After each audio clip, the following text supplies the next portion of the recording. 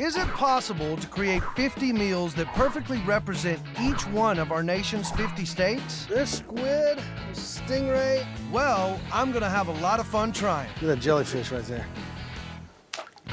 I'm Taylor Hicks. You may know me as a singer, so why is an entertainer hosting a food show? Simple. I love food. I even own my own barbecue joint, and I love to travel. So I'm hitting the road and eating my way across America, one state at a time. On this episode of State Plate, I will be making my way across a southern state known for its 3 Ps: peanuts, peaches, and pecans. That's right, I'm here in the great state of Georgia, home to a peanut farming president, heirloom grits, and the sweetest onions this side of the Mississippi, and a whole lot more. Stay tuned for a heaping helping of Georgia with all the fixins on State Plate. This is definitely going to be a challenge. I have this empty plate with a silhouette of the state of Georgia I need to fill up with foods that best represent the state. In order to find Georgia's iconic foods, I've enlisted the help of TV icon Marie McCormick. She may be a Hollywood girl, but she loves Southern food just as much as I do. We've split up the state to take the biggest bite possible out of Georgia's incredibly diverse cuisine. That's right. I'm here in the great state of Georgia. Georgia's cooking style is a mishmash of influences. Native American foods like corn were mixed with those imported by European settlers. And then all of it was deliciously remixed by African slave cooks. What they ended up with is a style of food that is Southern and perfectly delicious. In the southern part of Georgia, you'll find plenty of peanuts and corn. Along the Atlantic coast, they pull in boatloads of shrimp. In the middle of the state, we'll gather up some farm-fresh produce. And at the top of the Peach State, chicken. Lots and lots of chicken. So let's hit the road and load up a plate with the best foods Georgia has to offer. Head to southeast Georgia and you'll pass through acres and acres of highly fertile land, ideal for growing one of the state's most famous snacks, the peanut. One thing I've learned in Georgia, no matter where you drive, you're guaranteed to pass a sign for boiled peanuts. Nearly half the peanuts in America are grown here in Georgia, and this tasty snack has some friends in high places. Jimmy Carter was a local peanut farmer before moving north to the White House. And just like President Carter, the peanut rose from humble beginnings. Brought to America by African slave cooks, plantation owners planted them en masse. The excess harvest was given to slaves, and the communal peanut boil was born. Got my boiled peanuts. Salty, soft, and smooth. Southern edamame, perfect for a road trip. And a perfect first food. On our appetizer plate, a heaping helping of warm boiled peanuts. Next stop, Tybee Island, where fleets of fishing boats cruise a 187-mile-long coastline and catch nearly 2 million pounds of shrimp every year. Say Georgia and shrimp isn't necessarily the first thing that comes to mind, but it should be. The tiny shrimp is Georgia's biggest catch. Hey, Taylor, welcome to Tybee Island, Georgia. It's great to be on Tybee Island. I hadn't been here in a while since my college days, but Well, we've had a lot of growth since your college years. it's pretty amazing that shrimp is the #1 fishery in Georgia. It is. You know, economically, the value is around $10 million a year. And you can shrimp all year round. That's right. You can fish right there on the other side of that bridge. Every day you can see shrimp boats just catching a day catch of shrimp. That sounds like fun. We have one of our boats coming in right now. This is Captain J.B. Riffle, and he's one of the best there is. They're about to drop a net full of today's catch. So let's get on board and let's see what we got today. Permission to come aboard? Taylor, let's go ahead and grab that line, and let's go ahead and open the net. Oh, there we go. Let's see what we caught today. Oh, wow. All right. I've never seen so many shrimp in one sitting. Look at that. Yep, that's her. That's our Georgia white shrimp. That's what, it's the #1 fishery in the state of Georgia. And man, they are great. Great sweet taste. You can eat them fried, saute them. I'm looking forward to eating one of these things. Yeah, we ought to eat some right now. You first. Shrimp typically accounts for 80% of the day's catch, but nets don't discriminate. There's squid, there's stingray. I see even a shark. You see that Is that shark? little- Look at that. You got even a What's shark that? in here. It's a small black-tip reef shark. Until I've done some diving in my time. Once the net is dropped, Look at that big old jellyfish right there. the job of a shrimper becomes that of a sorter. There's all kinds of different sea life in here, and I guess you have to work pretty quick, right? You do. You have to work real quick because you really want to make sure you take the quality of the shrimp and you get it iced down as fast as you can. And then obviously you want to separate the bycatch and you want to feed the porpoise. Oh, Want to keep those guys happy. Yeah. They're your friends. that's right. So the shrimp goes in the bucket, and everything else He likes what you like. He wants a shrimp too. gets returned to the sea and put to very good use. It's always good to give back.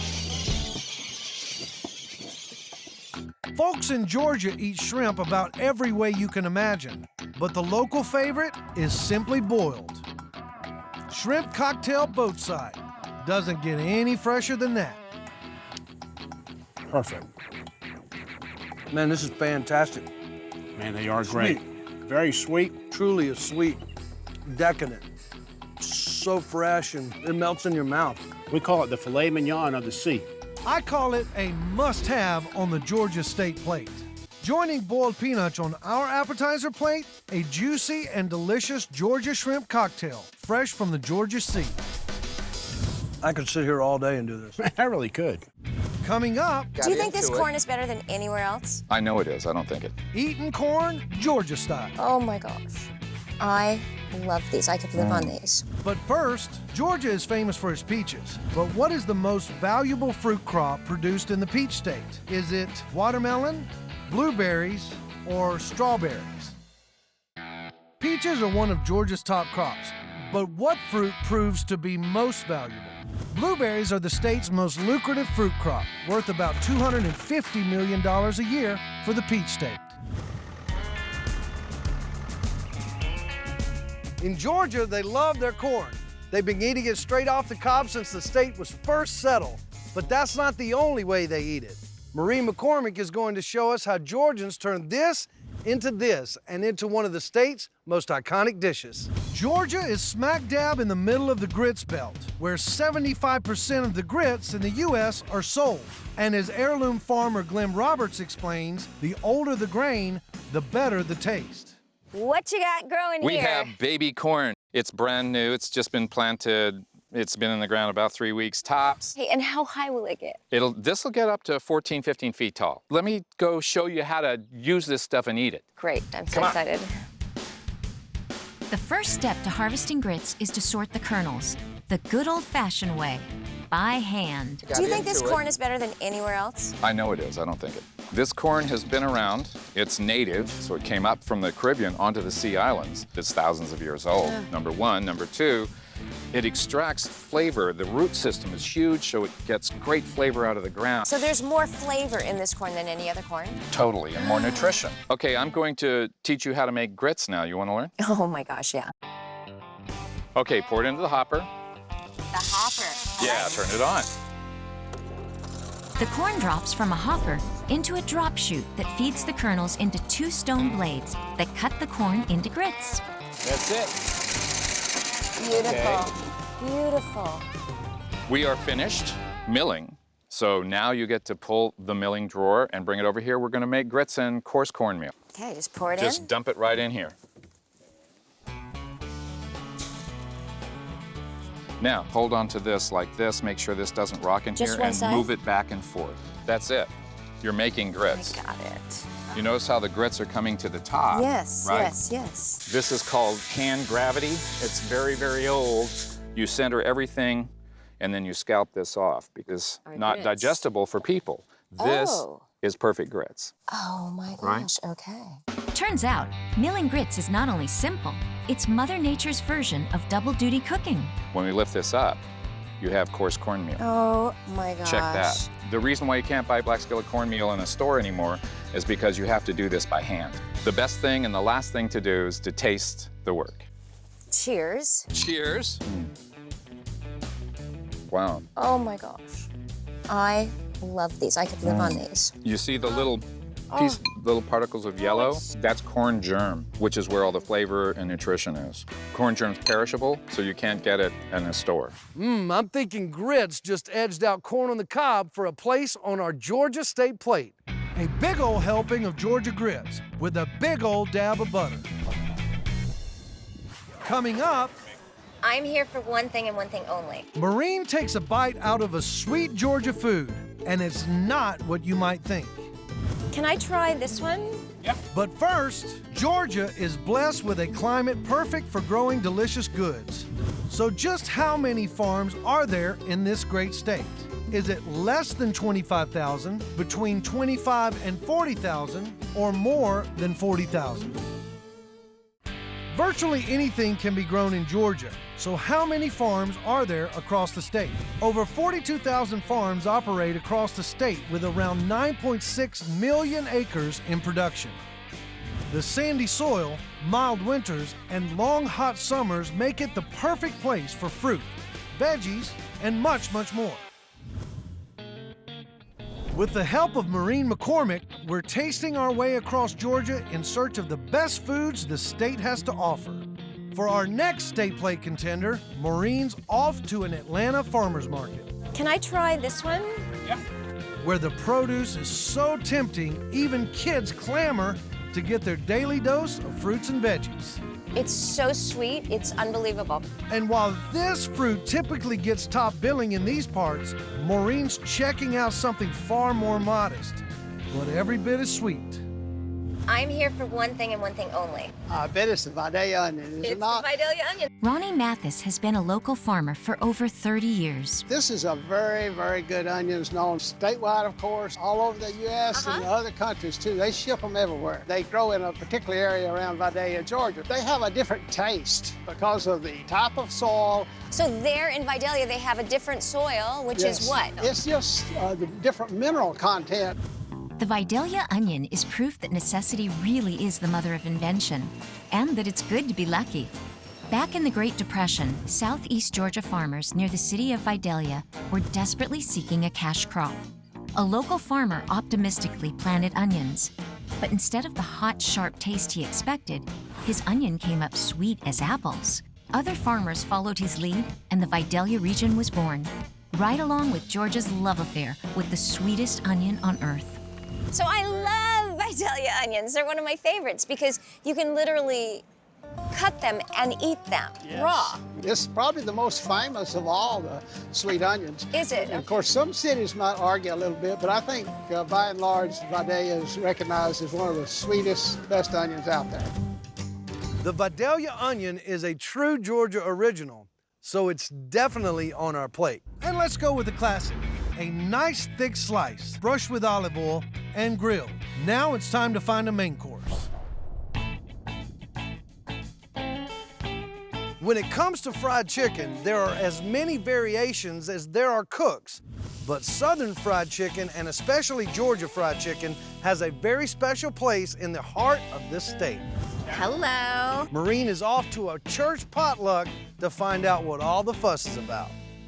Hi, Terry. Hi, Jennifer. I'm Maureen. Hi, Maureen. Hi. Nice to meet you. Nice to meet you. So it seems like every Georgian family has their own fried chicken recipe. I think that's true. Is this your mother's recipe, or? It is my mother's recipe. So I just rinse off the chicken a little bit, sprinkle it with some salt and pepper, roll it in some flour, put it in half Crisco and half margarine. Why half and half? That's a good question. That's what she always did, so that's what I do. I gotta try it. Okay. Yum. So moist. Georgia's love affair with fried chicken is no accident. The Peach State produces more chicken than any other state in the country, with more than 7 billion pounds per year, with an annual economic impact of over $25 billion. But chicken is far more than an industry. It's a ritual that unites families, both in the moment and through time. I mean, I love how recipes are passed through generations, and, you know, they're just always in your heart. And though the recipes are simple and fairly similar, variations are always the talk of the town. My mom would cut up the chicken, soak it in milk for a while. My mother would soak her chicken salted and peppered in buttermilk overnight. Rinse the chicken, salt and pepper it, dip it in flour, sometimes once, sometimes 2 or 3 times. Flour it in a brown paper bag. She would use Crisco and bacon grease. Oh, wow. And is it better than this one? Yes. Clearly, fried chicken belongs on the Georgia State plate. Their passion for the dish and their chicken production makes this a truly homegrown meal. Coming up, it's raining food in Georgia. But first, Georgia's official vegetable is the sweet Vidalia onion. But true or false, this onion can only be grown in the city of Vidalia, Georgia. Vidalia onions are Georgia's most famous veggie. But true or false, they can only be grown in the city of Vidalia. False. By law, an elite group of 20 counties around the city can officially market their sweet onions as Vidalias. Our state plate's filling up. All we're missing is something sweet. So it's time to hit the road again to find a dessert. Fortunately, Maureen has us covered. First stop, a region where an ingredient of this state's most delicious treats literally rains down from the sky. Welcome to Lane's Southern Orchard. We're glad you're here. So why Georgia for pecans?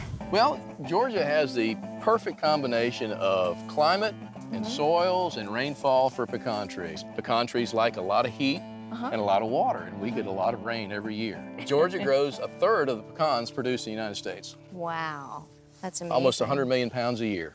Georgia wasn't the first state to crack the pecan industry. States like Louisiana and Texas had sprawling orchards in the late 1800s. But then, Georgia got into the game. A century later, the Peach State shelled out the most pecans in the nation. What is that? Maureen, that is a pecan shaker. When the pecans are ready to be harvested, we use a shaker to actually shake the trees and drop the nuts down onto the ground. You want to see it run? I would love to see that. He'll come up, he'll clamp onto one of the limbs and shake, and the pecans will come raining down. Oh my God.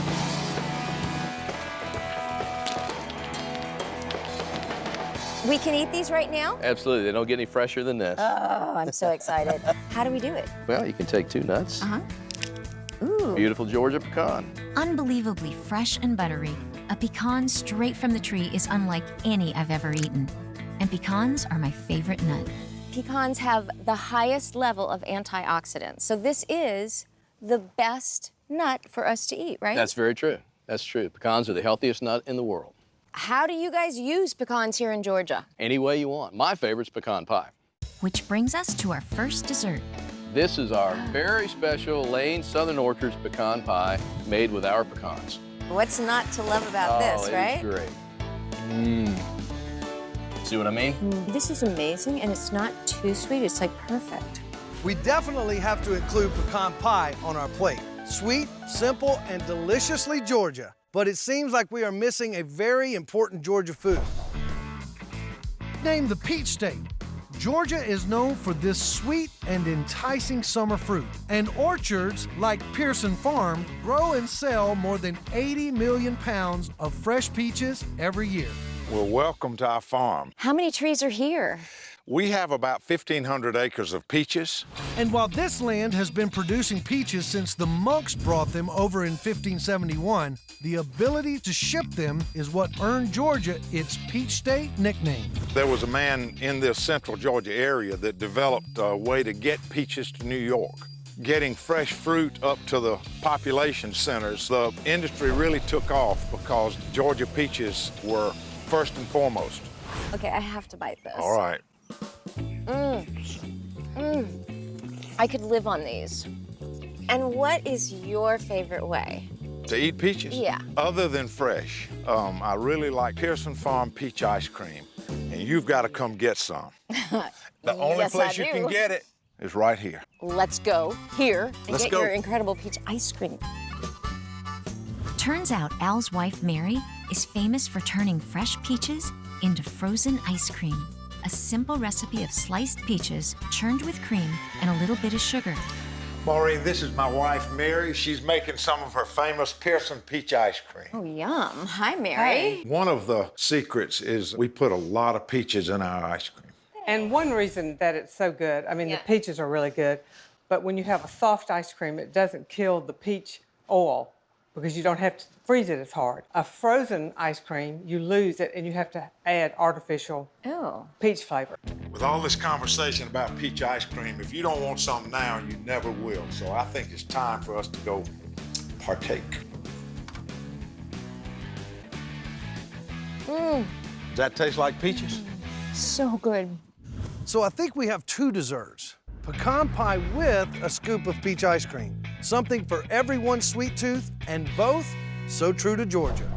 From traditional roadside fare to Georgia's biggest catch, our appetizer plate has shaped up to include two Georgia favorites, shrimp cocktail and boiled peanuts.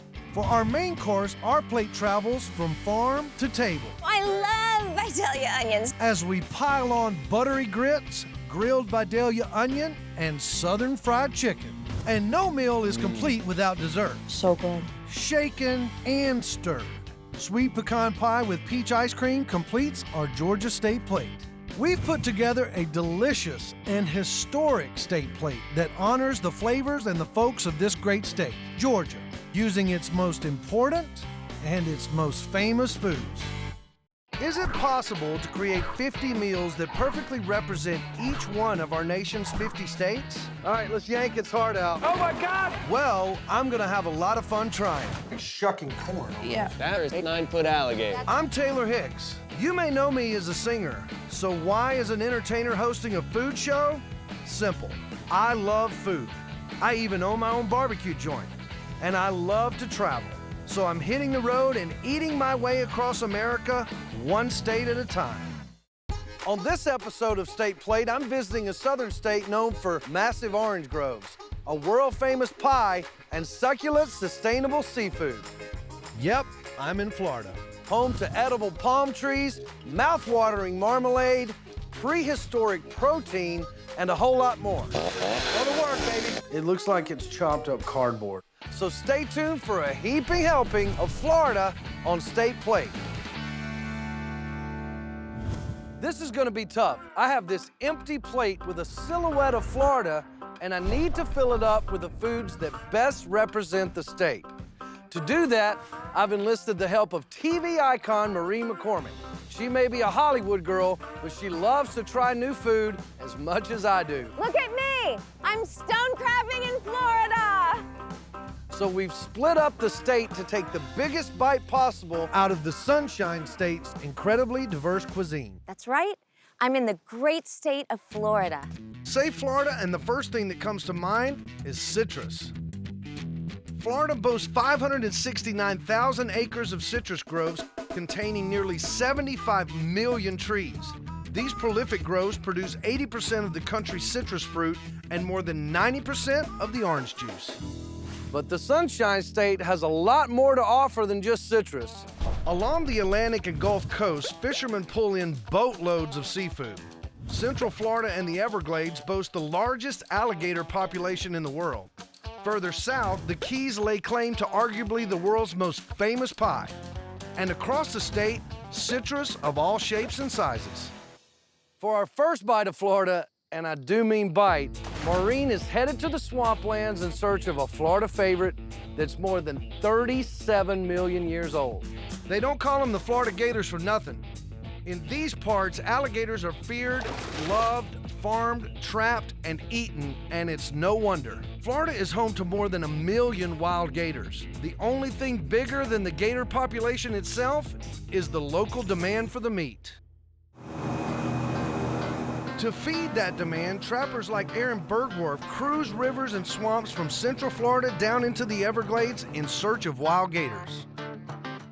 Aaron, okay, you are the man here. You are an alligator hunter, trapper, breeder. Yes, ma'am. So let's go get some gators.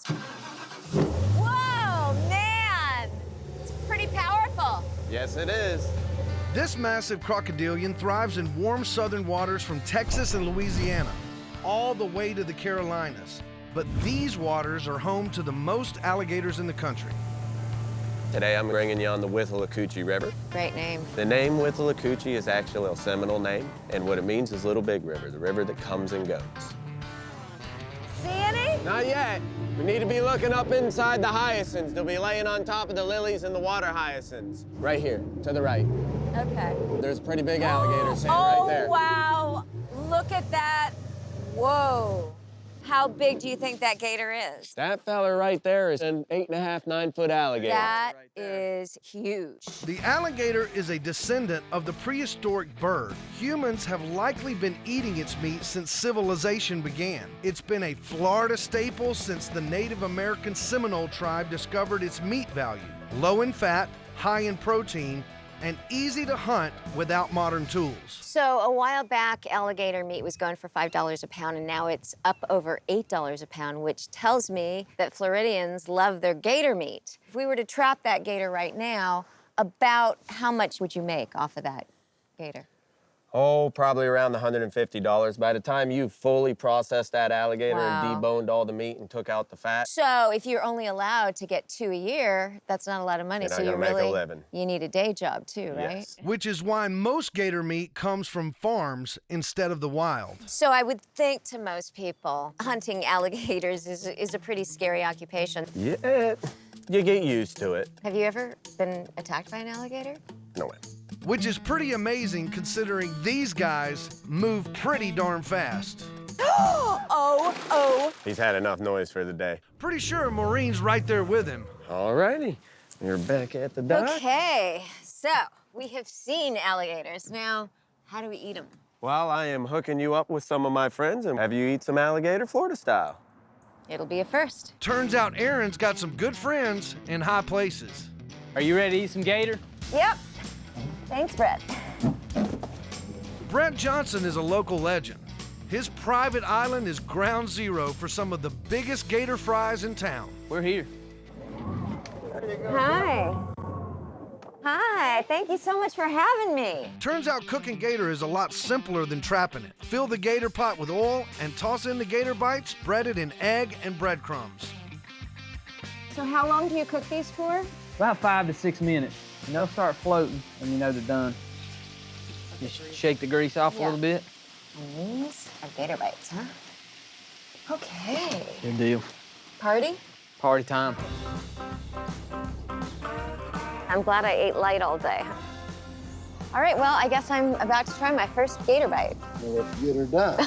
Let's get her done. All right, well, cheers.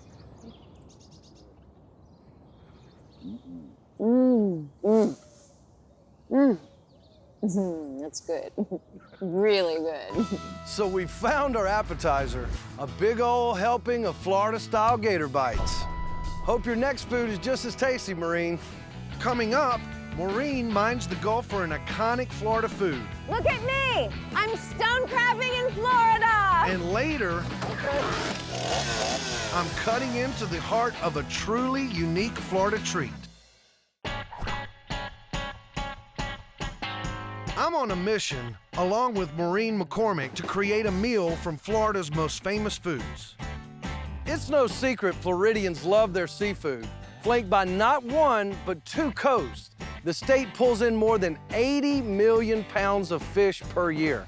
But in this state, all seafood is not created equal.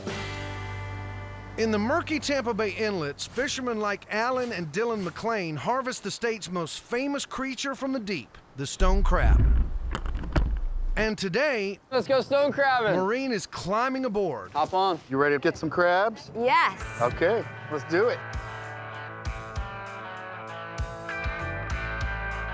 Nice boat. Thank you. Right now we're going through Tampa Bay Intercoastal into Tampa Bay where our traps are for y'all to pull and get some stone crabs today.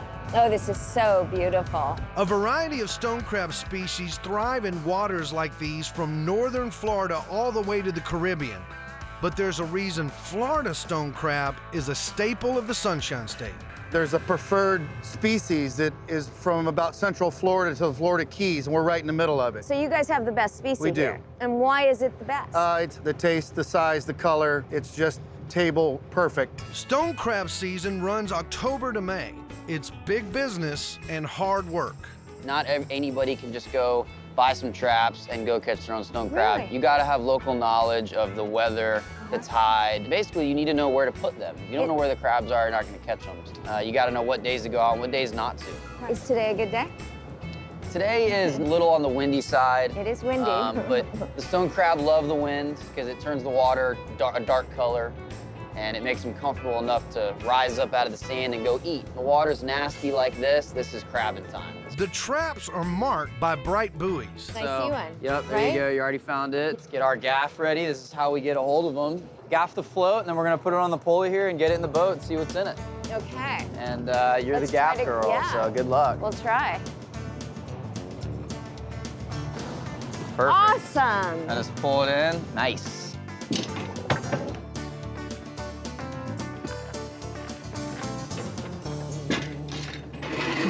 And here's our trap. This one's got a lot of crab in it. Here's our bait bag with all of our nasty bait in it. It's got fish and pig's feet in it. Lovely combination. Right. And what we do now is we start going through it. For centuries, stone crabs were harvested whole, but in the early 1900s, locals discovered a better way. Don't harvest the whole crab, just the claws. Which means these guys are not only delicious, but sustainable to boot, because their claws grow back. You take the crab and you measure the side of his claw that doesn't move. How long does the claw have to be The before claw you has can to be crack 2 it off? 3/4 of an inch. Uh-huh. Break them.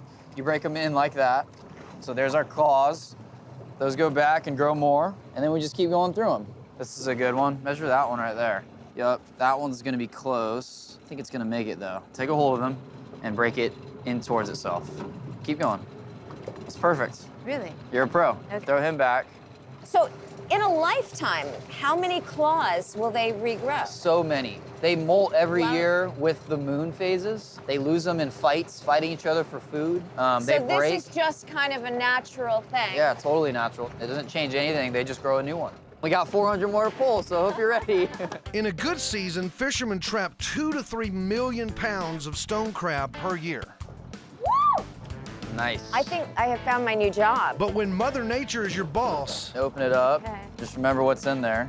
sometimes things go well. That's a really big crab, It's probably a half pound crab right there. Sometimes, not so much. Ugh, that one definitely needs to go.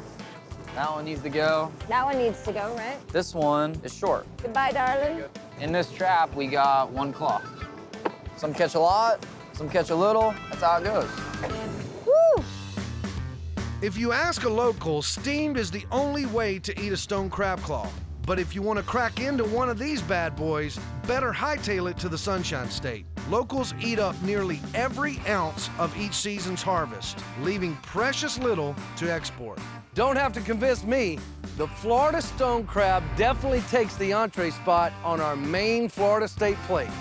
Perfectly steamed and perfectly delicious. Coming up, Oh my God! Florida food, lumberjack style. With help from Maureen McCormick, I'm tasting my way across Florida in search of the best foods the Sunshine State has to offer. When it comes to interesting food, our next contender takes the cake. Or should I say, the frond. Florida is home to more than 2,500 varieties of palm trees, but there's one that boasts a very unique trait. Inside each of these sable palm fronds lies an individual heart of palm, an edible root used in these parts to make swamp cabbage. What is swamp cabbage? It's actually the inside of the tree. There's some meat in there that you can eat. Basically, the Native Americans taught the settlers that were down here that there was something in there they could eat. A lot of people think of it as hearts of palm. So how did they know that there was meat in there? It's believed that when the Native Americans were down here, they saw the bears pawing at the tree, and so they knew they were trying to get some kind of food. And then once the Europeans came over and actually introduced metal axes, then they were able to get into themselves and realize kind of what was in there and how good it was. So how long have you been doing it here in Southwest Florida? Well, it's really a tradition around here, and we've been doing it since we were little. So it's truly indigenous to this part of Florida. Definitely. Well, let's get to the heart of the matter. So what we're wanting in here is a cylinder of meat. We're gonna take a chainsaw. We've already cleaned out the boots and the branches. So these are called boots? Yeah, they're the stem of the leaves here. We cut in the middle, kind of move the chainsaw back and forth to cut that cylinder. We don't want to cut the whole tree off. Yeah. Because if we can just get the heart out, it'll keep growing. That looks like a lot of work for just a small amount of food. I'll wait till you try it. We'll grab that chainsaw and some shades and we'll get started. All right. Go to work, baby. Go to work.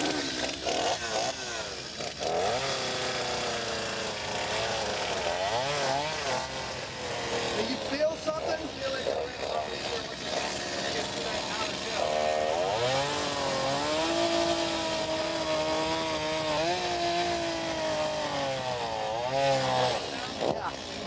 Yeah. That should do it. So that's all you do? Yeah, now we'll hook the chain to the truck and pull the hearts of palm right out.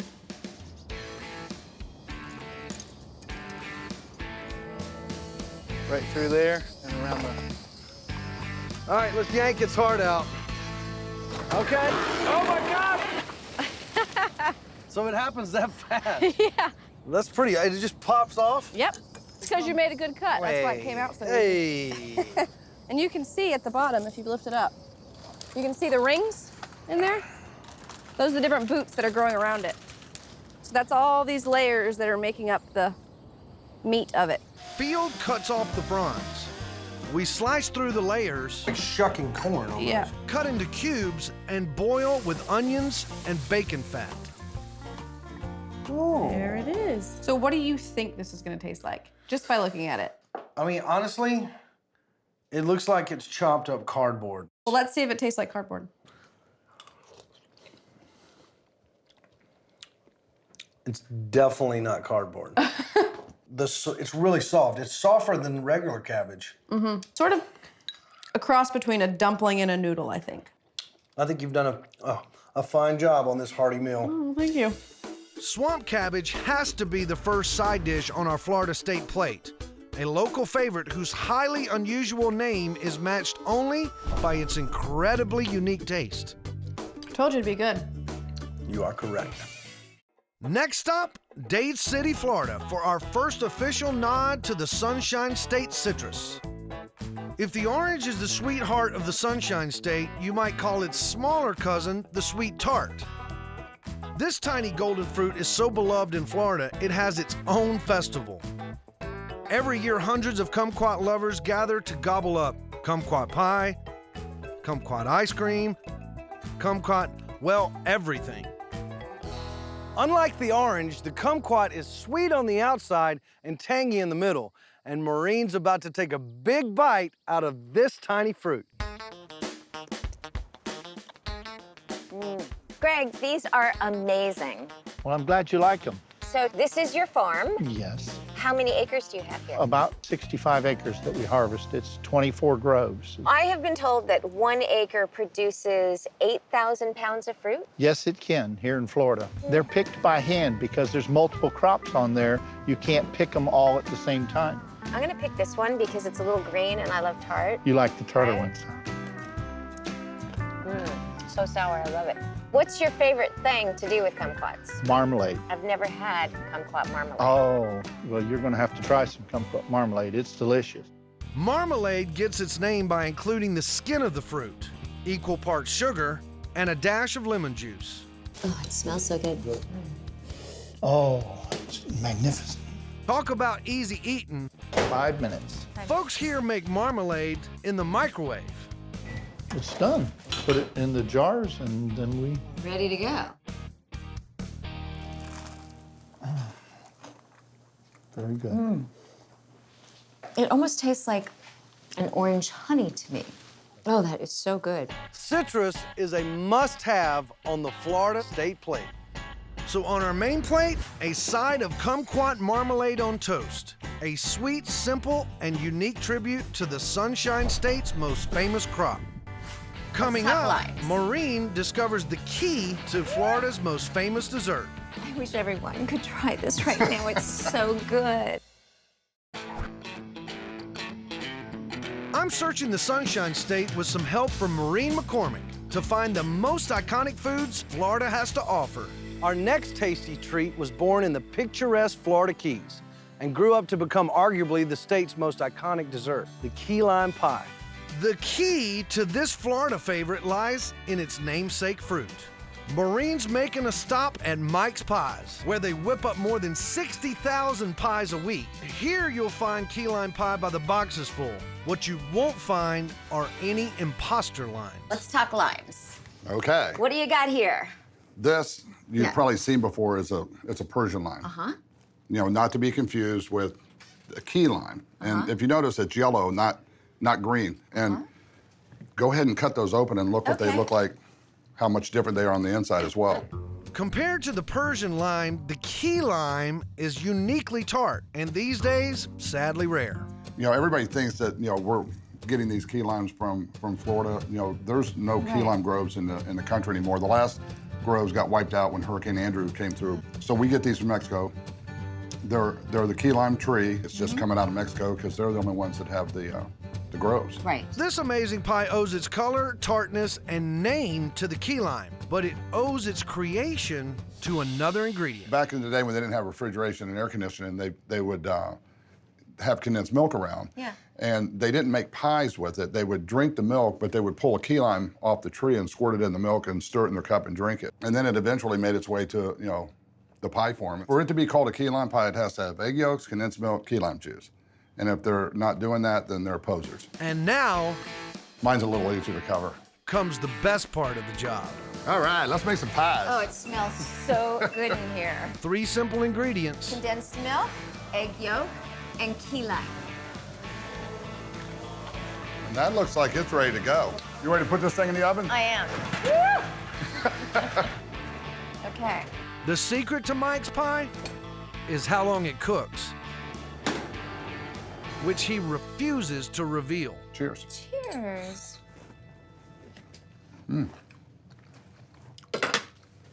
Oh, seriously? This is the best key lime pie I have ever had in my entire life. It's sweet, it's tart, I need some more. I love it. I wish everyone could try this right now. It's so good. Oh, I'm gonna try it.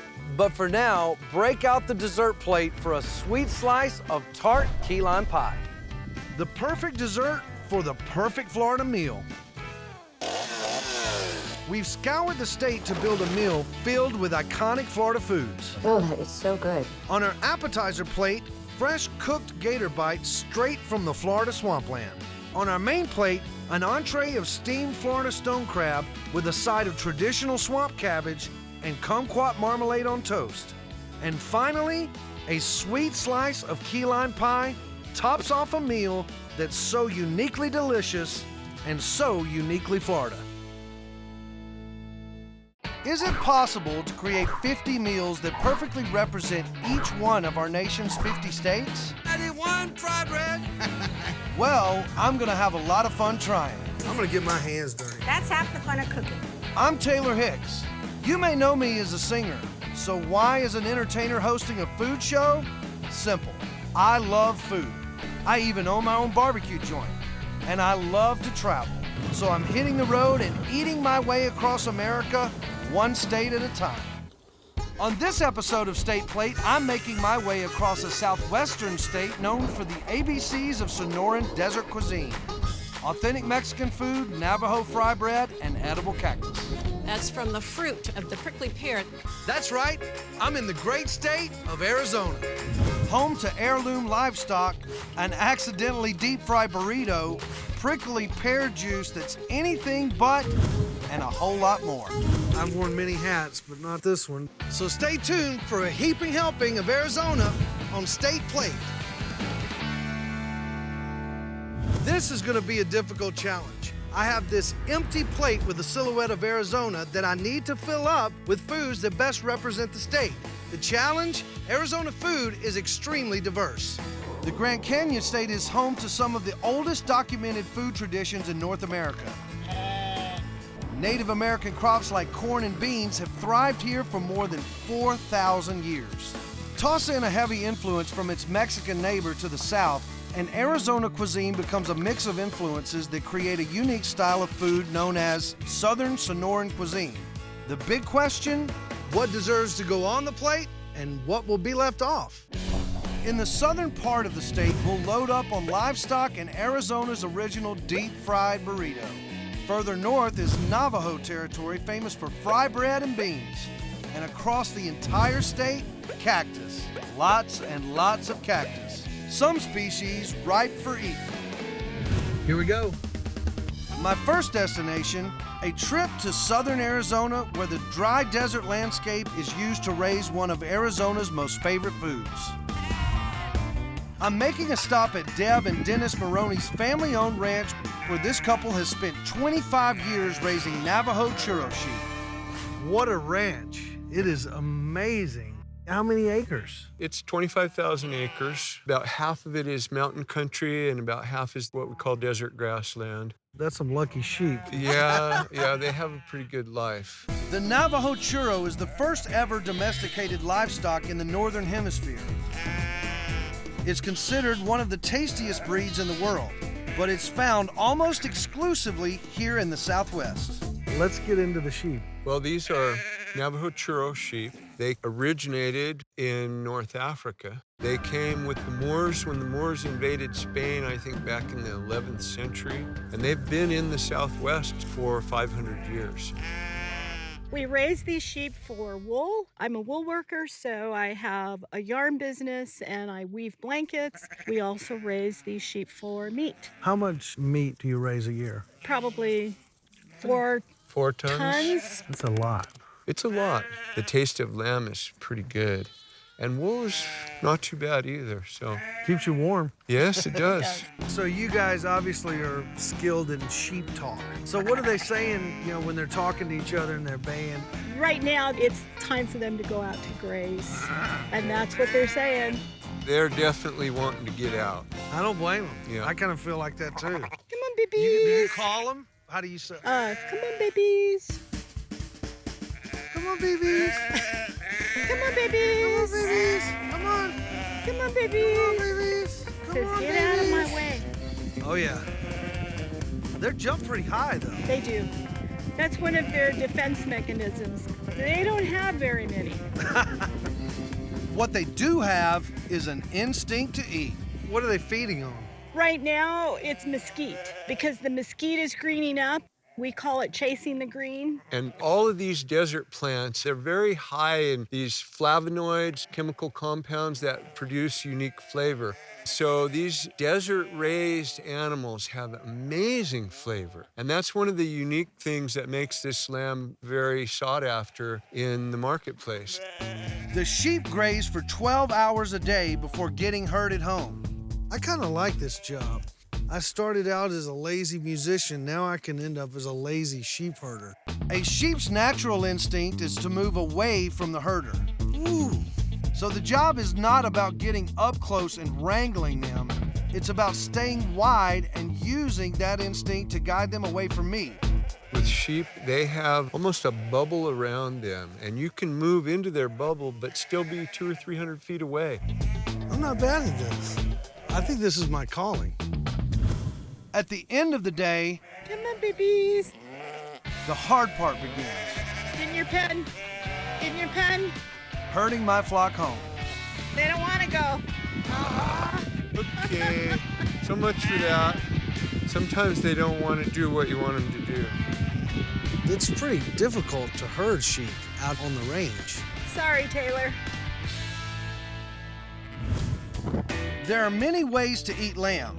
In these parts, other local foods like pepper and wild desert chili are used to make a local favorite, Navajo churro lamb stew.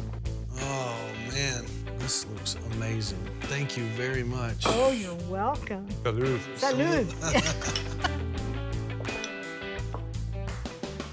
Man, it's just got a little bit of spice, but the lamb is so tender. You can taste the chilies in it. It's the perfect amount of kick with this lamb. I always say that this lamb stew tastes like the landscape that we live in. Absolutely delicious. On our appetizer plate, tasty Navajo churro lamb stew, a truly local tradition, born and bred in the Arizona desert landscape. In Arizona agriculture, cattle is one of the famous 5 C's. What are the other 4? The Arizona 5 C's are cattle, cotton, citrus, climate, and copper.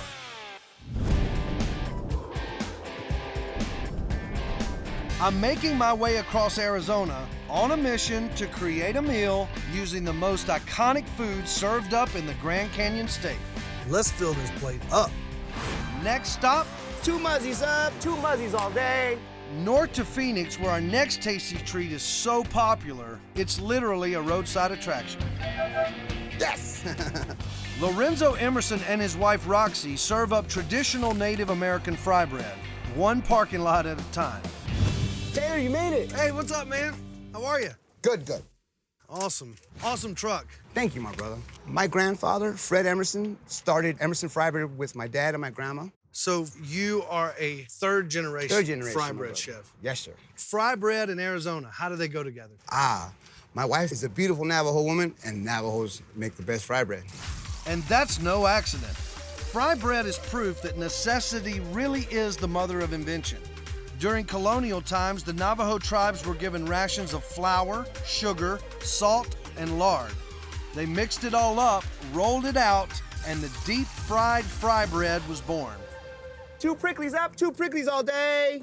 Lorenzo takes the tradition up a notch, selling fry bread named after his kids and turning the art of customer service, Rox, I got 2 Jazzies all day, 2 Jasmines all day, into parking lot performance art. One Jazzy. Jazzy all day, thank you. Now, if I wanted one plain fry bread, how would I Nothing yell on it out? Roxy, I need 1 naked fry bread, 1 naked up. Give it to her, put it right here on the rail. Roxy, I need 1 naked fry bread. 1 naked fry bread. So this is it. That's it. This is the dish. From this is a base that you can put anything your heart so desires. Fry bread with taco toppings is referred to as a Navajo taco. But traditional fry bread is sweet, like the Lucky. I'm thinking about that Lucky. Let's go. Let's do it. Take it to the fryer! Let's make it fire. 2 minutes, tops. Nice, puffy, and fluffy. This looks wonderful. And then we're gonna dress it with a little shot of powdered sugar. This is the Lucky Honey. Lucky is the customer that gets to eat this. That would be me. Fresh honey Taylor all day.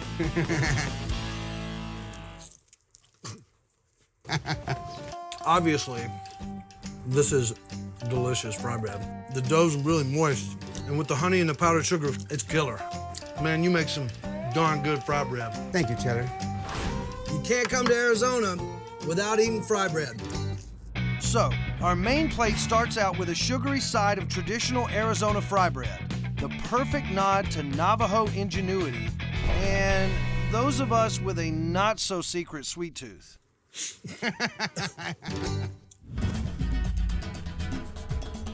For our next state plate contender, I'm headed north to Tucson. Who's hungry? For 100 years and counting, nothing has said Arizona quite like the mouth-watering chimichanga, a one-time frog of a burrito that somehow turned into the prince of Southwestern cuisine. So what transformed the basic burrito into one of Arizona's most iconic foods? It all happened here, and it happened by accident. Sure, the chimichanga is served all over the state, and these days all over the country, but its roots are right here in Arizona, in Carlota Flores' famous kitchen.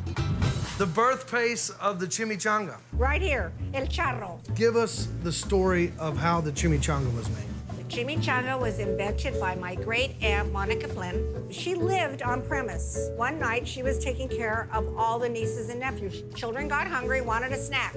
So she went downstairs, and she was going to make a little burrito. And of course, these children got underfoot. And when they hit her, it fell in there. And she went to say, Chin, and it was a cuss word. She didn't want to say it, so she changed it and called all these little girls that were underfoot changuitos, a loving term for children. But it was 2 words blended into one, chimichanga. So you're telling me that the chimichanga comes from a cuss word? Yes. So it goes like this. Chimichanga. And that's how it was born.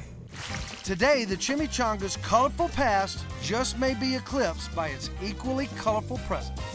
It always starts with the flour tortilla. Yes, it does. Tortillas are serious business in Arizona, and the battle of corn versus flour is largely fought and won based on geography. In the far south, corn is the dominant crop, so corn tortillas rule.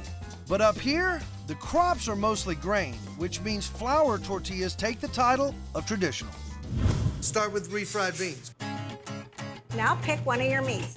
This is colorful. Yes. I'm going with pork. Now bring it back this way.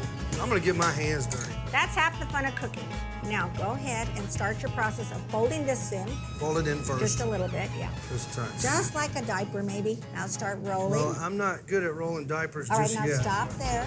Don't fold too tight. Aha. Now you have a point, and there you are. You have a burro, which will become a chimichanga because you're going to go ahead and fry it. Go ahead and submerge. Chimichanga. A 4-minute stint in a deep fryer. All right, now you take this out. And voila, a crispy brown chimichanga. Let's decorate. We have guacamole. Yeah, I love some guacamole. And we like to. Let's go all in. Look at that. I think you should bite it. I think I Have a should too. taste. That is one delicious accident. Gracias. That's definitely going on the state plate. On our main plate, a savory chimichanga to complement our sweet fry bread. The perfect food to represent Southern-style Sonoran cuisine. In central Arizona, just east of Tucson, the dry desert landscape gives way to pockets of farmland and our next state plate contender. Despite being one of the country's driest states, Arizona does get rain, only 4 to 8 inches a year, but enough to grow 116 different crops, including cabbage, lettuce, and more alfalfa per acre than any other region.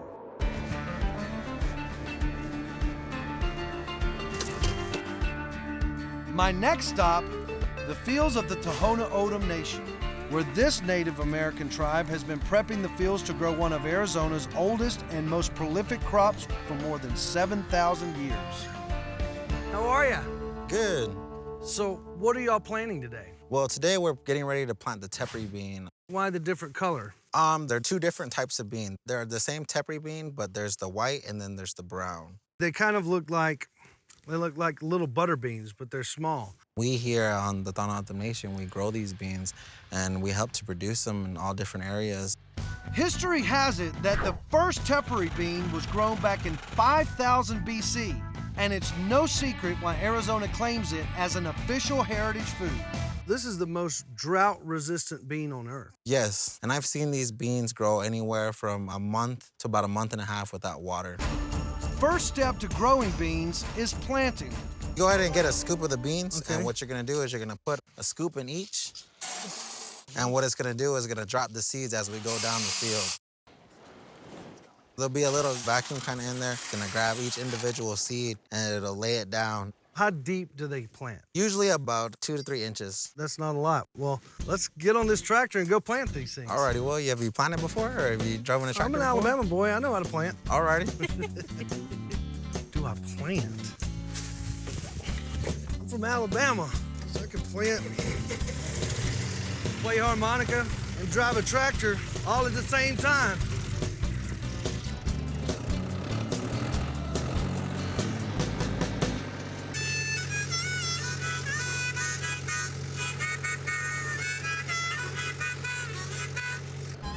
The seeder drops 4 rows at a time. The tiller buries them about 2 inches deep.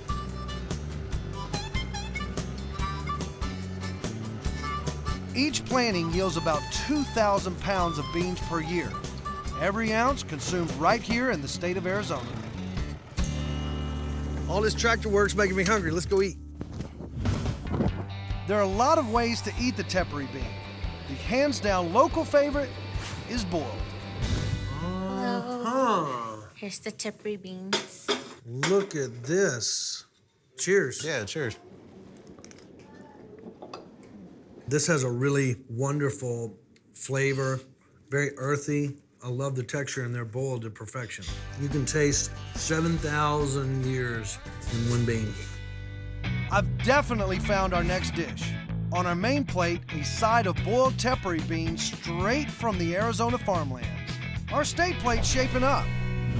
Native American tribes plant squash, corn, and beans together to help them grow. What is the nickname for these three plants? The Three Sisters, the Three Seeds, or the trio? Squash, corn, and beans are planted together and are commonly called the Three Sisters. One look at any of Arizona's nearly 90 species of cacti, and the last thing that comes to mind is food. But beneath the prongs of the prickly pear plant lies something surprisingly sweet. Prickly pear juice. Purple in color, tart to the taste, this native cactus nectar is used to make everything from salsa and jelly to clothing dye and candy. Like the prickly pear itself, the tough exterior of Sherry's Desert Harvest is also hiding something sweet. Inside, Sherry Romanowski whips up 500 pounds of prickly pear candy in every delicious batch. Hi, Taylor. Sherry, how are Come you? on back. I am so excited that you're here. But you know, before we get started, we need to wear a hat and we need to wear gloves. I've worn many hats, but not this one before. The juice is made by simply liquefying the swollen bloom of the prickly pear. It's fresh right from the desert. We actually consume it at home. You know, it's a little tart.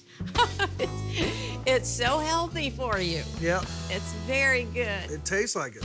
Yeah. But it does have a little bit of a sweet flavor to it. It has the sugar level of like apple juice. Yeah, I feel like it tastes a little bit like apple juice. Mm-hmm. Natives of the Arizona Territory first used this tart yet sweet juice to treat burns.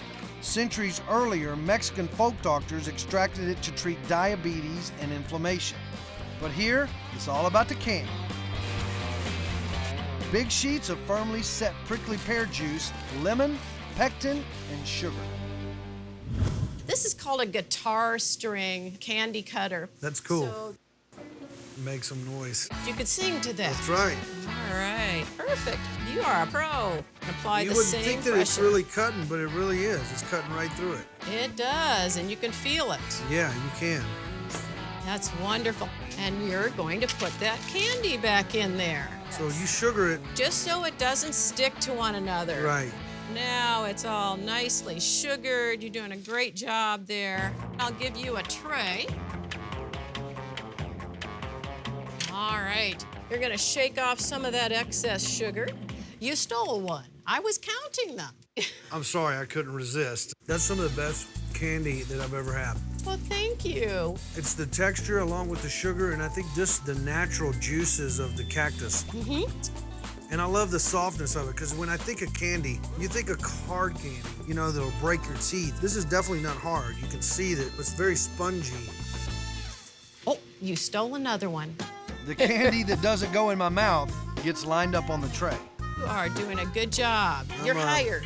I don't know if you want to hire me, because some of your product would be Disappearing. Would be Well, disappearing. That's true. Go ahead and put that sheet down at the bottom. Wonderful. When it's all stacked up, it gets carted away to set in the official candy room for 3 long days. This is going on the Arizona State plate. We've got our dessert, tart and sweet. Prickly pear candy is the perfect way to top off our Arizona meal. And with that, our plate is complete. Do I plan? I'm from Alabama. We've built a meal that pays tribute to some of the best traditions Arizona has to offer. An appetizer of spicy Navajo churro lamb stew, fresh from the Arizona desert. Absolutely delicious. And on our main plate, 1 naked fry bread, a sweet side of traditional Navajo fry bread, a heaping helping of ancient boiled tepary beans, and the best accidental entree ever to hit the Grand Canyon steak. Chimichanga! Yes! And for dessert, a smooth, sweet treat from the tart prickly pear cactus. Oh, you stole another one. A southwestern plate that's iconically Arizona. Is it possible to create 50 meals that perfectly represent each one of our nation's 50 states? Do you have a napkin? Well, I'm gonna have a lot of fun trying. I think I know why they invented the deep dish. I can do this, I can do this. I'm Taylor Hicks. You may know me as a singer, so why as an entertainer hosting a food show? Simple. I love food. I even own my own barbecue joint, and I love to travel. So I'm hitting the road and eating my way across America, one state at a time. On this episode of State Plate, I'm making my way across a Midwestern state known for pizza, popcorn, and pretty much any meal you can hold in your hands. There you go, totally loaded. That's right, I'm in the great state of Illinois, home to farm fresh foods like corn and city-inspired cuisine like the Italian beef sandwich, deep dish pizza, and the Chicago-style hot dog. Who wants a Chicago dog? So stay tuned for a heaping helping of Illinois on State Plate. As always, we begin our show with an empty plate with a silhouette of the state. Our mission, to fill it up with the foods that best represent Illinois. But this time, that may turn out to be a real challenge. In most states we visit, we have no trouble finding a well-known entree and a handful of side dishes. But not so in Illinois. Seems they are most fond of entire meals you can hold in your hands. So we're ditching the side dishes and filling our plate with not one, not two, but 3 entrees. It may make for one heart attack of a meal, but it will be iconically Illinois. In southern Illinois, we'll load up on corn, but not just any corn. In the central region, we'll grab a trio of meals you can hold in your hands. Further north, we'll get the scoop on a classic Illinois dessert.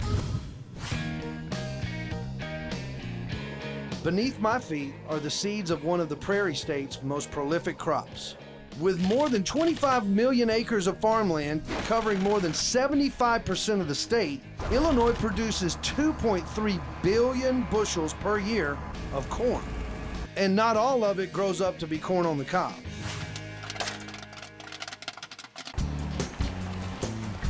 My first stop, Van Bergen's Country Market, a 100-year-old family farm in the western city of Hebron where Mike Van Bergen plants the seeds of Illinois' official state snack, popcorn.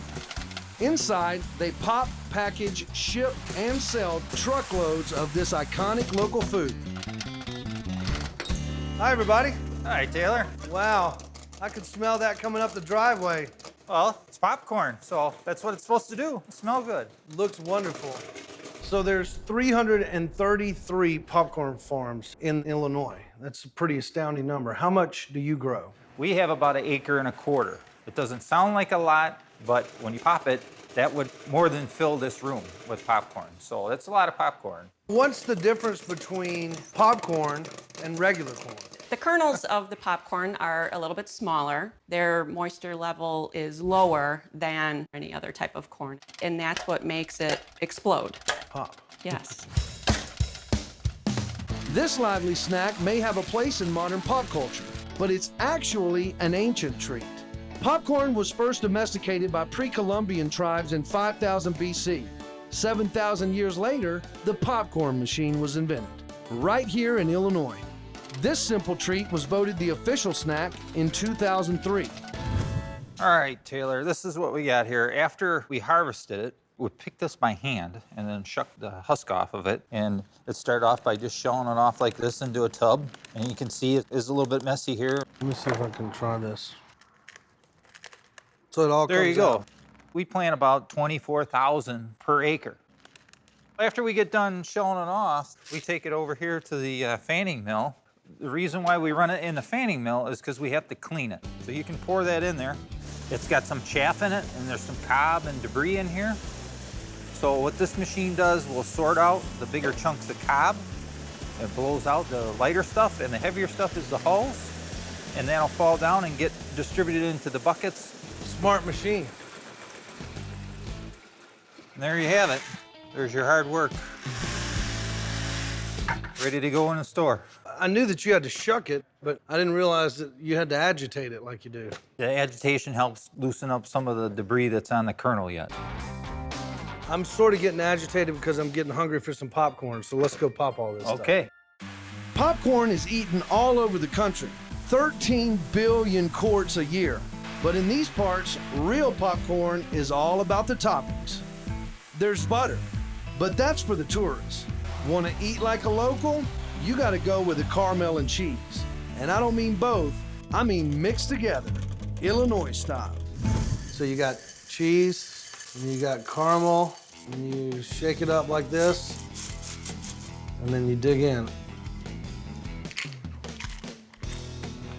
It's very cheesy. It was a great beginning, and then it's almost like you have dessert at the end with the caramel. So it's like a whole meal and a snack. You go from appetizer to dessert all in one bite. You got it. I love it. Yep.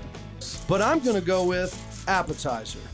On our appetizer plate, an Illinois-sized portion of Illinois-style popcorn. A perfect start to our Illinois state plate. Coming up, You gotta grab it, lean back a little bit, get that booty back, and just like that. the juicy secret that fuels the iconic Italian beef sandwich. All right.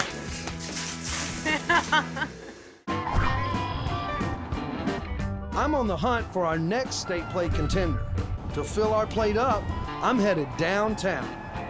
Chicago, Illinois, home to picturesque Lake Michigan and food as famous as the Windy City skyline. With its razor-thin slices of beef, dripping juice, and toppings that make it spicy or sweet, the Italian beef sandwich is iconically Illinois. And what holds the entire thing together? Bread. Hey, Taylor, welcome to D'Amato's. How are you? How are I you? hear that this is the place for Italian-style bread. Is that true? Our best thing we're known for is our bread for our Italian beef sandwiches. It's not tough to find an Italian beef sandwich in Chicago. They're sold on every corner. But the bread, locals know that comes from D'Amato's.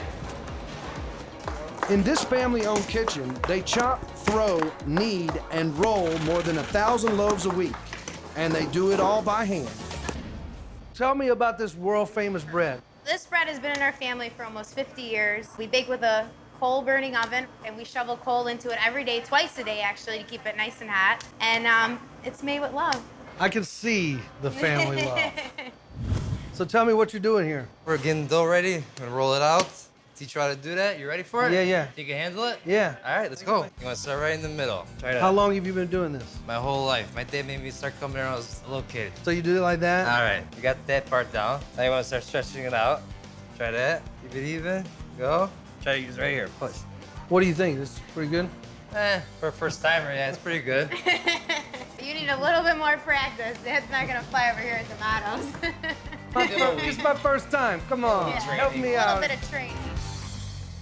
You guys obviously come from Italy, but the Italian beef sandwich is only from Chicago. Yeah, it started right here in Chicago, yep. The Italian beef sandwich is actually a culinary half-truth. It's got beef, but it's not Italian. The sandwich was actually born in Depression-era America, created to help fill folks up when they were down on their luck. Legend has it the first Italian beef sandwich made its debut in the 1930s at peanut weddings. Events for Italian immigrants so poor they could only afford to serve peanuts. To add precious meat to the menu, they had to slice it thin, really thin. The watered-down drippings added flavor and much-needed calories. Veggie toppings made it a bona fide meal. So this is the coal-burning oven. This is the famous coal burning oven, only one in Chicago. So the coal comes out the chute, and it all funnels down here, and this is where the oven is. Yep. Roberto, want to show them how to do it? Let's see how you do this. Yeah. Why don't you give it a try? All right. One more time. One more time. There it is. There, Better. all right. Bellissimo. That's it. Yeah. You got it? The bread bakes for 25 minutes. The heat rises from downstairs where the coal is. What temperature does it bake at? Well, this kind of oven like this, it varies. So we just know. You just know, huh? Yeah. You ready to take it out? Yeah, let's take it out. It's I pretty, think you got it. You got it. Be careful, because, like, I might kill somebody with this thing. Now, you have to, like, Right under stab it, it. yeah. Pull it out. Not bad. Not bad.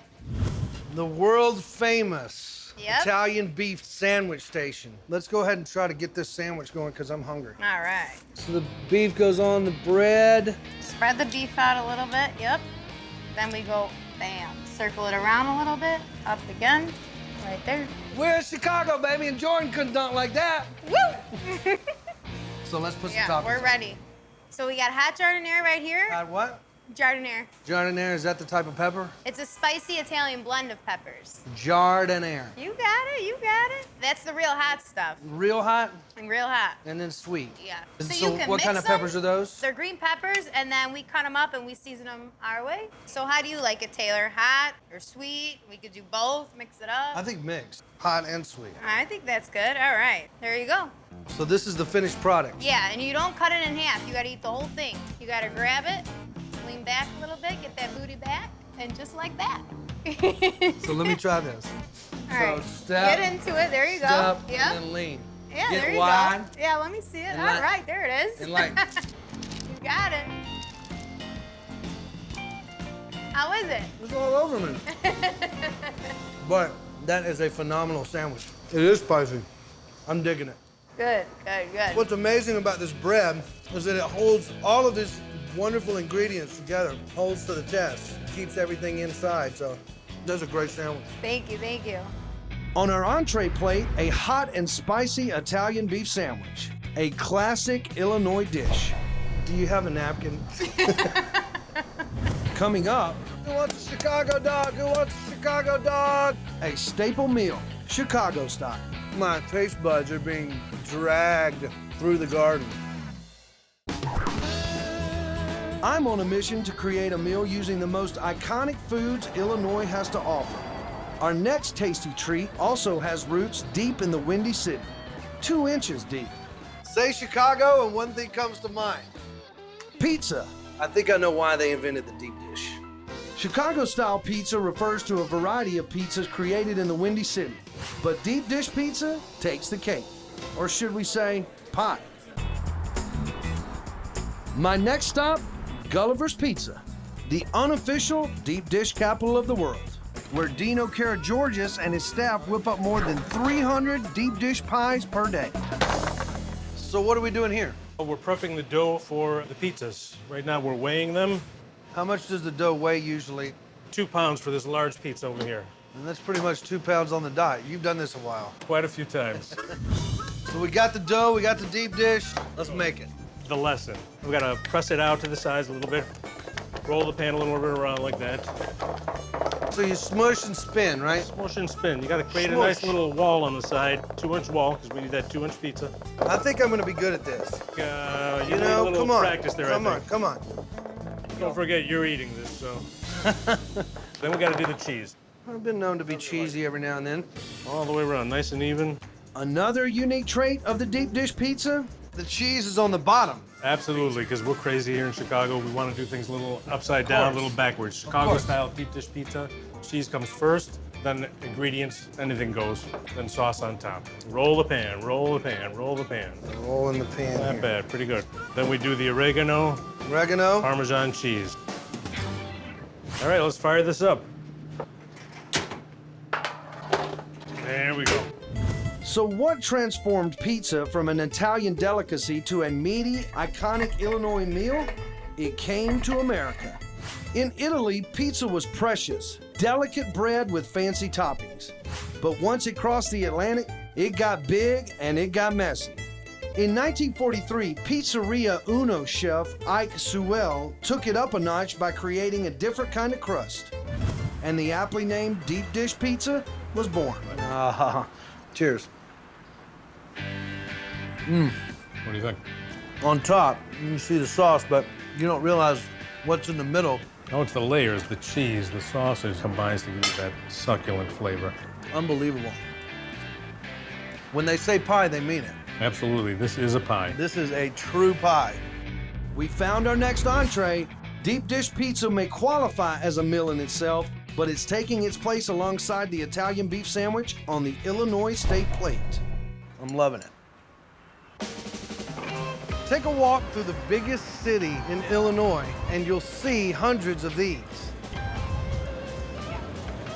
There are more hot dog stands in Chicago than all other fast food joints combined. And that's no accident. The hot dog rose to fame in Illinois in the early 1930s, another Depression-era food created to fuel empty stomachs on the cheap. Low in cost, high in protein. The hot dog fit the bill, or should we say bun. What started as a necessity turned into a local tradition. One Chicago dog. Fueling busy lives with an easy meal folks can eat on the go. What can I get for you? 2 Chicago dogs. 2 Chicago dogs. Kim Castile has been fueling that demand for more than 20 years. Hope you enjoy those. Thank you. Thank you. Hi there. Hey, Taylor. Great cart. Thank you very much. Great location. I know, what a view, right? So what makes a hot dog Chicago style? It's all about the toppings. List off all the ingredients of a Chicago style hot dog as fast as you can, don't cheat. Okay. Mustard, onion, relish, tomato, hot pepper, celery salt, and a dill pickle spear. No ketchup. No ketchup. No ketchup ever. Why no ketchup? It's a Chicago thing. If you want ketchup, you're gonna have to go to New York. If you want ketchup here, we make you dance for it because we really don't want to put it on your hot dog. So show me how to make one of these. All right, let's go. You need your tongs. Building the perfect hot dog starts with a freshly steamed bun and an all-beef dog. So you put your hot dog right there. Okay. Followed by the long list of toppings. They call this dragging it through the garden. Dragging it through the garden. You want to make sure every time you take a bite, you get a little bit of everything. We're dragging this through the garden. Yes. And no ketchup. No, don't even look at the ketchup. See, I'm a natural. You are. I think you should stay today and work with us. 'Cause Okay. We're about to get very, very busy. Who wants a Chicago dog? Who wants a Chicago dog? 2 hot dogs, please. Chicago style? You betcha. I can do this. I can do this. Holy cow. That's a lot of Chicago style. What do you think about that? Looks good, doesn't it? So how fast do you make these? Very fast, and you probably need to pick it up a little bit because we have a long line back there. You're doing great. I'm hanging in there. Yeah. Let me know what you think. That looks great. Fantastic. It's really good. Only in Chicago. You think I deserve one? Definitely. I'm very impressed.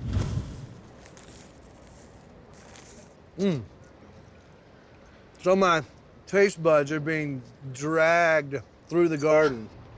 Even just every vegetable that's on this thing. Have you ever had this many vegetables on a hot dog? No, and I never thought that anyone would put a pickle on it, you know. Mm-hmm. Adds a nice little crunch. We've got our third entree, rounding off the trio, the Chicago-style hot dog, deliciously dragged through the garden. Can I have some ketchup? Gotta dance first. Do I dance while I put the ketchup on there? That'll work, that'll work. Coming up, how a ban on soda created a world-famous dessert. So do you think I should name it on the Illinois state plate? Yeah. Easy question. What has 2 scoops of ice cream, rich syrup, whipped cream, and a cherry on top? An ice cream sundae, of course. A lesser-known fact, this world-famous dessert was created right here in Illinois. Looks like a party. What's going on here? We're having an ice cream social. An ice cream social. Every year, the tiny town of Evanston loads up the coolers and hits the park to celebrate the ice cream sundae. I'm getting the scoop on this local treat from local historian Chris Hartzell. I hear that this is the birthplace of the ice cream sundae. It is. This is Evanston, the home of the ice cream sundae. Now, how did this ice cream sundae start? Probably about 1881. It started because Methodists that founded Evanston didn't want you to have too much fun on a Sunday, so they outlawed the sale of soda water. So everybody who liked to go to the ice cream parlor and have a soda couldn't have a soda on Sundays. So the gentleman who ran the pharmacy in downtown Evanston, Garwood, just took the soda water out and put some syrup in instead and invented the ice cream sundae. I didn't realize soda was illegal. Isn't that funny? To lose all reference to the Sabbath, Sunday was changed to Sunday. The cherry took its rightful place on top, and the ice cream sundae was born. So let's try this. That tastes really good. But before it goes on the Illinois state plate, we're gonna have to talk to some folks. Do you have any idea where the ice cream sundae was invented? Maybe California, because it's really hot there. Somewhere in America? Illinois. Chicago? Evanston. You got it. Really? Oh, wow. Could you believe that? No. So do you think I should name it on the Illinois state plate? Yeah. You think I should, huh? Yeah. What do you think? Yeah. Yes? Yeah. Yes? Oh, yeah. Well, I think we have a winner. By unanimous vote, the legendary and local ice cream sundae is the cherry on top of our Illinois state plate. Who wants a Chicago dog? Who wants a Chicago dog? We've created a state plate that truly represents the state of Illinois. I bet. Let's go pop all this stuff. Okay. On our appetizer plate, the official Illinois state snack, cheese and caramel popcorn. It's like a home meal and a snack. On our entree plate, How is it? it's all over me. A classic Chicago Italian beef sandwich. Do you have a napkin? A delicious slice of deep dish pizza with equally deep Illinois roots. And Holy cow, that's a lot of Chicago style. a Chicago-style hot dog dragged through the culinary garden, making our entree plate a triple threat of iconic Illinois meals meant to be held in your hands. And for dessert, the world-famous ice cream sundae, created right here in Illinois. Everybody in their life needs a cherry on top of something. A state plate that pays perfect tribute to the foods and traditions of Illinois. Is it possible to create 50 meals that perfectly represent each one of our nation's 50 states? Booyah! Get your booyah! Well, I'm gonna have a lot of fun trying. Now I'm twisting a brat. I'm Taylor Hicks. You may know me as a singer. So why is an entertainer hosting a food show? Simple. I love food. I even own my own barbecue joint. And I love to travel. So I'm hitting the road and eating my way across America, one state at a time. On this episode of State Plate, I'm making my way across a northern state famous for cheese. Oh, so much cheese. The world-famous B-word and a little-known dish that's about to hit the big time. Get ya booyah! That's right, I'm in the great state of Wisconsin. Home to cheese that speaks, mouth-watering bratwurst, chicken so tasty it has its own battle cry, and a whole lot more. Cheesy. It's squeaky. Yeah, that's what our curd does. So stay tuned for a heaping helping of Wisconsin on State Plate. Here are the rules. I've got this empty plate with a silhouette of Wisconsin, and I need to fill it up with foods that best represent the state. Say Wisconsin, and the first thing that comes to mind is cheese. The Badger State has 138 cheese plants that produce more than 3 billion pounds of cheese every year, including 615 million pounds of cheddar, 1 billion pounds of mozzarella, and more Swiss cheese than Switzerland. But there's more to Wisconsin than cheese. The Badger State was settled by a mix of Scandinavian and German immigrants. The Swedes and Danes brought a tradition for baking. The Germans brought a penchant for meat. Toss in Native American harvests like wild berries and fish from the nearby Great Lakes. And Wisconsin arrives at a style of food that is tasty and truly unique. The big question, what deserves to go on the plate and what will be left off? In the southern part of the state, we'll go in search of Scandinavian pastries. In the east, we'll load up on sausage and plenty of produce. The Northeast is original booyah country, and across the rest of the state, cheese. Pounds and pounds of cheese. For our first State Plate contender, we're heading east, straight to the source of Wisconsin's most famous food. Wisconsinites are famously referred to as the cheeseheads, and these gals are the reason why. There's no such thing as cheese without dairy, and Wisconsin is home to 1.3 million cows. Toss in 9,900 dairy farms, and it's no surprise this state has been crowned America's Dairyland. Come on, girls. Come on, baby. Carl Klusick has been raising dairy cattle his whole life. Saxon Creamery has been in his family since the 1800s. So, Taylor, you found a bunch of new friends, huh? Who doesn't want friends, right? These are the cows that make the great cheese in the state of Wisconsin. We have beautiful land that grows a lot of forages just like this. The grass is the key. What's in the grass that they eat? The grass is a combination of brome and orchard grass. It's interseeded with alfalfa and clovers, and so you get this nice, beautiful mixture that the cows love. So how many dairy cows do you have? We have about 500 cows, and they're milked early in the morning and late in the afternoon. You're gonna make me milk one of these cows, aren't you? Let's go milk some cows. Let's do it. Hi there, Taylor. Hey, this is where all the magic happens, huh? That's correct. All the milk that we use to make our cheese comes right from this farm, right from these girls. So what we're doing first, we're pre-dipping the cows. So she's putting on sanitizer. Next, you're gonna grab the teat end and you strip it, okay? You just take a couple squirts out like that. They're definitely ready for milking. Yep, there you go. And you do that on all 4 quarters. Yep, you got it. I'm getting the hang of it. You darn right. No pun intended.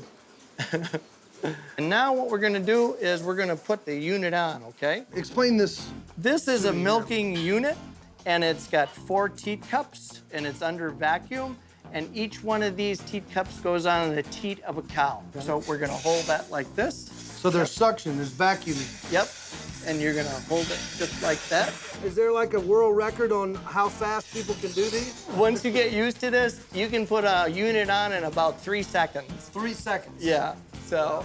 Each cow milks for 5 to 8 minutes, and tubes carry the milk out. The cows really like routine, so they're used to being milked twice a day. They'll come into the parlor, they'll line up, and they'll let their milk down to be harvested. So how many gallons is that? It's about 8 to 9 gallons of milk a day. One important fact Carl left out, the button that triggers the release.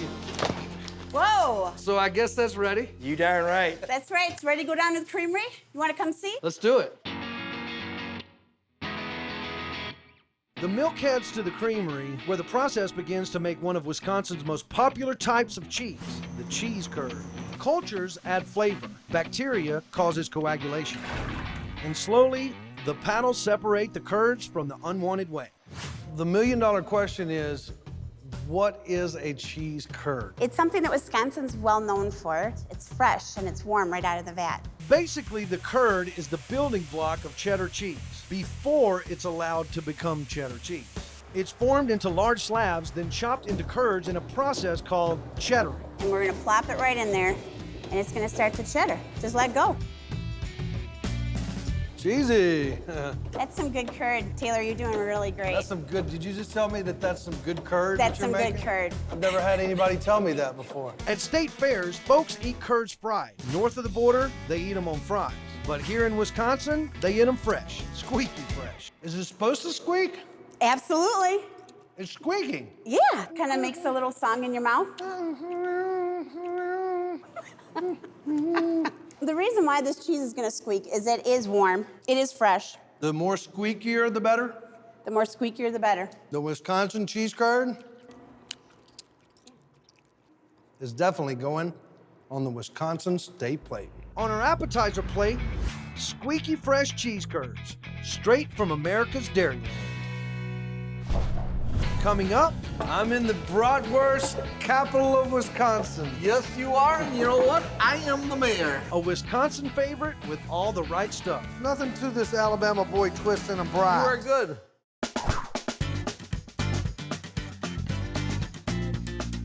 I'm on a mission to build a meal from the most famous foods in Wisconsin. We've checked the cheese box, but when it comes to iconic Wisconsin cuisine, our next food is easily its celebrity twin, the bratwurst.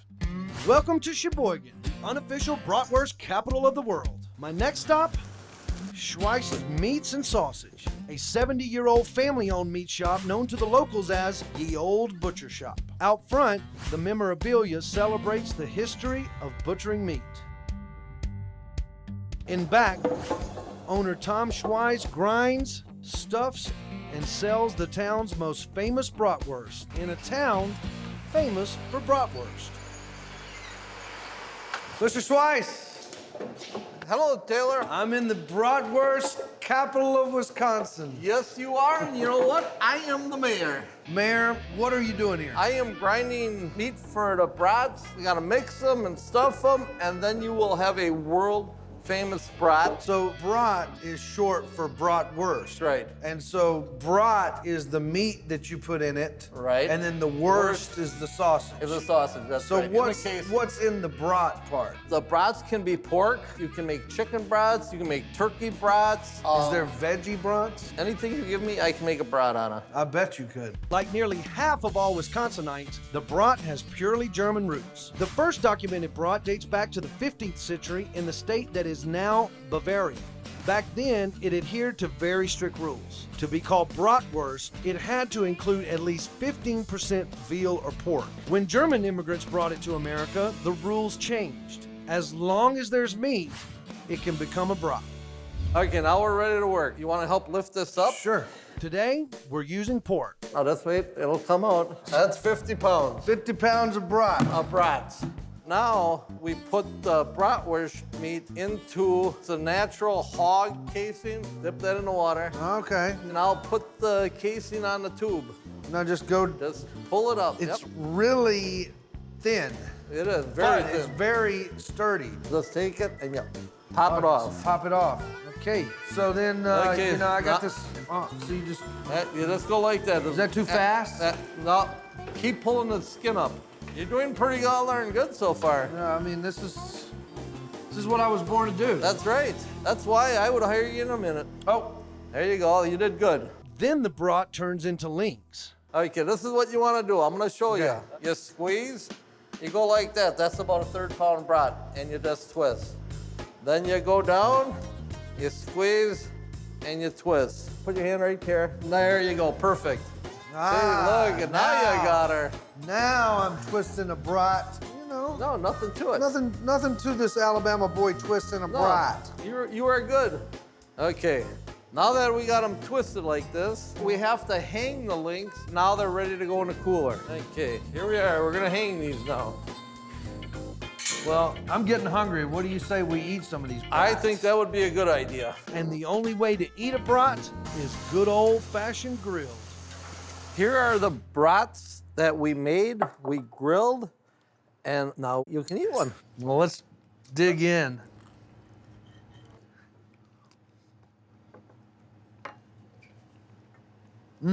Excellent. Thank you. Best brat I've ever had. And will ever have. It's really juicy and flavorful, and I'm really scared that I might eat 4 or 5 of these things. We've got our entree. On our main plate, a rich, flavorful bratwurst, a nod to local taste and delicious German tradition. Coming up, a local treat virtually unknown outside Wisconsin, and the sauerkraut empire, the food that put Wisconsin on the map. USA, USA. For our next state plate contender, we're traveling north to the farmlands of Bear Creek. Lots of farms in Wisconsin. And I mean lots. 15 million acres, covering 45% of the state. One of the biggest crops is cabbage, the building block of one of Wisconsin's most famous foods, sauerkraut. His hairnet may not look like much of a crown, but Ryan Downs is known in Wisconsin as the Sauerkraut King. His prolific factory was created more than 100 years ago by his great-grandfather. Today, their reputation goes far beyond the state line. The sauerkraut empire. Yeah, we make more of it than anybody in the world, and we're pretty proud of that. Anybody in the world? Anybody in the world. More than Germany? Yeah, more than all of Western Europe combined. USA, USA. So how much sauerkraut? We process about 140,000 tons of cabbage a year. It's a heck of a lot of kraut. Sauerkraut was named by Germans. It literally translates to sour cabbage. But this dish was created by the Chinese by laborers building the Great Wall of China. 2,000 years later, German immigrants brought it to America, where it became a staple of Wisconsin cuisine. So this is what you call a river of sauerkraut. A river of kraut, you got it. You want to go over here and see how it works? Let's do it. All right. So Ron, it looks like you're the Kraut River conductor. Correct, I guess I am. This unloads the kraut, and this puts brine back into the vat. I'm going to turn into the Kraut River conductor right That sounds good to me. So unload only, Yep, and then brine return pump start. correct. And we should see it rolling. Well, that's pumping out a lot of kraut. Absolutely it is, yeah. During our season, we run about 100 ton an hour. The Kraut River flows. Glass jars travel to meet it, and tubes pump it into the jars. At the end of the line, freshly canned sauerkraut ready to be eaten locally and shipped worldwide. Sauerkraut facial. I'm gonna take a dip in the Sauerkraut River here. What do you think? Good. Definitely got a sour taste, but the sauce brings it all together. Yeah, I'm glad And you the like texture, it's fresh sauerkraut. It's wonderful. On our main plate, a side of local Wisconsin sauerkraut, straight from the Wisconsin farmlands. The perfect side dish to the traditional bratwurst. Next, I'm headed to Green Bay, a big city with an appetite for small town life and one legendary local food. Chicken booyah! Chicken booyah! See those folks over there? They're serving up chicken booyah. If you're not a local, you've probably never heard of it. But around here, it's not just a food, it's a bona fide event. Booyah! Get ya booyah! Forget the Green Bay Packers. On any given Sunday in the churches across the city, folks hold booyah fundraisers. $3 a bowl to benefit charity. And there's a reason why this sign says Hannon's Booyah. Have a good day. Thank you. Enjoy. What's going on here? We're serving booyah. So you claim this is the original booyah recipe? That's correct. My grandfather, Alex Hannon, originated this booyah back in 1894. His mother made a chicken dumpling soup every Sunday. He didn't know how to make dumplings. So he just went to the garden, threw everything in that he liked. And booyah. And it's booyah. Booyah is Belgian for bouillon, which is French for soup. It's made with chopped vegetables, cooked with 15 pounds of chicken, and a pot so big it requires a paddle to stir it. Because it takes 3 days to cook, there's no sense in making a little, and eating all that booyah truly takes a village. In order to get your money's worth out of a big pot of booyah, you want a lot of people. When in Green Bay, get ya booyah! Booyah! They've already had booyah. This may be a truly local treat. Booyah is rarely heard of even 30 miles outside of the city. But this small town local legend has some friends in high places. Senator Dave Hansen, thank you so much for coming. Have you met Taylor Hicks? He's here helping us. Hi there. Thanks, Taylor. Trying to get this word out now about this wonderful booyah. Right, we tried to get that out in the state and make it the state soup. Yes. We couldn't get enough votes this time around. So you tried to get it approved, but it just didn't work the first time. No, and we had a few roadblocks, but it was a bipartisan attempt, and we're going to bring it forward again. Interesting to note, if you're in northeastern Wisconsin, you know what bouillon is. The rest of the state, not so much. So it's not the state soup yet, but will it go on the state plate? Love the vegetables. The chicken is spread out pretty thin and evenly throughout the soup, so you're not getting big chunks of chicken. That's a very good point. What a great soup. You like it? I do love it. I Thank don't like you. it, I love it. Yes. This dish has my vote. On our main plate, a big old helping of chicken booyah, a legendary local tradition that transforms the Wisconsin state plate to a bona fide party. Booyah. Coming up, you know what I say, if it's not all over you, you're not having fun. It takes 3 days to make, and it's worth every minute. It's like the Dutch symphony going off in my head.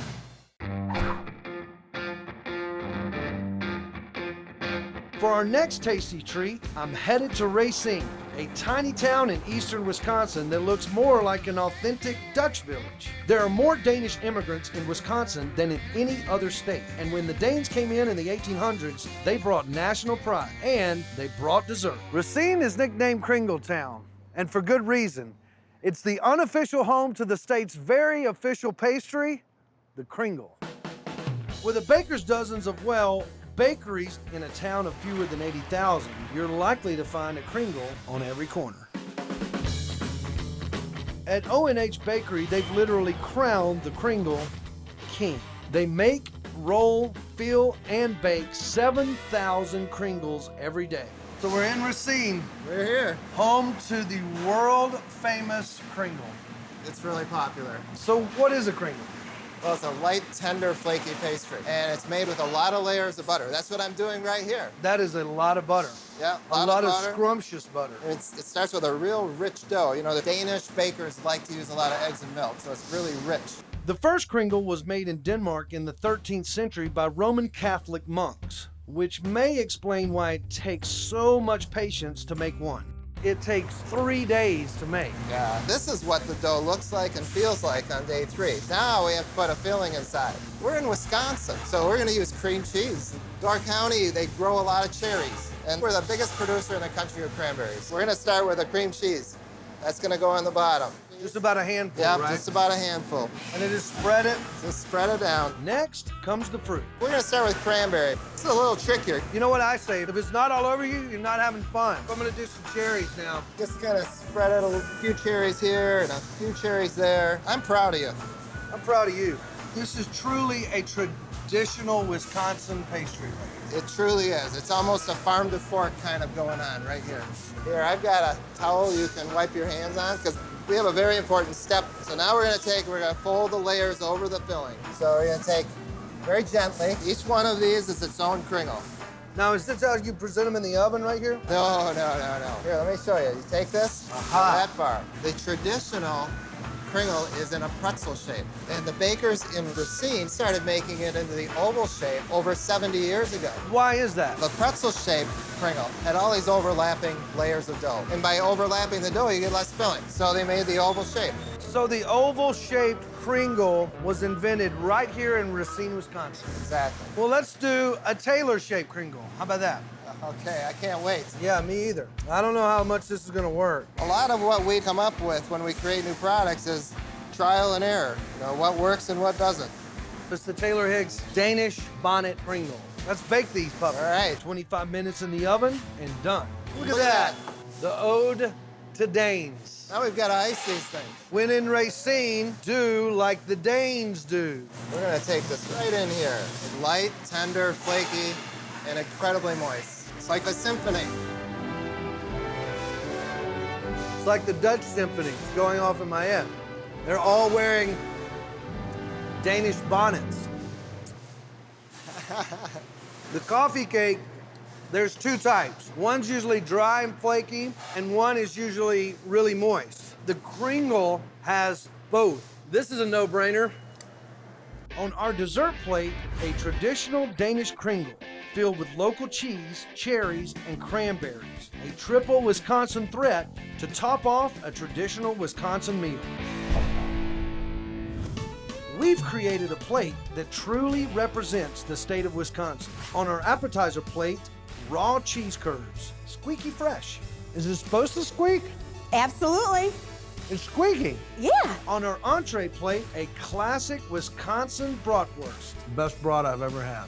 I'm really scared that I might eat 4 or 5 of these things. A side of locally made sauerkraut and getcha booyah! A heaping helping of a local legend, chicken booyah. For dessert, so it's the Taylor Hicks Danish Bonnet Kringle. A more traditional Danish kringle, the king of Wisconsin pastry. A locally sourced meal that's iconically Wisconsin. Is it possible to create 50 meals that perfectly represent each one of our nation's 50 states? Here we go, that's the spot. Well, I'm gonna have a lot of fun trying. Oh yeah, yeah. I'm Taylor Hicks. You may know me as a singer, so why as an entertainer hosting a food show? Simple, I love food. I even own my own barbecue joint, and I love to travel. So I'm hitting the road and eating my way across America, one state at a time. On this episode of State Plate, I'm making my way across an eastern state known for the king of all crustaceans and nature's own all-you-can-eat buffet. I could get way into this. That's right, I'm in the great state of Maine, home to the world's most famous lobster, the bluest of berries, and beans that are berried. Rake it out and make it look pretty. There ain't nothing pretty about this.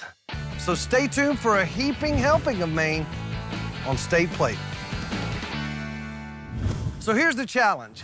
I have this empty plate with a silhouette of Maine, and I need to fill it up with foods that best represent the state. The big question, what goes on the plate and what will be left off? Along the coast, we'll load up on seafood. In the south, we'll go in search of wild berries and beans. Up north, we'll check out the prolific potato crop.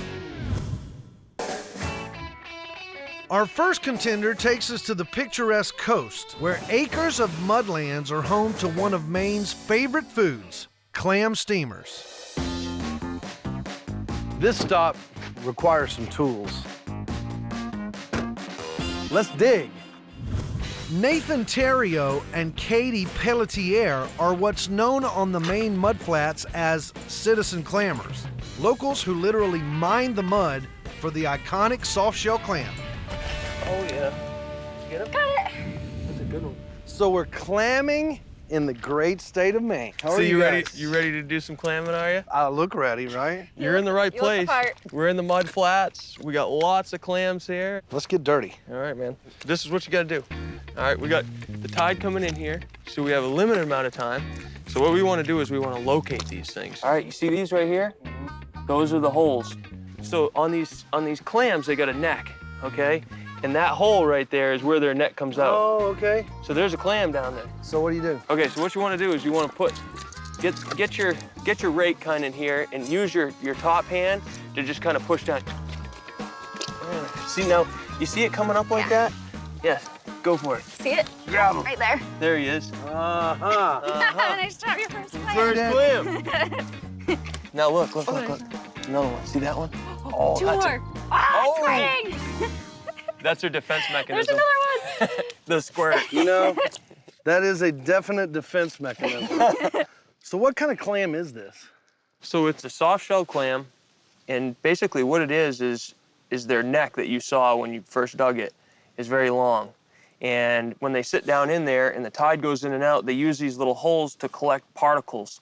Any kind of debris, whatever comes by that hole comes through their neck, and it's like a giant filter, and that's what they eat. And they basically filter the bad stuff out of the ocean. And the good stuff goes in our bellies. That's right, and we need a lot more of those. Well, let's dig. Okay, so now you're on your own. You gotta locate a good hole, get your rake kind of in here. Yep, push it down as hard as you can. Sometimes you shake it back and forth, it'll go. There you go. Well, I can feel them. Oh yeah, you're on them. There you go. Got one. Oh, there's one. There it is. Got another one. I could get way into this. It's fun. It's like hunting. It is. There it is. Calamity. Oh, yeah, there's 3 or 4 right there. I mean, these things are just abundant around here. Uh-huh.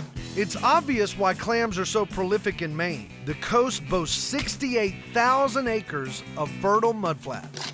Oh, there's one. There it is. Nice. More than 10 million pounds are harvested during the June to September season, worth an estimated $56 million per year.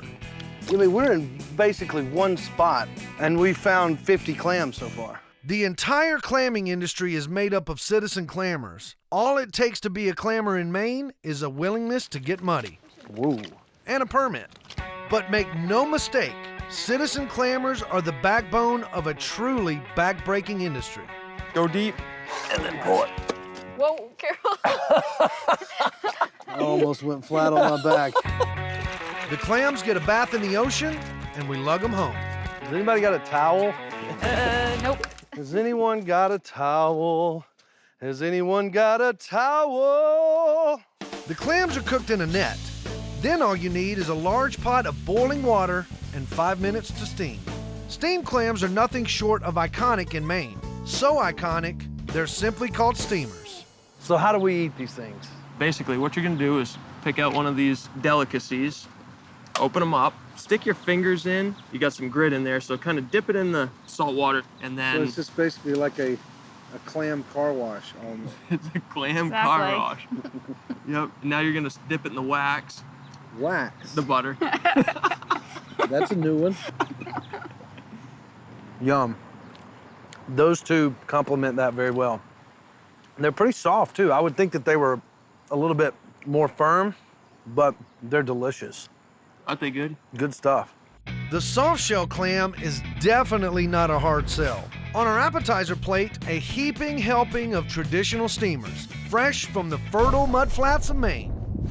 Up next, We're about 150 yards from the first trap. I'm hitting the high seas to trap Maine's most famous creature from the deep. Here we go. That's the spot.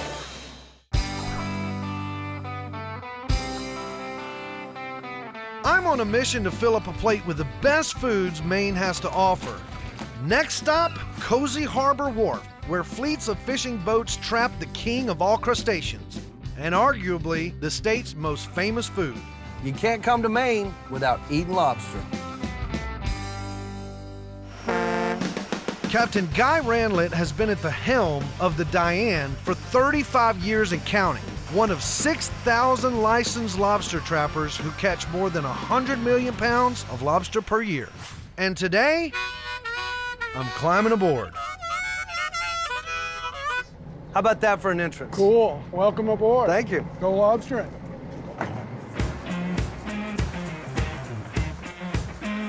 This place is breathtaking. Where exactly are we? We're in the Sheepskin River, right off Southport Island, Maine. It's headquarters for lobsters. Lobster headquarters? Yeah. These icy waters have long been considered nature's own all-you-can-eat buffet. In the 1600s, lobster was so plentiful, it was gathered by hand and considered the poor man's chicken. Today, it's a bit more rare and a bona fide industry. 85% of lobster in America comes straight out of Maine.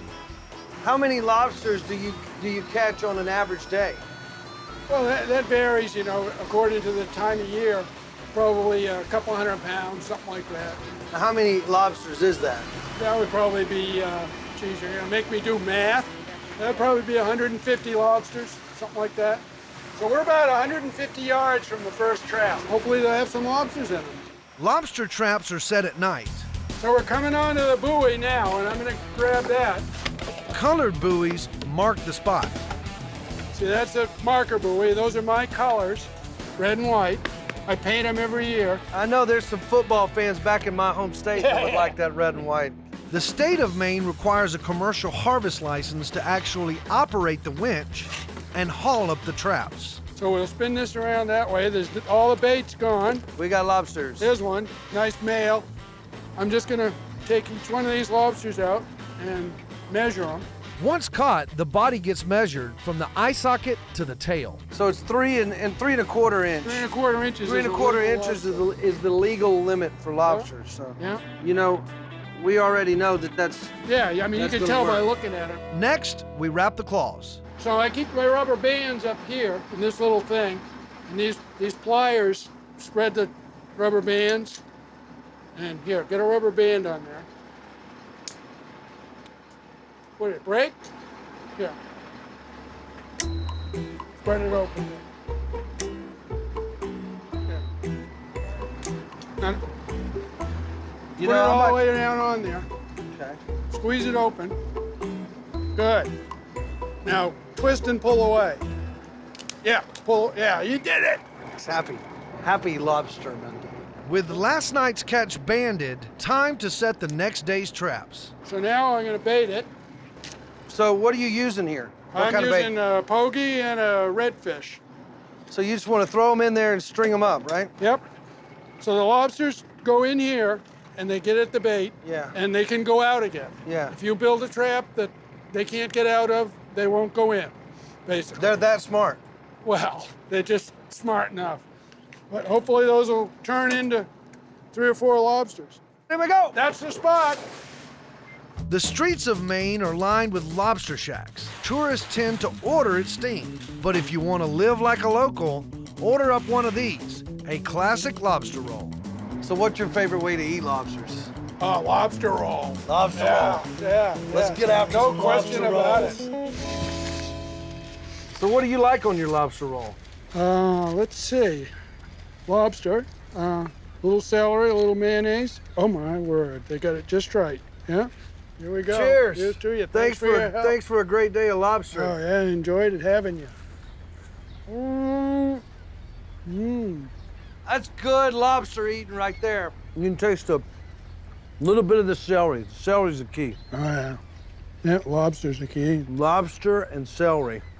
The Maine lobster roll is the main event on our Maine state plate. Yes, indeed. Coming up, Gotta hold that thing. a true taste of Yankee fare, settler style. Oh, Plus, What are we digging? TV host will work for food. keep digging. I'm on a mission to build a meal from the most iconic foods Maine has to offer. Next stop, Milo, Maine, the town of Three Rivers, where an old Maine tradition lives on with the locals. Hey, Taylor, what's happening, brother? You ready to do some work? What are we digging? We're digging a hole for beanhole beans. What are beanhole beans? Beanhole beans are a traditional meal that they used to serve in the logging camps in Maine. Well, let me guess, you want me to dig? Well, I got it this far. It's your turn. Cooking in the ground is as old as fire. It began in Maine as a Native American necessity. Don't cover them rocks now. We got to use them to line that hole. In the 1800s, loggers discovered it was an easy way to prep meals on the job. Beans, cooked with meat, provided fat and protein. How deep we going, Scotty? Oh, a couple more feet. Couple more feet. Today, beanhole beans are a nod to tradition, taste, and apparently a uniquely Northeastern willingness to work for your food. Keep digging. The hole is dug 2 to 3 feet deep. You ain't there yet. And yes, it's as hard as it looks. We just smooth this out so that it's got a nice flat bottom and we'll be done. Well, I'm glad we're done. No, we're just done digging. All right, so what's next? We're gonna find some good flat stones and line that bottom. Who taught you this? We've been doing this in my family for years. It's a lot of work, but well worth it. A trash can keeps the center clear. Yeah, now we take and pack a little dirt in around them holes.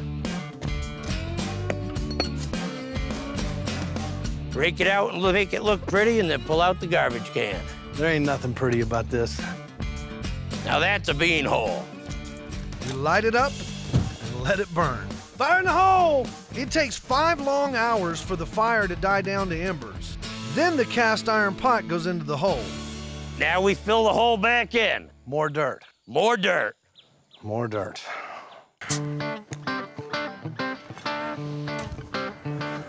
Yeah, that's good enough. Shoot. After all that work, the beans have to cook overnight. So I did all that work for nothing. No, you helped me get the batch ready for tomorrow. Now we can dig out this other batch for today. So you want me to start digging? Yep. Start digging.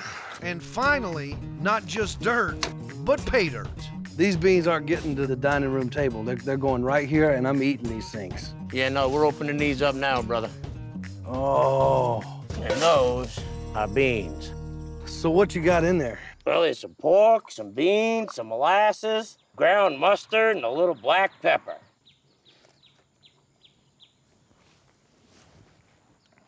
That's the best baked bean I've ever had. Not only is it a big labor of love, but it's a big labor. It took a lot of work to get there, but the beanhole bean definitely earns a spot on the Maine state plate. A lager-sized side of this traditional dish, labor-intensive with flavor to match. You could call our next food the root of a local Maine food style known as Yankee Fare. Forget Idaho, with 60,000 acres of potato fields producing an average 1.65 billion pounds per year, the potato is officially the biggest crop. It has its own annual festival. It's sold at roadside stands, and at my next stop, it's celebrated in a very historic way.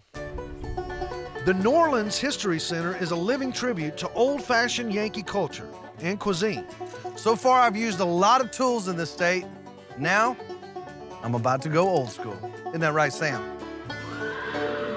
So you met Sam and Jim? What a pair. Yes, they are. I feel like I stepped back in time. You have. Right here, we do everything like it's 1870, from farm to the way that we cook and way that we dress. I love potatoes. Well, we grow potatoes right here, and we use these horses. Well, they look like they're ready to go. Oh, they're definitely ready. We hitch up the plow and hit the fields. Our task, turning the soil surrounding the potatoes, a process known as hilling. What we're gonna do is we're gonna go all the way down this road. Once we get started, there is no stopping. Well, this should be fun. Oh yeah, oh Up yeah, easy. yeah. Up easy. Yeah. Just let it sit on the row. Yeah, just like that. The plow turns the dirt and ensures the potatoes stay buried. I know what they mean by horsepower now. Staying buried makes for a bigger yield. The horses do fairly well. Yes. I think they like working. Yeah, they get bored in their stall. This is not easy to hang on to. Oh, all around. When they go, they go. Gotta hold that thing? Yep. least that's really soft. Good job out there, Taylor. I think I smell potatoes.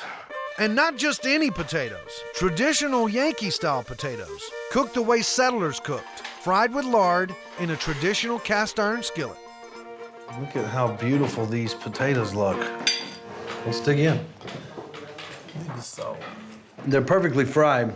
They're perfectly crispy. I'm telling you, lard with skillet fried potatoes is the only way to go.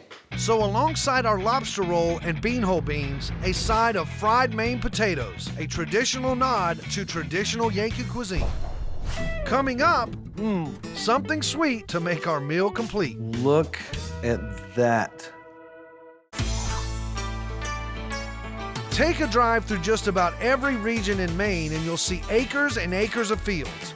44,000 in all growing these. It's no wonder the official state pie is blueberry. Just off Highway 95 in Portsmouth, Maine, is the equally picturesque Winslow Farm, a family-owned roadside blueberry farm where locals come to pick blueberries by the buckets full. And owner Sarah Boudreau bakes up fresh blueberry pie using berries fresh from the fields. Hi, Taylor. Hello. You found the bush. I found it. One of them. This is a true roadside attraction. This blueberry farm is stunning. Thank you. Thank you. Would you like a holder for your berries? Sure. Yeah. That's a How pint many box. bushes do you have? We have about 1,000, which is probably small to medium size. So there are massive blueberry farms everywhere in Maine. There are a lot of blueberry farms in Maine. Why, Yes. why Maine? Well, blueberries love the acidic soil that is here in Maine, and we have low bush blueberries, which grow in the blueberry barrens, mostly further up north. And then around here, we have a lot of high bush blueberry farms where families can come and pick berries, and it's something that people love to do. Low bush blueberries are named for their height, but they're also the ultimate low-maintenance crop. Completely wild, indigenous to Maine, Native Americans cultivated the first fields by simply burning down the forest and letting the native berries take over. And this is the high bush, correct? These are high bush berries. High bush berries are also aptly named. They're taller, but they're also higher in maintenance. Cultivated from wild varieties, the high bush has to be planted, but the extra effort pays off in extra large fruit. Let's get to picking. All right, so Taylor, what you want to do is look for the berries that are very, very blue, and you hold underneath it, and then just gently have it roll off into your hand. Right off. Is there a certain size that you're looking for? Just mostly color. You want to leave the green ones and the ones that are only slightly ripe, because you can tell because they should be blue on the top and on the bottom. In Maine, folks pop fresh blueberries like candy, but they're also the base for a legendary local dessert. It takes up to 8 full cups of blueberries to make a single pie, but this tasty treat is well worth the work. Look at that finished product.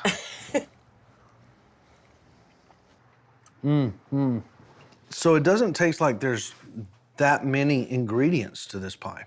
What's in it? This is my special recipe.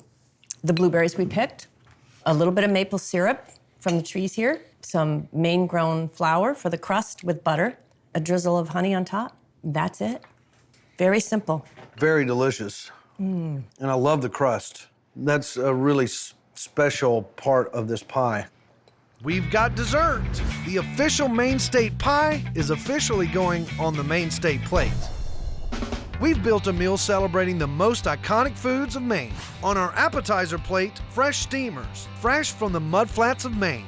So it's just basically like a clam car wash almost. It's a clam car wash. On our entree plate, the legendary lobster roll. Celery's the key. Lobster's the key and celery.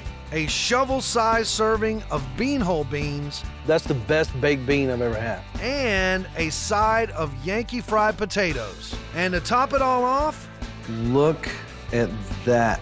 The official state pie, made from farm-fresh berries straight from the fields. Undeniably delicious and so iconically Maine. Is it possible to create 50 meals that perfectly represent each one of our nation's 50 states? All right, all right, all right. Well, I'm gonna have a lot of fun trying. This is a calamity. Well, I'm Taylor Higgs. You may know me as a singer. So why is an entertainer hosting a food show? Simple. I love food. I even own my own barbecue joint. And I love to travel. So I'm hitting the road and eating my way across America, one state at a time. On this episode of State Plate, I'm making my way across a northeastern state known for the 3 B's: bulkies, beans, and boatloads of seafood. I'm deep sea fishing, Cape Cod. That's right, I'm in the great state of Massachusetts. Home to clam chowder, ocean fresh fish and chips, a world famous pie, and a whole lot more. I am from Alabama, and we do like our sweets. So stay tuned for a heaping helping of Massachusetts on State Plate. Here's the challenge. I've got this empty plate with a silhouette of Massachusetts, and I need to fill it up with foods that best represent the state. The big question, what deserves to go on the plate and what will be left off? The island of Nantucket is clamoring with clams. In the east, we'll bulk up on bread and Boston's most famous pie. Further north, the waters are swimming with fish. So let's hit the road and find the best foods Massachusetts has to offer. Our first State Plate contender is just one ferry boat ride away. I'm crossing the Nantucket Sound, headed to the island of Nantucket, home to one of the state's most iconic foods, clam chowder. Land ho! They don't call folks in Massachusetts chowderheads for nothing. Like a lot of locals, Brian Cullen regularly mines the Nantucket Sound for soft-shell clams, the most important ingredient in his locally famous clam chowder. Hey, Taylor, how are you? I'm good. How's the clamming going? Oh, man, it's been great. Tide's going up. Can't get better than that, you know? What makes your clam chowder the best, and what makes this area the best for clams? It's the water here. We're on Nantucket. We're 30 miles at sea. The bottom is perfect. The sand is great. The temperature is just right in that nice sweet spot where they grow. So there's millions of clams here. Oh, yeah. For the people who, you know, were the first settlers here, and I guess for the Indians, too, it was something they could always get year-round when there was nothing else. What started out as a necessity is now considered a delicacy. Clam chowder is so beloved in Massachusetts, January 21st is officially National New England Clam Chowder Day. The best clams make the best clam chowder. They do indeed. It's the first ingredient. So let's go do some shucking. We'll make this chowder. Yeah, let's shuck. All right. Shuck away. So have you ever done any shucking before? I've shucked a few oysters down on the Gulf of Mexico, but I've never shucked a clam. Okay, well, this is a completely different animal. Literally. Literally. So when you get the clam, you see we have this little black hinge on the back, and then we have this little curve shaped here, you know? So what you're gonna do is take the black hinge and put it against sort of your hand there, and then you have this front lip right here, and you're just trying to get the knife right in that spot between those two front edges.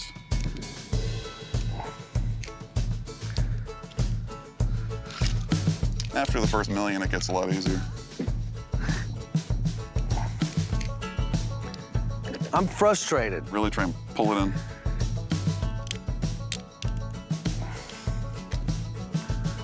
I thought that I was gonna be pretty good at this, but this is a calamity. Well,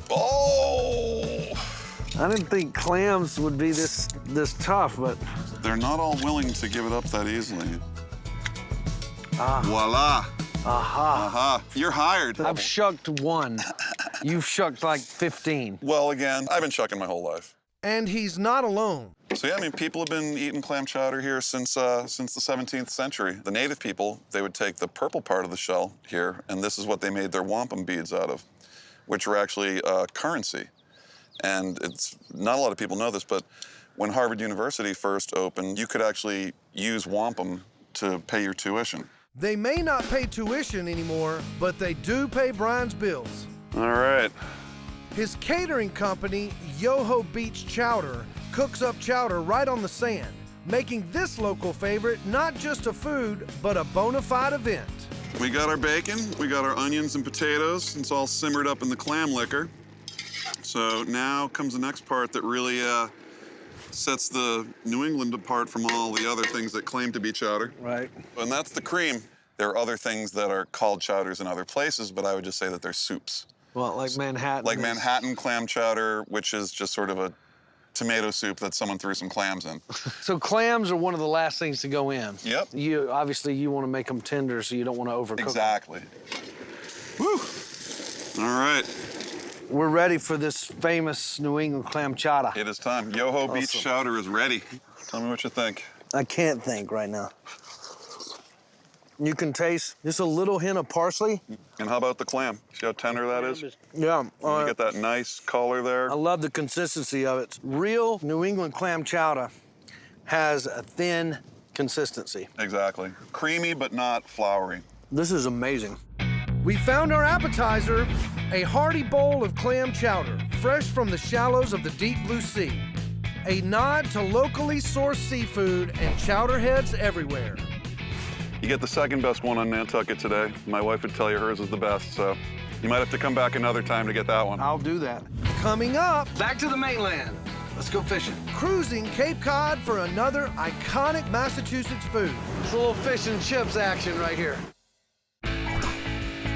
I'm on a mission to create a meal using the best foods from the state of Massachusetts. Next stop, beautiful Cape Cod, a 40-mile stretch of sandy beaches and nearly 560 miles of unspoiled coastline. All that water means a whole lot of fish. Eric, we got them on the screen right now. Nick Betty and Eric James fish the waters off Cape Cod nearly every day. And today, I'm climbing aboard. Hey, man. Hey, Taylor. How you doing? What a great boat. Let's go fishing. All right, let's do it. You can sit right here.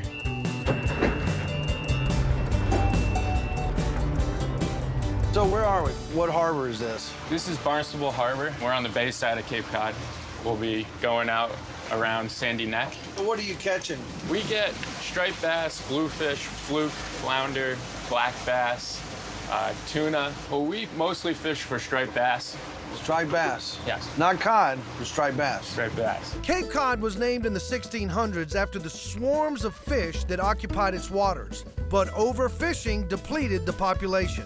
Today, cod can be found far offshore, but the most common fish to catch on the Cape are bass, the staple of one of Massachusetts' most iconic foods. The striped bass, that sounds good for fish and chips, huh? That's for sure, yeah. Striped bass is good anyway, but fish and chips is definitely one of the specialties around here on Cape Cod.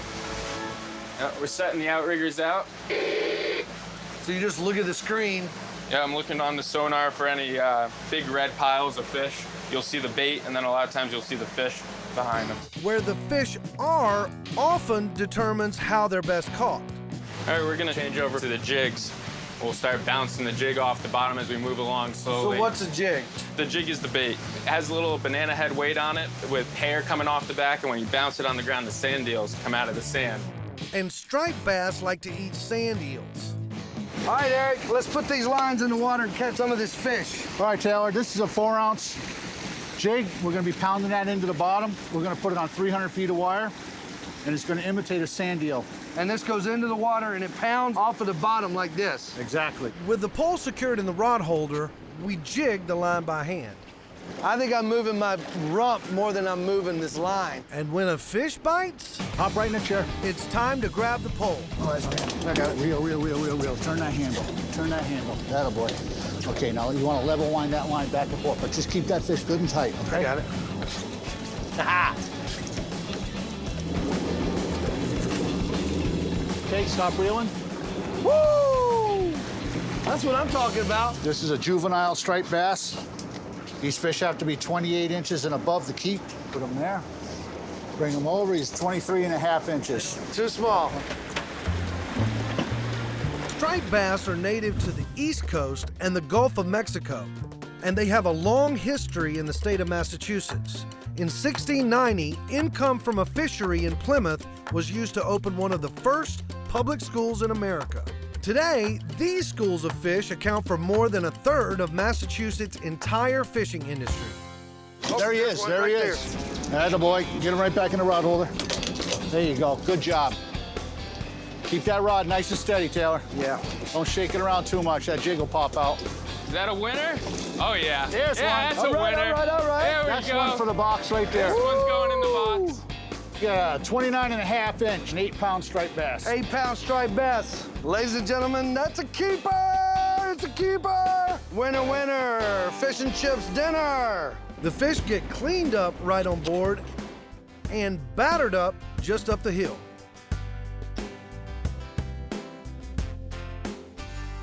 So this is the actual fish. This is the actual fish. Here at the Matakees Wharf, they will fry it right up for you and can eat it what you just caught. Ocean to table. Yep. Let's dig in. Fried it just right. Did they? Mm-hmm. Amazing consistency. Yeah. Nice and breaded. Fried. You can tell there's a little bit of cornmeal in there. Yeah, it's a nice white fish. It's kind of like cod, it's just a little more dense. When you fillet it up, it comes out nice and translucent. And when you cook it up, it turns that nice white. Undercook it just a little bit, and it's nice and flaky. It's perfect. This is some really flaky good stuff here. Flaky in a good way. We caught our entree. On our main plate, ocean fresh fish and chips made from striped bass straight from the waters of Cape Cod, which maybe ought to be renamed Cape Bass. Coming up, the creme de la creme is still to come. It's amazing. But first, we're baking some beans. I'm on a mission to create a meal using the best foods in the state of Massachusetts. Next stop, Boston, Massachusetts. Everybody's wicked smart, wicked smart. This historic city is nicknamed Beantown, and for good reason. In colonial times, beans baked for hours in molasses were considered a delicacy. 40 miles outside the true city limits is Plymouth, Massachusetts. Plymouth is home to the first Thanksgiving, the historic Plymouth Rock, and the true birthplace of our next state plate contender. Paula Marcoux is a food historian who cooks up Boston baked beans the way the settlers cooked. She even built this authentic clay oven. This is what makes the baked in the Boston baked beans. That's right. Well, you gotta have a big fire for it, right? Yeah, you want to help me with that? Let's chop some wood. All right.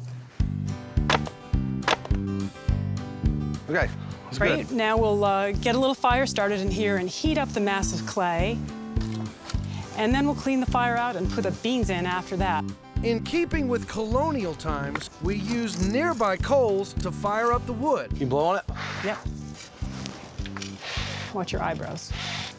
Whoa. See what I mean about your eyebrows? Yeah. It takes 5 long hours to heat the oven. This is when the settlers would prep the beans.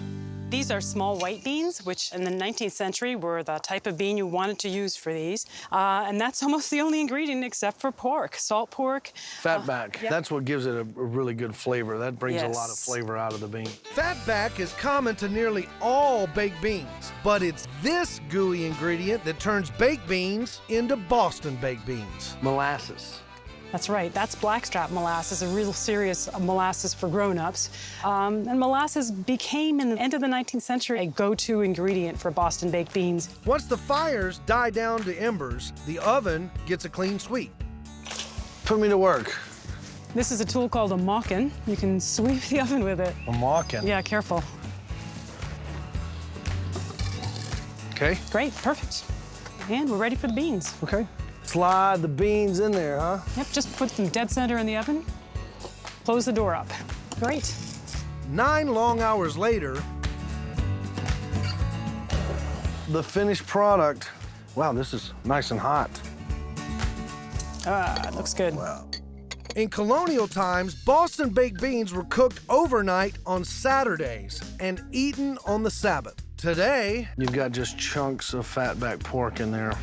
It's a staple snack and an any-day meal. I just love the combination of pork and salt, and then just a touch of molasses and long labor of love. I'm glad you like it. We've got another side dish. On our main plate, a bowl of Boston baked beans, slow-cooked, smoked in molasses, and so iconically Massachusetts. For our next tasty treat, I'm headed back to Boston, where a very big local food goes by an even bigger name. The Bulky was standard city fare at the turn of the 19th century. Today, it's a little more rare, but every bit as iconic. Dan Friedman has been baking up Bulky since he graduated from baking school with honors at the ripe old age of 11. Next stop, Bulky's, anyone? Dan's very own Blue Moon Bagel Cafe. Dan. How you doing there? The Bulky Man. Well, I hear this is the place for Bulkies. Well, I have been doing it my whole life. Would you like to see how it's done? Sure. Why don't you come on back? All right. What is a Bulky? A Bulky roll goes by a lot of different names. Kaiser roll, Vienna roll, hard roll. But a Bulky roll in Boston is hard on the outside, soft on the inside. It's a tradition that I like to carry on. I hope to teach it to my son. I'm not your son, but how about teaching me how to do it? We'll give it a shot. So these are the dough balls. You flatten it down, you turn it over, and with your heel, you hit it once, twice, 3 times, 4 times, 5 times. Take the tail, put it in the middle, turn it over, flatten it out. That's simple. That's simple. All right. Now, just grab it between your thumb and your forefinger and turn it over like that. Turn it over again, slightly twist it, turn it again, turn it again. One more time. Now take the tail, push it into the middle. Turn it over. That's how you did. Not bad. So you got a future in this business. Jewish immigrants brought the Bulky to Boston in the early 1800s, but it was born, raised, and named in Poland. The original name was Burka and became Bulky. The Blue Moon sells an average of 2,000 Bulkies per week. You just put them right on that pan here. Oven fresh every hour on the hour. Breaking bread with Taylor Hicks. Hey, what's the next show? Don't give it away. This is amazing. It's crispy on the outside, and it's nice and soft in the middle. Yeah. The Bulky's going on the Massachusetts State Plate. The little roll with the big name and the flavor to match. Coming up, a sweet Boston treat known worldwide. I am from Alabama, and we do like our sweets. Our Massachusetts State Plate is filling up. To check out dessert, I'm checking in right here. Today, it's the Omni Parker House Hotel. Like much of the state, it has a pass, but a link to one very famous food. I'm suiting up to satisfy my sweet tooth with a decadent dessert that has a very deceiving name. Boston Cream Pie. In 1996, it was crowned the official Massachusetts state dessert. And it originated right in this very kitchen. Pastry chef Laura Boyd knew I was coming, so she baked a cake. Let's find out why. The world famous Omni Parker House Hotel kitchen. Hi, Taylor. How are you? You look good in your chef coat. Think I could get hired? Yeah, I'll hire you. So what are you doing here? So what we have is we just have a plain cake. It's actually a cake. It's a cake. Not a pie. Correct. So why is it called a pie? It's called a pie because in the 1850s, when it was first developed, that was the only vehicle to cook it in was a pie pan. It wasn't until later when the French came and they brought over cake pans that we actually started to make it as a cake version. That takes care of the pie. Now it's on to the cream. So we put the vanilla pastry cream in the middle and then around the outside. So that way we have something for our almonds, our toasted sliced almonds, to adhere to. Anything on top here? We use a chocolate ganache. We're gonna make a smooth layer. And then we're gonna decorate it with our spider web like we do here. You start from the center and you turn your wheel, keep your hand in place, and you just guide your hand to the very edge. The next step, we need to make the lines. So you go into the center. Almonds go on. There it is, now it's your turn. So 2 scoops right on top. Yeah. You can be a little bit more generous with that. I am from Alabama, and we do like our sweets. That looks good. You're a pro. Oh, yeah. But I don't want to turn it, because it will go from like state plate to like state front. Right, exactly. This looks fantastic. It's a beauty. Scoop and pat. So much for easy as pie. So let's compare these. This is mine. Okay, this is mine. I think I'm gonna try mine, but I'm also gonna try yours too. Yes. The first thing is the vanilla pudding in the inside. It's amazing. And all of the chocolate's wonderful. The Boston cream pie is the official state dessert of Massachusetts. And it's our official dessert on the state plate. I get to take that home. Of course you can take it. Perfect. From land to sea, this Massachusetts meal is heavy on flavor and history. On our appetizer plate, fresh clam chowder straight from the shores of Nantucket. It doesn't get any more picturesque than Nantucket. And on our main plate, fish and chips straight from the waters of Cape Cod. Ocean to table. Yep. A piping hot pot of authentic Boston baked beans and a flower-shaped bread roll known as a bulky. Good makta. Means good, make a lot.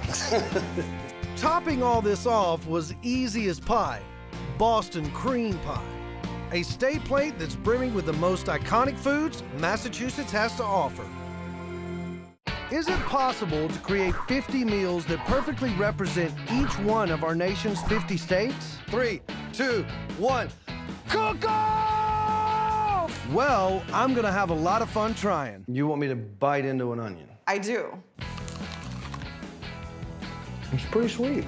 I'm Taylor Hicks. You may know me as a singer. So why is an entertainer hosting a food show? Simple. I love food. I even own my own barbecue joint, and I love to travel.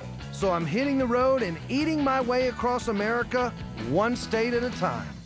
On this episode of State Plate, I'm making my way across a southern state known for champion chili, big beef, and onions you can eat like an apple. It's really sweet. I was totally expecting to start bawling crying. That's right. I'm in Texas, y'all. Where sweet onions are served casserole style, cake is served Texas-sized, and bread is baked out on the range. So stay tuned for a heaping helping of Texas on State Plate. Here we go. I've got this empty plate with a silhouette of Texas, and I need to fill it up with foods that best represent the state. But everyone knows in Texas, it's go big or go home. So we're ditching the appetizer and getting straight to the meat. The big question, what will go on the plate and what will be left off? In north central Texas, we'll judge award-winning chili. In the middle of the state, we'll lasso up beef brisket and pan de campo. In the south, it's all about onions. And out west, sweet, sweet desserts. I'm in the Wild West, where cowboys and cattle rule. The Lone Star State has 11.8 million head of cattle. That's more cows in Texas than 44 states have people. And all that cattle means a whole lot of beef. In Texas, they like it chicken fried, stewed in chili, grilled to perfection, and most famously, barbecued and slow cooked. First stop, Beaumont Ranch, an 800-acre working cattle ranch.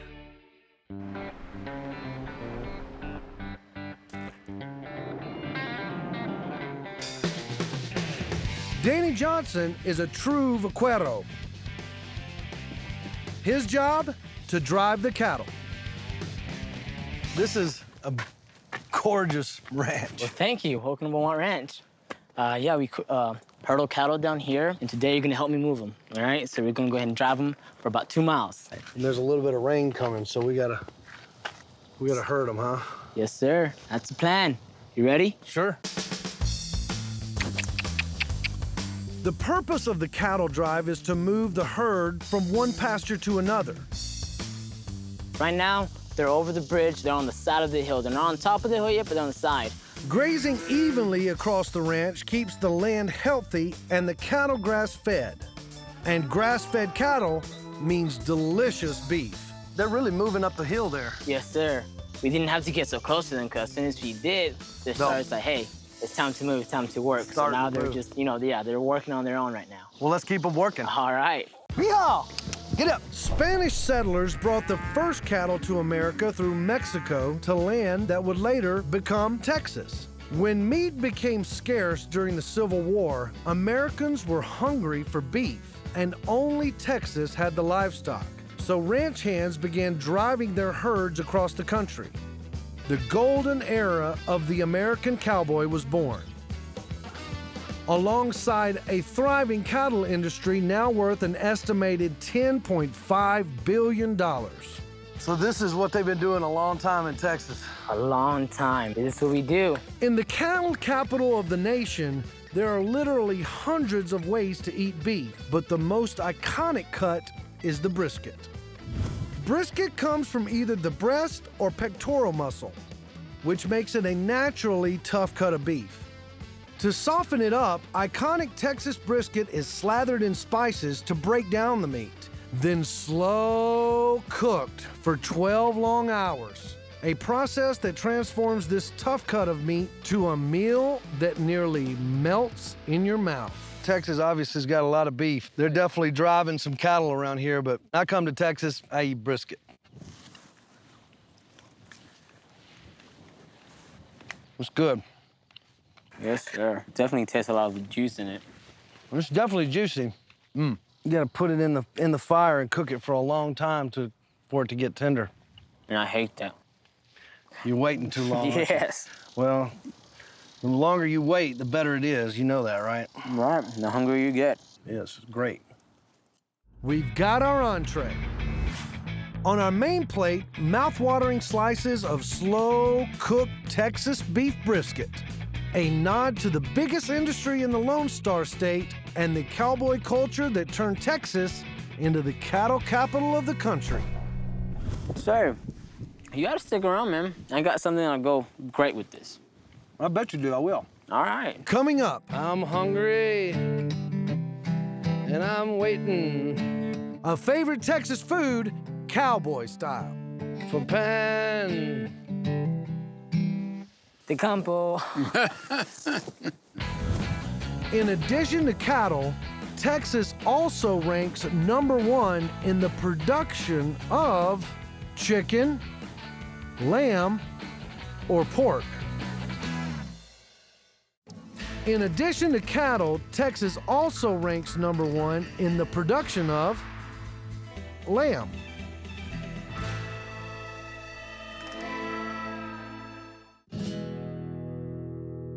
My search to fill up a plate with the best foods in the Lone Star State hasn't taken me very far.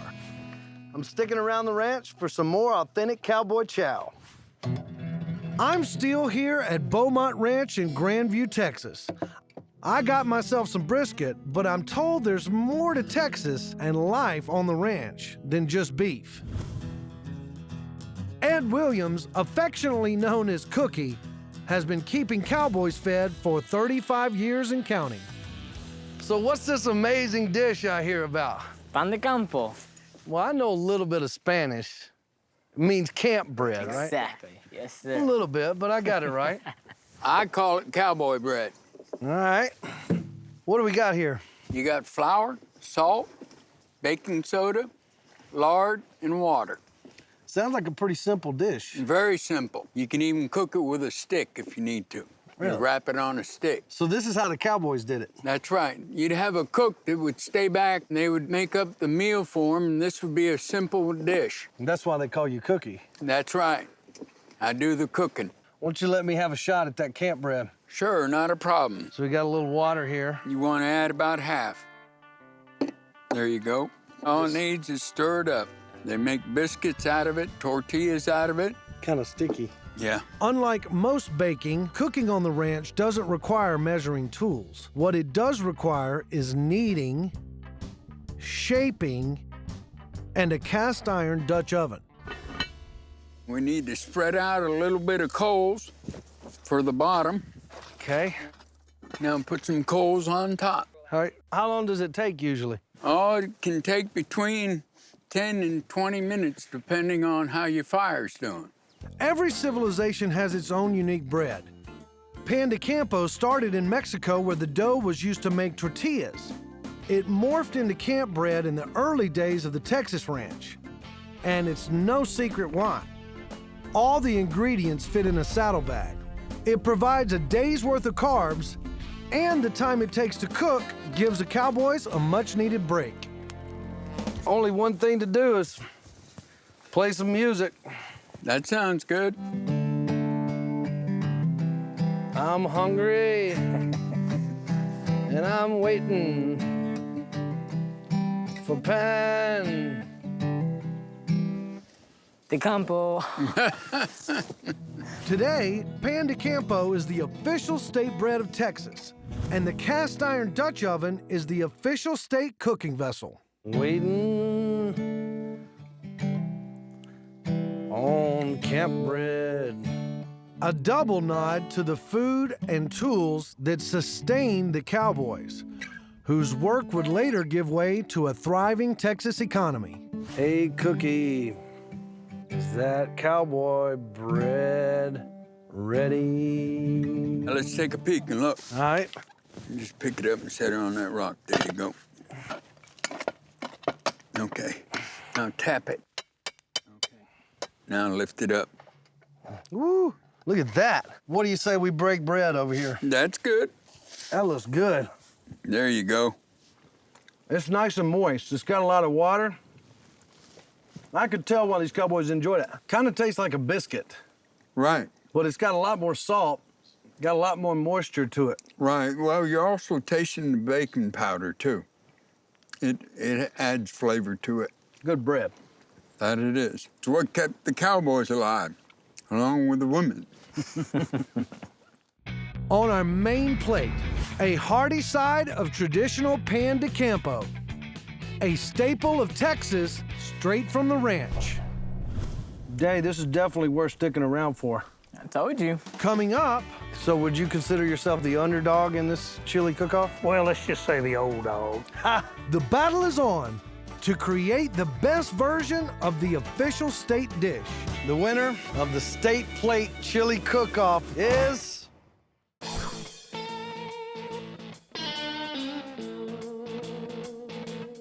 If beef is the backbone of Texas cuisine, you could call our next state plate contender the back bowl. Chili is the official state dish, and making it is a bona fide sport. To honor this iconic Texas dish, I'm headed to equally iconic Texas State Fairgrounds, where two local legends will battle it out for a spot on the Texas State Plate in the first ever State Plate Chili Cook-Off. Hailing from Oak Cliff, Texas, legend Jim Easel, 21-year veteran, former president of the Chili Appreciation Society, cooking up his original Dollar Saver chili. What awards have you won? Oh, I've won a lot of the smaller events, none of the majors. Would you consider yourself the underdog in this chili cook-off? Let's just say the old dog. From Dallas, Texas, rising star Suzanne Sweet, reigning state champion, 2 years experience, slated to compete in the invite-only Terlingua National Cook-Off, cooking up her own original recipe, the optimistically named Terlingua Star. He really is the underdog. Yes, sir, he is. Jim, you ready? Yes, sir. Are you ready? Yes, sir. All right, here we go. 3, 2, 1. Cook-off! So what you got in there? I'm cooking more of a home-style chili today. What we call home-style, where you're adding floaters like tomatoes. So there's no beans in chili? We define chili as meat and gravy. Now, what you add to it later is your business, but chili is meat and gravy. So over here, we got peppers. Yes, these are my secret serrano peppers that I actually grew. Secrets. Yes, sir. I want to have hot chili, but I don't want to offend the judges. Okay. And with that, time for the moment of truth. Ladies first. Here you go. Enjoy. Ooh, it's got a little heat to it. It's got a great finish. Backburn. Color's good, gravy looks good, tasting good. All right, I think I got it. Cleanse your palate, cleanse your mind, now get ready for the best. Oh, listen at you. The first thing I taste is the gravy. Smooth gravy, no fat, no gristle. No talking, right? He's cheating. That's cheating. So it's got a really great red color. I do like tomatoes in it. All right, the winner of the State Plate Chili Cook-Off of Texas is Terralinga Star. All right. She's on a roll.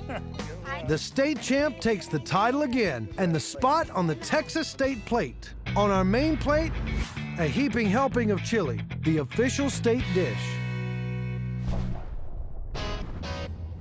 On to our next contender. Let's rustle up a side. When they say everything's bigger in Texas, that counts farmland. The Lone Star State has 242,000 farms covering more than 130 million acres. Not only the most of any state in the country, more than the next two states combined. The biggest crop is the onion, with $70 to $100 million in sales per year, and an overall economic impact of $350 million.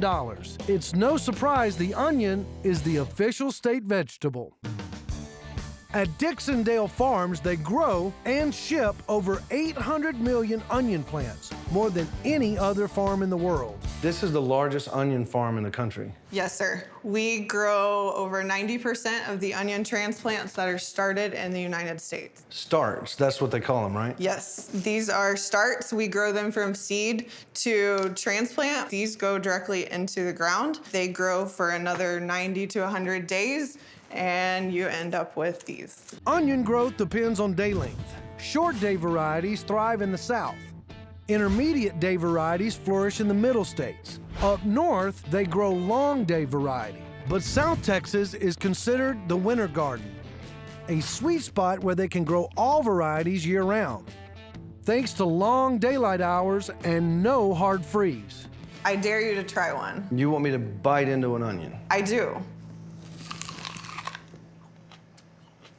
It's pretty sweet. We say they're sweet as an apple. I love onions, and this is the sweetest onion that I've ever had. Texas is known for its 1015Y Texas super sweet variety. You want to know what these are great in?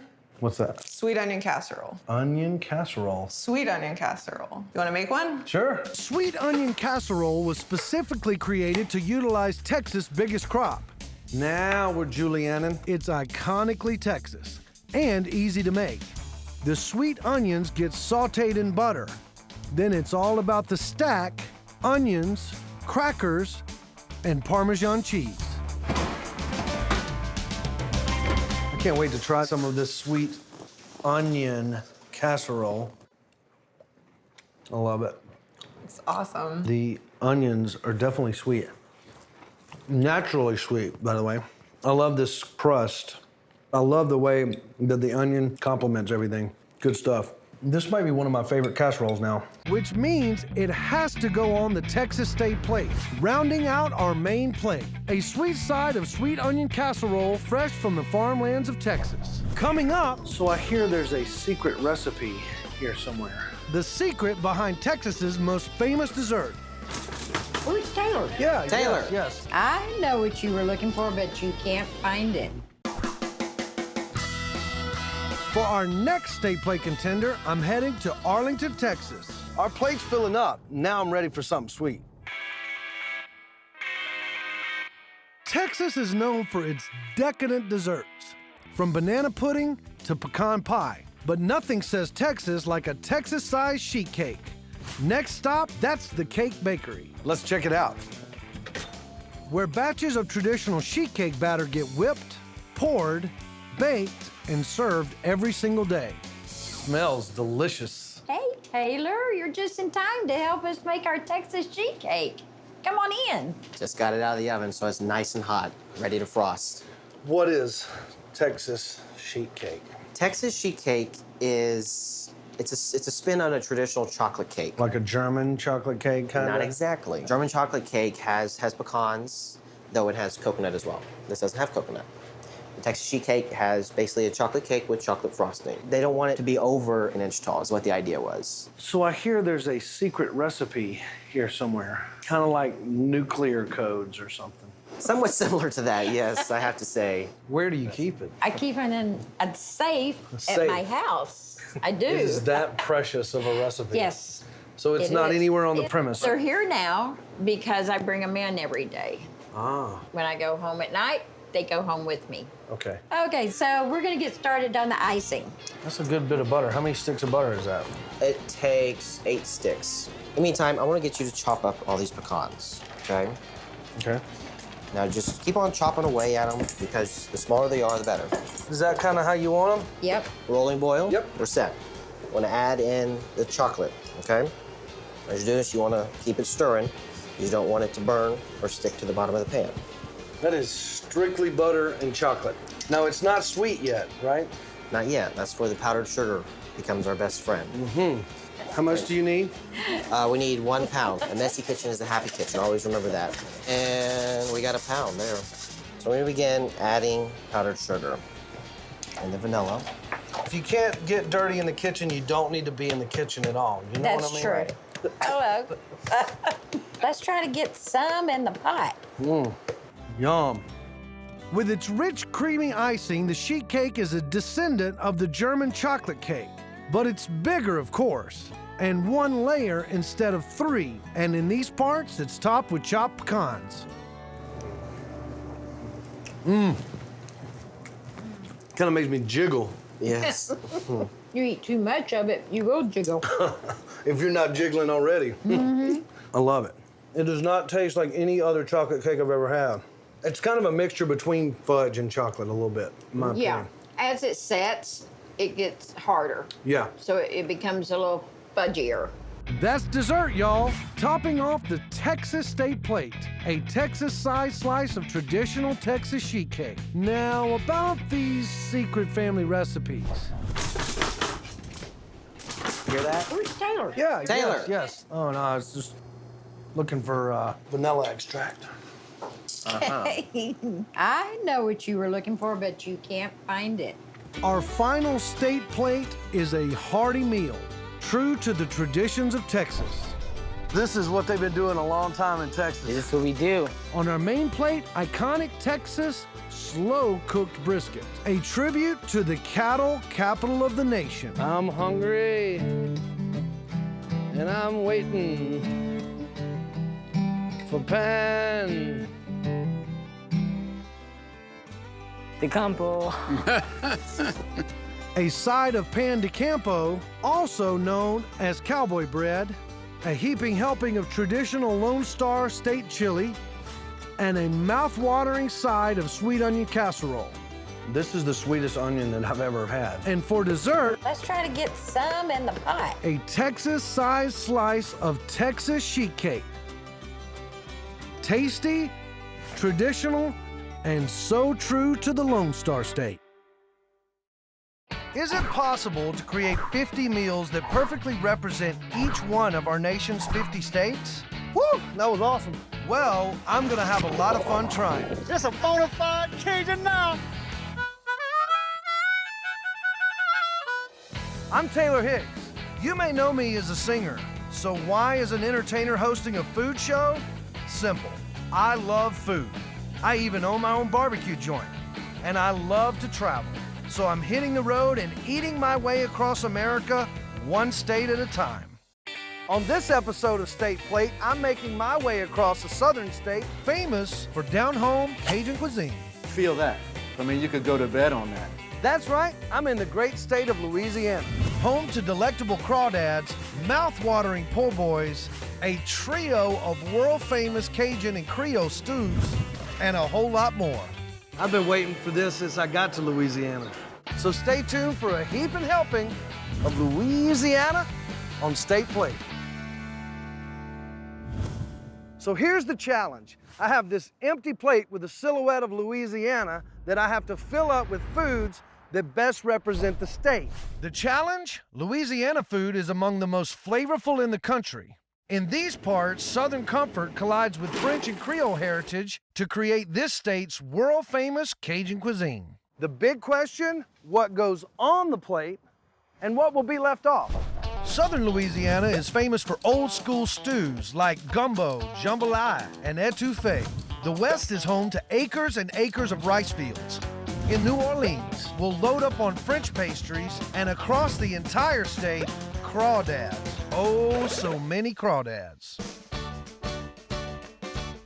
First stop, Morganza, Louisiana, for one of the bayou's most beloved treats. You can call them crawdads or you can call them crayfish, but in these parts, these bad boys go by the name mud bugs. So, let's go get some mud bugs.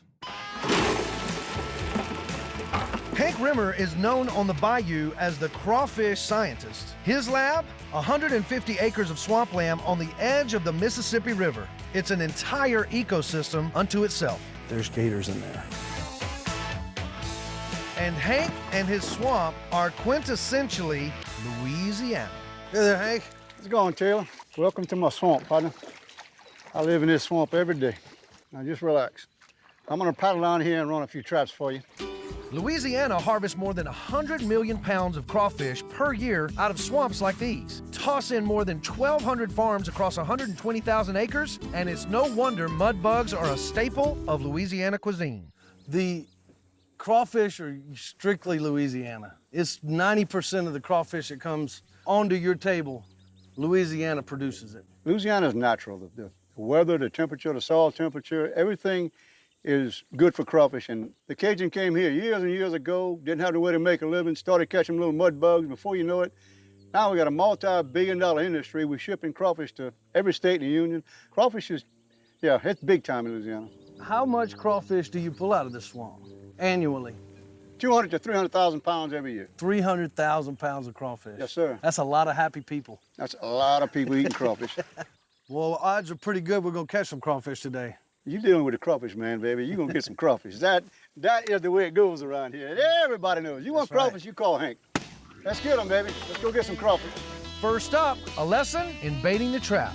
Well, here it is. So, they come in this way, don't they? Yes, sir. They come. These funnels are designed, when you set the trap down, the trap sits in the mud, and that funnel's basically on the edge of the mud. The crawfish doesn't come in. He circles the trap. And when he gets to that funnel, he goes in, because the bait's sitting in the middle of it. And he ain't coming out. And he ain't coming out. Once he gets in there, you got him. So it's baited and ready to go in the water. It's ready. Put that baby down. Then it's on down the swamp to harvest the catch. Whoa, look at here. Look at that crawfish. Oh my God, look at the crawfish in there. Yeah, look at my catch, baby. The crawfish season typically runs April through August, but there's a reason Hank is called the crawfish scientist. His eco-friendly ways have created an environment where he can harvest mud bugs all the way into September. Nobody'd believe it. They're gonna believe it now. Yes, they will. Keep on coming.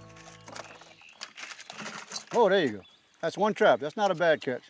The traps are set about 10 feet apart. But here we go, my man. And the faster you can empty it, the more traps you can harvest. There you go. You pop the top. And the idea is to have the speed with it. Okay, let's go on to the next one. But out here on the swamp, a trap slap full of fish. There are many things that can slow you down. This will be the finale. Whoa. Finale indeed. It's a bona fide Cajun now. He's baptized. He's a Cajun, baby. And he got the crawfish to go with it.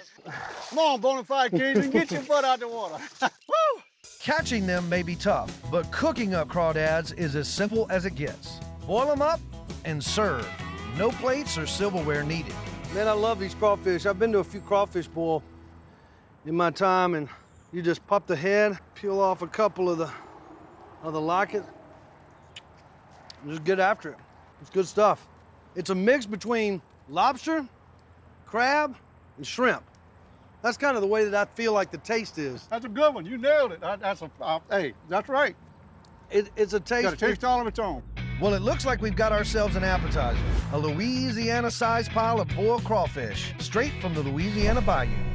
Coming up, you have a ton of rice fields. I'm harvesting 1/2 of a classic Louisiana duo. It's one of my favorite foods, and it is absolutely delicious.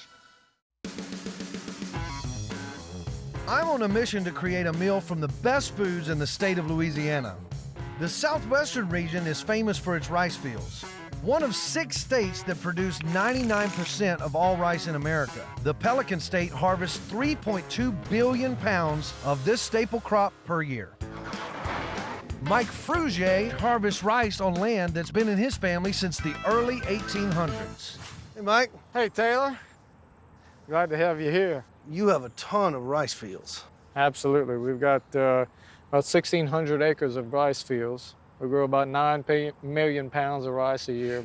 If everything goes right, we'll cut 1,600 acres in this machine in the next 30 days. We're just getting started today. Actually, it's our first day of harvest. So we got a lot of work to do. You like to see how it works? Sure. Well, let's go. Oh, you got a passenger seat too? Yeah. That's nice. The combine strips grain off the head of the crop. So it doesn't look like it, but we're actually cutting rice right now. It's like a giant vacuum cleaner. It just sucks the rice right off the top of the stalk. So after we strip it, it goes through the machine. The machine has a series of separators that separates the chaff from the grain. When it gets full, the big green cart's gonna pull up alongside us. We unload on the go, and he just follows right alongside of us. And then the truck takes it to our grain bins. We'll unload about 200 barrels of rice, which is, I don't know the math on that, but a couple thousand pounds. Woo, that was awesome. Rice dates back to pre-civilization. It's been growing in Louisiana since the early 1700s, which is about the time it found its Cajun-inspired side dish soulmate, the red bean. Red beans and rice, I've been waiting for this since I got to Louisiana. One of the most famous dishes down here, and you actually have some of our rice in that bowl. It's a good, hearty meal. I like food that sticks to your bones. And it's one of my favorite foods, and it is absolutely delicious. On our main plate, a farm-sized helping of red beans and rice.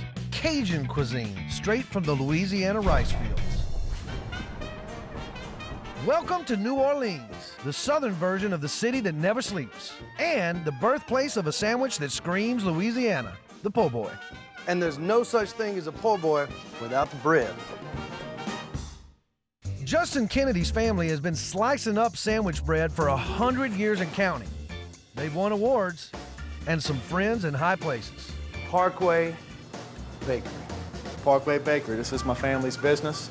It's the oldest po' boy shop in the city of New Orleans. And what that makes it is the oldest po' boy shop in the world. And it all starts right here with the bread, baby. Hand me a piece of bread out the bag, my friend. I want you to listen for something. Feel that, how soft and airy that is. I mean, you could go to bed on that. What's this thing here? So this is our bread template. So basically, you run this down to the end, cut right there, the next one, the next one, and that one right there. Okay, now this is important. You don't want to cut your fingers off, so I'll put my fist on it, and I'll cut it right down the center, okay? Bam. Let's see how it come out. You got to make sure it's straight. We call that a sidewinder because it's kind of angled, so the stuff's going to fall right off of that bread. So you got to take your time and make sure it's right in the center. There is truly an art form. There is an art. Every big city has its own sandwich. You know, the Northern, you got the Hero, you got the Submarine, you got the Hoagie. Our big city sandwich is the New Orleans po' boy. Started in 1929, the height of the Great Depression. The main mode of travel to get around the city was the streetcar line. And some streetcar conductors, Benny and Clovis Martin, had started in the streetcar business when they were young boys. They worked their way up. They retired, opened a grocery store. A couple of years later, guess what happened? 1929, the height of the Great Depression. Streetcar workers weren't getting paid. So they all went on strike. And Benny and Clovis said, you know what? We're gonna take care of our own. He said, you come to Benny and Clovis grocery store and you show your streetcar conductor badge, we're gonna feed our poor boys. And that's where it come from. Authentic po' boy bread actually can't be made outside of Louisiana. We're below sea level, and then it's so moist and humid down here, the bread is different. It's not dense. It's real airy. It's light and fluffy like cotton candy. And it's something you can only get in New Orleans. Let me try it again. Okay. That's perfect. No sidewinders. No sidewinders. Oh, sidewinder. Let's try it one more time. Perfect. You're a ninja, dude. You're a po' boy ninja. Po' boy ninja. You can fill a po' boy with just about anything. Turkey, roast beef, ham, to name a few. But the classic Louisiana way is none other than shrimp po' boy. I really love is that the fact the tomato's cold, the lettuce cold, the mayo's cold, and that complements that hot fried shrimp. The thing that we're so proud of is our Gulf seafood. and that's the highlighted Gulf seafood right there is Louisiana shrimp. I'm sold. On our main plate, an authentic Louisiana po' boy. I call this baby a Cajun twofer. Classic Louisiana below sea level bread and iconic shrimp straight from the bayou. Coming up, Gumbo, jambalaya, or etouffee. the battle's on. Which Cajun stew earns a spot on the Louisiana state plate? Tight race now. Our state plate is filling up. For our next contender, I'm headed back to none other than the Big Easy. Birthplace of the holy trinity of Cajun cooking. Onions, bell peppers, and celery. The base for nearly all Cajun and Creole cuisine. But there's another holy trio right here in Cajun country. Etouffee, jambalaya, gumbo. 3 dishes, all Louisiana. Which one's going on the state plate? Let's find out. At Mother's Restaurant, the food is famous. The lines are long, and Chef Roland Swayze stirs up all 3 of Louisiana's most succulent stews. I have an inner struggle. The struggle is real, folks. I'm torn between jambalaya, etouffee, and gumbo. All 3 of them are unique and similar in some ways, but they're different because one is like a seafood, and the other one is a rice dish, and the other one is a soupy dish. Here's the crawfish etouffee. All right. Ooh. The crawfish is like a French dish. It's a smothered down stew-like. Etouffee means smothered. Smothered, yeah. Etouffee is a truly Cajun dish, introduced in the 1920s by the descendants of French colonists in an area locals now call Cajun country. A shellfish stew etouffee hails from the sea. It's typically made with crawfish, crab, or shrimp. You know, everything complements everything so well. The crawfish, you got some celery in there, some onions, and you can taste all of those when you take a bite. You can taste all of the ingredients, not to mention the crawfish and the butter. Yeah. It's got butter. Well, on to the next dish. What's coming in? Here's the maize gumbo. Maize filet gumbo. Ooh, filet. The filet gumbo is almost the same as the etouffee, but it's just not seafood. But we have a seafood gumbo, which is shrimp, oysters, and crab meat, but this is just chicken and sausage. It's similar. Gumbo comes in with a slight edge. It's the official Louisiana state cuisine. Created in 18th century southern Louisiana, gumbo is a stew in both reality and spirit. It combines traditions from French, Spanish, Native American, and West African cuisine. It gets its spicy kick from the filet herb, which is made from dried sassafras leaves. It's got a little bit more stronger taste. It's not as smooth as the etouffee. It's got a stronger taste, but I love how the chicken and the sausage, you can taste both of those really well in there. That's a pretty good contender, I must admit. So we got one more. Yep. Here's Jerry's jambalaya. Jerry's. Jerry. We might have hit the mother lode with this one. So tell me what jambalaya is. We have the tomato jambalaya. I mean, you can have a brown jambalaya, you can have a red jambalaya. We have a red jambalaya, which is tomatoes, rice, a lot of herbs, and chicken and sausage. Jambalaya is a true city stew, a combination of Spanish and French influences, born in the 1800s in the heart of the Big Easy's famous French Quarter. Man, I love it. The other two were a little bit thinner in consistency, but this one is completely the opposite. It's hearty. You can really just tell the difference on how hearty the meal is. Yeah. It's definitely one of my favorites. All right. We got one vote for jambalaya on the state plate. I'm gonna need some more votes. What's your favorite, gumbo, jambalaya, or etouffee? Gumbo. Gumbo. Gumbo, jambalaya, or etouffee? Jambalaya. Jambalaya. Jambalaya. Jerry's jambalaya. Jerry's jambalaya. Yep. Gumbo. Gumbo. It's a tight race now. We'll see what happens. One more for gumbo. Etouffee all the way. Gumbo, jambalaya, or etouffee? Gumbo. Gumbo. Gumbo. Looks like we have a winner. It's gotta be gumbo on the Louisiana State Plate. This New Orleans creation is as old school as it gets. On our main plate, a side of delicious Louisiana gumbo, the State Plate winner, and the official Louisiana state cuisine. Coming up, don't laugh at me. They're laughing at me. A famous French pastry, paste for a pro. I can't do it this fast. Our State Plate is filling up. All we need is something sweet. To find it, I'm off to the world-famous French Quarter. In the 1700s, French settlers brought coffee, the Cajun dialect, and iconic desserts from sugar-crusted creme brulee to the sugar-covered beignet.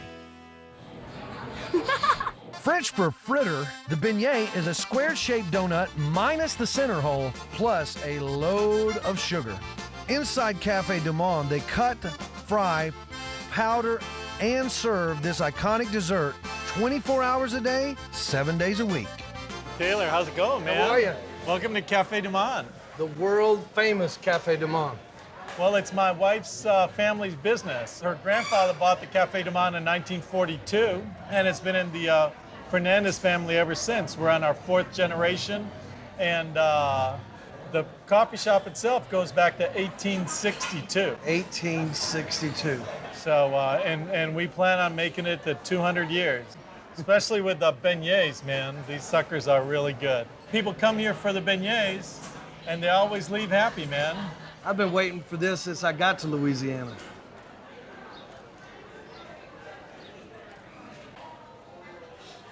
Well, you cannot not get it all over you, but this is deliciousness. I mean, it's gooey, it's fresh. It really melts in your mouth as soon as it hits it. I've always wanted to make one of them. Can I make one of these beignets? Well, they're waiting for you in the kitchen.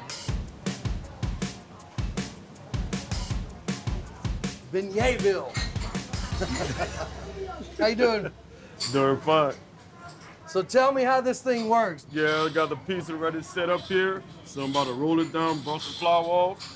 As soon as they come through the cutter, you just grab them, throw them in. So dough comes through here, comes down, goes through the cutter. Yes. It makes the beignets, and then all I'm doing is tossing them back into the grease. Yeah. Okay. Ready? I think I know how to do it. Let's go.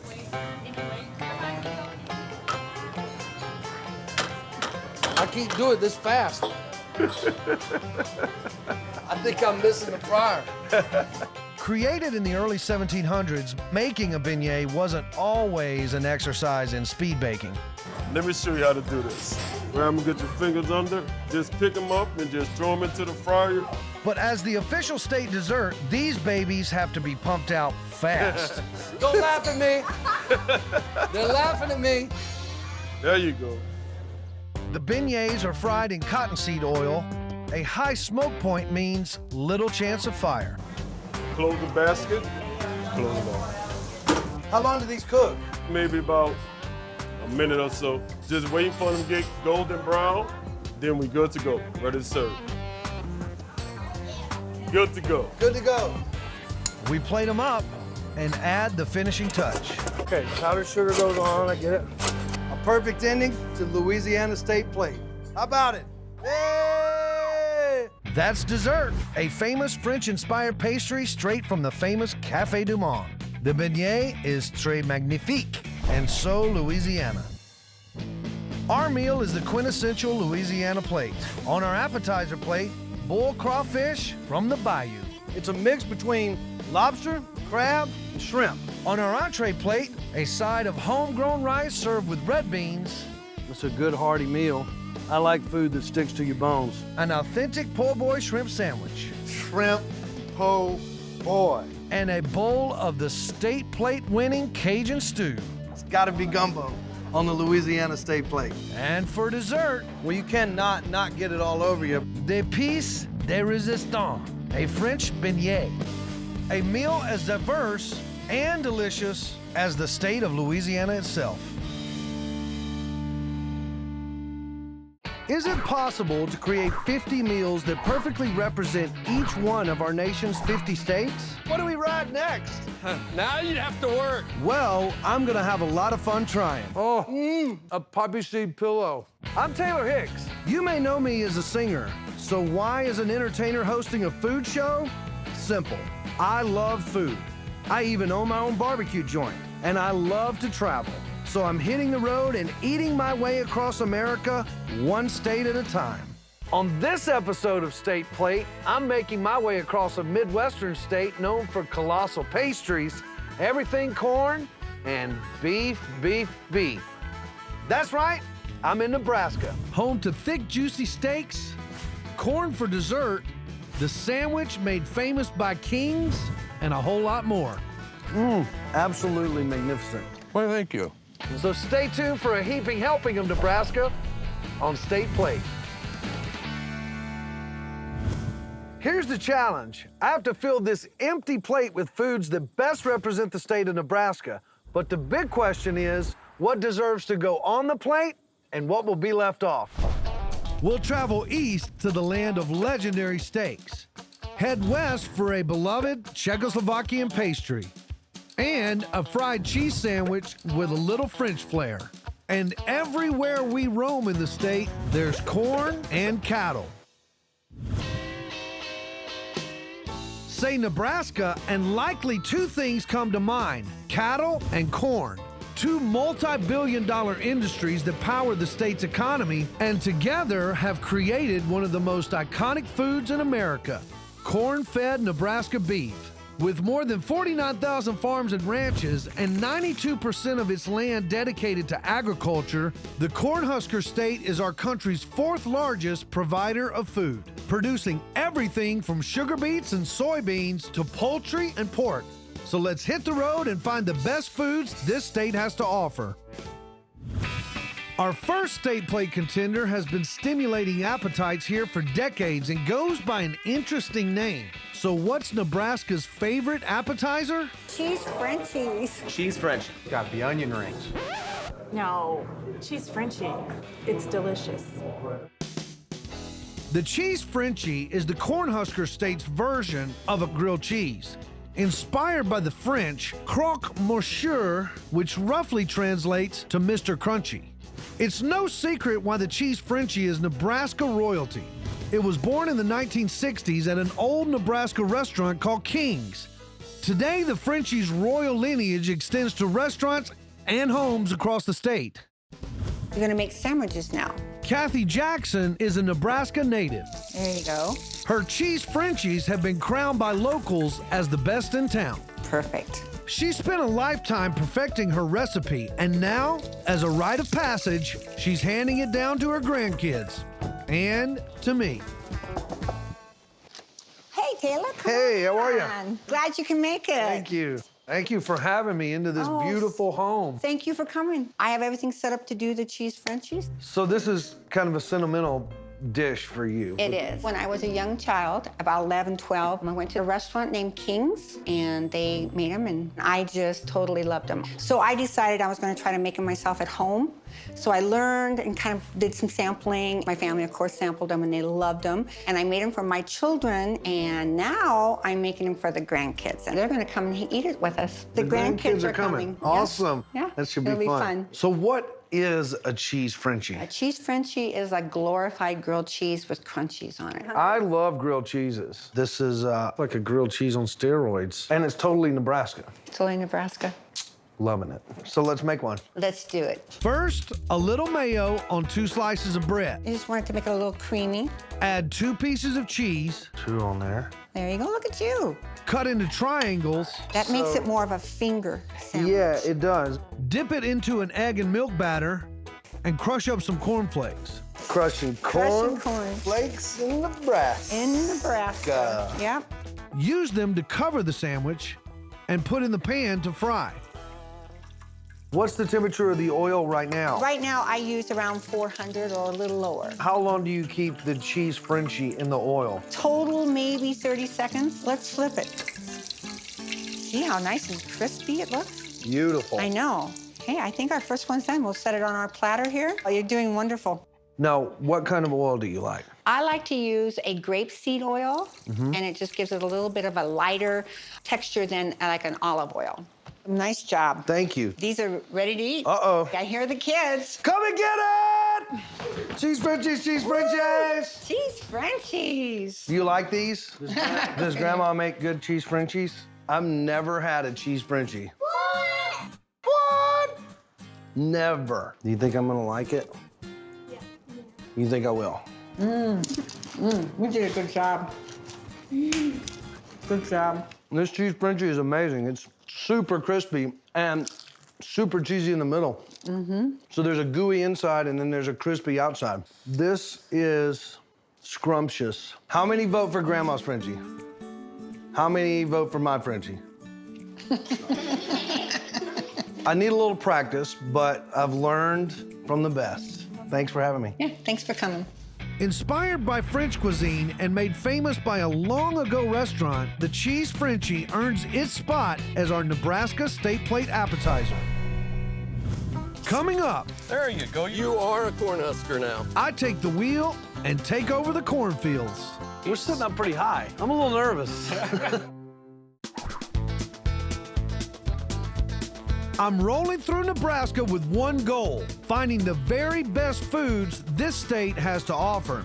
There's a reason why they call this the Cornhusker State. They grow corn in every county in Nebraska. That adds up to over 1 billion bushels a year. Nebraska grows more white corn and popcorn than any other state in the country, and their field corn is what puts the corn in their corn-fed beef. But today, I'm looking for my State Plate side dish, and that means I'm looking for one thing: Cornhusker sweet corn. Andy Daniels and his wife Tanny have been farming the land since Andy graduated from the University of Nebraska with a major in agronomy and ag economics. Today, they work side by side with their children Jason and Kelly, running Daniels Produce. This family is the real deal, Nebraska Cornhuskers. Hey guys. How you doing? The cornfields of Nebraska. Yeah, there's a few of them out here. So how much corn do you produce? We raise about 320 acres, which would be somewhere around 3 or 4 million ears. Why is it that Nebraska yields so much corn? We have the Okalala Aquifer under us, the largest aquifer in the United States, possibly in the world. So you go 14 foot down, you have all the water you could possibly need. So everything here is irrigated.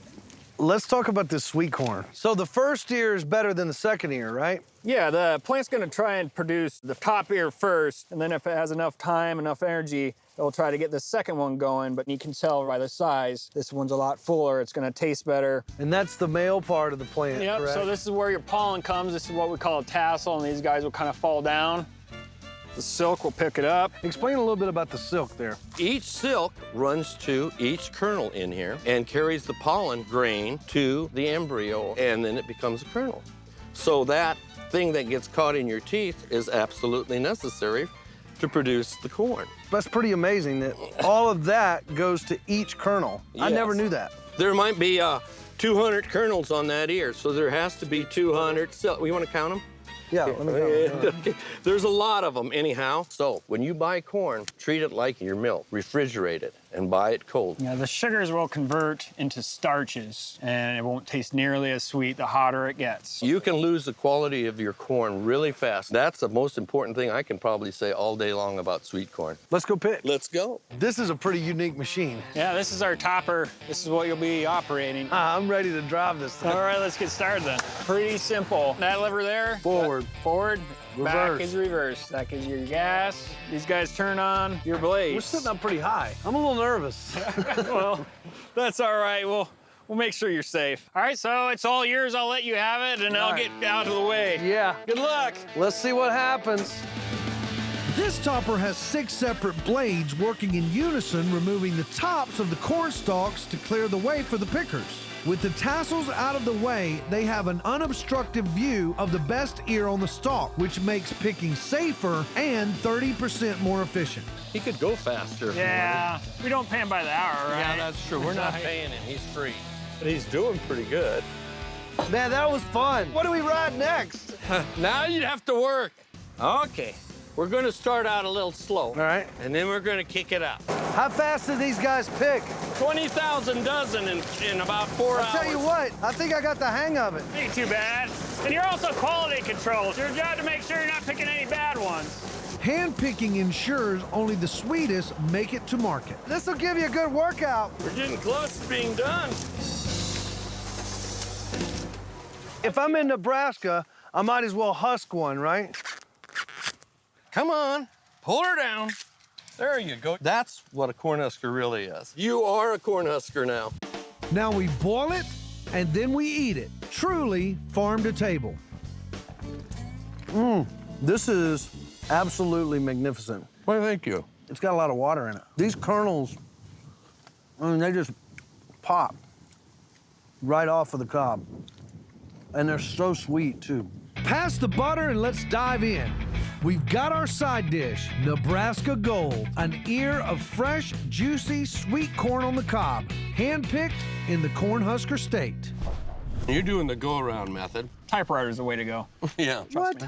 Coming up, I get a taste of what put Omaha on the map. 1 medium rare filet. I'm traveling across Nebraska looking for the most iconic foods in the Cornhusker State. In a state famous for growing corn, the sweet corn may feed the people, but it's the field corn that feeds Nebraska's largest industry, cattle. Beef is king in Nebraska. The state has nearly 23 million acres of rangeland and pasture land. Cattle outnumber humans 4-to-1. And the 3 largest beef cow producing counties in the United States are all in Nebraska. That's led to some serious beef inspired creations. You've got the hamburger pizza, the hugely popular Runza, and you can thank a grocer in Omaha named Ruben Kolakowski for the classic corned beef sandwich that bears his name, Ruben, not Kolakowski. But the best way to eat beef in Nebraska? You gotta have a steak. Welcome to Johnny's Cafe, an iconic steakhouse in the heart of Omaha that's been serving up Nebraska's finest steaks for nearly a century. The historic Johnny's. Welcome. Let's talk about beef. Okay, good. The beef in Nebraska is well known nationally just because they are fed corn, and this is the best product that will give you this marbling that's in these steaks. I like the corn-fed marbled beef, and that's what you got here. Yeah, exactly. The marbling contributes to the taste, the flavor. So the marbling is the fat that gives it the flavor. Correct, and that's the reason it's so popular with the people. Let's talk about the cuts. Okay, let's start off here with the top sirloin, quality steak for the price. Working man steak. Working man steak, affordable piece of meat, and you can do a lot of things with it. The sirloin is the upper part of the loin and provides a variety of sirloin steaks, roasts, and the tri-tip cuts. This is the ribeye. The ribeye steak has the most marbling probably of any product. In turn is the most flavor. Exactly. Sounds good to me. The ribeye steak is a premium cut from the ribs. Prime rib comes from the upper portion of this section. The porterhouse here, you'll see that you have 2 cuts on one serving here. You have the strip on one side of the bone and the filet on the other side. This porterhouse is the best of both worlds, right? Exactly. Now this is the T-bone. We have a smaller portion of the porterhouse. And they still come from the same location of the cow. Correct. A lot of great cuts come from the short loin. The first 2 cuts give you a porterhouse steak. The following cuts give you a T-bone. The tenderloin spans the short loin and the neighboring sirloin and can be served as a roast or cut up into filet mignon. Well, I love all these cuts, but the filet is my favorite. It's probably the most tender of any of the steaks that we have. You're making me hungry. Well, let's take that and have Chef Jamie cook it up and see what you think of it. Hey, Chef. Hey. I hear you got some steaks we're gonna cook. I sure do. Fillets. So some people are afraid to order steak rare, but you have to cover it. Yes, the reason we cover the steaks, if they're ordering a rare, we want to make sure that the outside is cooked, just enough to kill the bacteria around it. But you can eat it rare. Yes, we've done steak where the guests just ask for 1 minute on each side. 1 minute. I gotta have at least 2 or 3 minutes on each side, in order for me to kill the bacteria around the steak. My favorite is the medium rare. So I think the medium rare is ready to roll, huh? All right, go ahead, pull it off. 1 medium rare filet. So let's try it. Perfect medium rare. How is it? Just a little hint of cool. Seared on the outside. Absolutely delicious. Nice and tender. Melts in your mouth. You can really tell it's corn-fed right here in Nebraska. Now our entree plate is complete. Tender corn-fed steak and sweet corn on the cob. Fresh, simple, and so Nebraska. Medium rare. Coming up, I spread a little Southern hospitality. You're very generous with that butter. I'm from Alabama. Our Nebraska state plate is filling up, and it's time for something sweet. Have you ever thought about corn for dessert? Well, I'm headed back to the Daniels farm because I'm hearing that sweet corn isn't the sweetest corn around here. In fact, it's popcorn balls. Nebraska grows more popcorn than any other state. They produce over 300 million pounds of popcorn every year. And they don't just like it buttery, they also like it sweet. Hi, ladies. Hello. There. What's popping in here? I smell something. We're making popcorn balls for dessert. Popcorn balls. Yep. Here in the state of Nebraska, we produce almost 50% of the entire nation's popcorn. That's a lot of love for popcorn. So what's in the popcorn ball? It's very simple. All you do is add sugar, butter, a little bit of salt, vanilla, and corn syrup. Yum. Just pour it over the popcorn. Let's make some. All right. This is the sticky part. Get it all on there. Now we gotta just get our hands in there. Just kind of smash it into a ball. There you go. Right there. It's easy. That's a true Nebraska in popcorn itself. ball. Look at that. You just wanna make sure you don't have any Old Maids in there. Never heard of it. Old Maids are your half-popped seeds. And you don't want that in your popcorn ball because if you take a big old bite, you could break a tooth. All right, there's an Old Maid right Old there. Maid, what? I'm gonna turn on the Old Maid siren. Woo, woo. You gotta get that out of there. You break a tooth, chip it on that, someone could get hurt. Get that Old Maid out, chum. How about a fresh popcorn ball, no Old Maids? Let's hope. This is delicious. The popcorn's kind of fluffy on the outside, and it's kind of gooey in the middle. A great combination of the sugar and the popcorn. It's great for dessert. I had no idea that I would find dessert in the middle of a Nebraska cornfield. You found it. Salty and sweet. So of course, a popcorn ball is a must-have dessert on our Nebraska state plate. My sweet tooth hasn't been satisfied quite yet, and you can't leave Nebraska without a Kolach. Next stop, Prague, Nebraska, home of the world's largest kolach. It's a small town with a big Czechoslovakian influence. I'm visiting Kolache Corner Cafe, where brother and sister Mark and Debbie bake them fresh daily. Hey, Taylor. Welcome to Prague, Nebraska. I should say Vítame vás dobrahi, which is a Czech for we welcome you to Prague, Nebraska. So the Czechoslovakian culture here is really rich. Yes. Back in the 1800s, a lot of Czechoslovakians settled here in Nebraska. Between 1856 and 1914, over 50,000 Czechs immigrated here, ranking Nebraska the #1 state for Czech immigration. Mark and Debbie's ancestors were part of that wave and brought with them their favorite dessert. What is a kolach? A kolach is an ethnic pastry that was handed down from generation to generation from the Czech Republic. Did you have a part in making the world's largest kolach? I sure did. My job was to empty 5-gallon buckets of cherry pie filling into the center, and they had the fire department bake this world's largest kolach. How big was the kolach? The kolach was 2,605 pounds. That is a ton of kolach. It is a ton of kolach.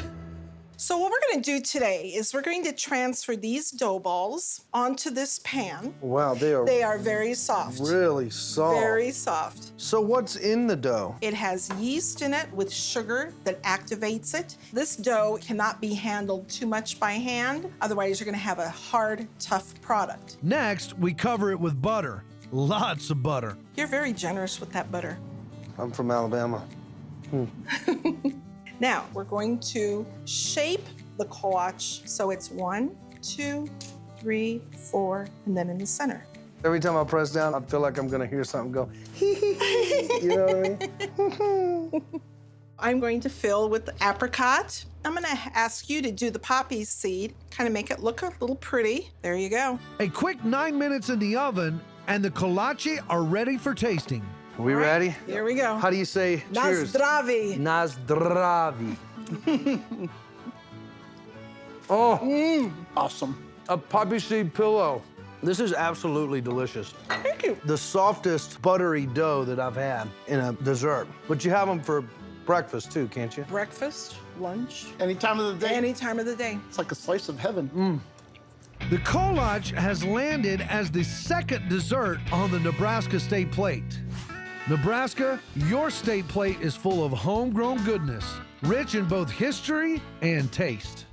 On our appetizer plate, the Cheese Frenchie, a hand-dipped fried cheese sandwich made with love. How many vote for Grandma's Frenchie? How many vote for my Frenchie? On our main plate, a Nebraska Cattleman's Delight, a juicy, tender steak with a side of Cornhusker grown sweet corn. You're doing the go-around method. Typewriter's the way to go. Yeah. What? On our dessert plate, a sweet, salty popcorn ball, plus a kolache, a heavenly sweet pastry brought to Nebraska by Czech immigrants. Warning, when eaten, may lead to dancing. Thanks, Nebraska. Great people, great eats. Is it possible to create 50 meals that perfectly represent each one of our nation's 50 states? Woo! Bring on the heat! Well, I'm gonna have a lot of fun trying. I think we're onto something here. I'm Taylor Hicks. You may know me as a singer, so why as an entertainer hosting a food show? Simple. I love food. I even own my own barbecue joint, and I love to travel. So I'm hitting the road and eating my way across America, one state at a time. On this episode of State Plate, I'm making my way across a Rocky Mountain state known for its own kind of oysters, the sweetest produce in the country, and world-renowned lamb. Oh. That's right, I'm in the great state of Colorado. Home to sugary sweet corn, the gold standard of cantaloupe, green chilies that ignite any taste bud. It got hotter. And a whole lot more. Stay tuned for a heaping helping of Colorado on State Plate. So here's the challenge. I have to fill this empty plate up with food that best represents the state of Colorado. Colorado's got some great food. So what will go on the plate and what will be left off? Up north, we'll seek out the legendary Rocky Mountain oyster. The western part of the state is sweet corn country. In the southeast, we'll try world-famous Pueblo green chilies and Rocky Ford cantaloupe. And all across the state, lamb graze the mountainside. Purple Mountain Majesty above the fruited plain. They were talking about Colorado. Not only do the plains grow some of the nation's best fruits and vegetables, but the Centennial State grows millions of bushels of wheat, corn, and hay to feed these guys. Cattle make up 60% of Colorado agriculture, an industry worth an estimated $2.5 billion a year. My first stop?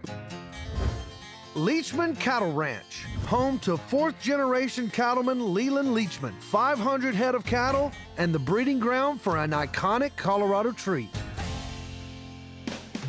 Our first State Plate contender goes by a slightly confusing name. They're called Rocky Mountain oysters, but they don't come from the sea. They come from a bull, and they are culinary proof that in these parts, diners are willing to eat literally every part of the bull. Now, where can I get some of these Rocky Mountain oysters?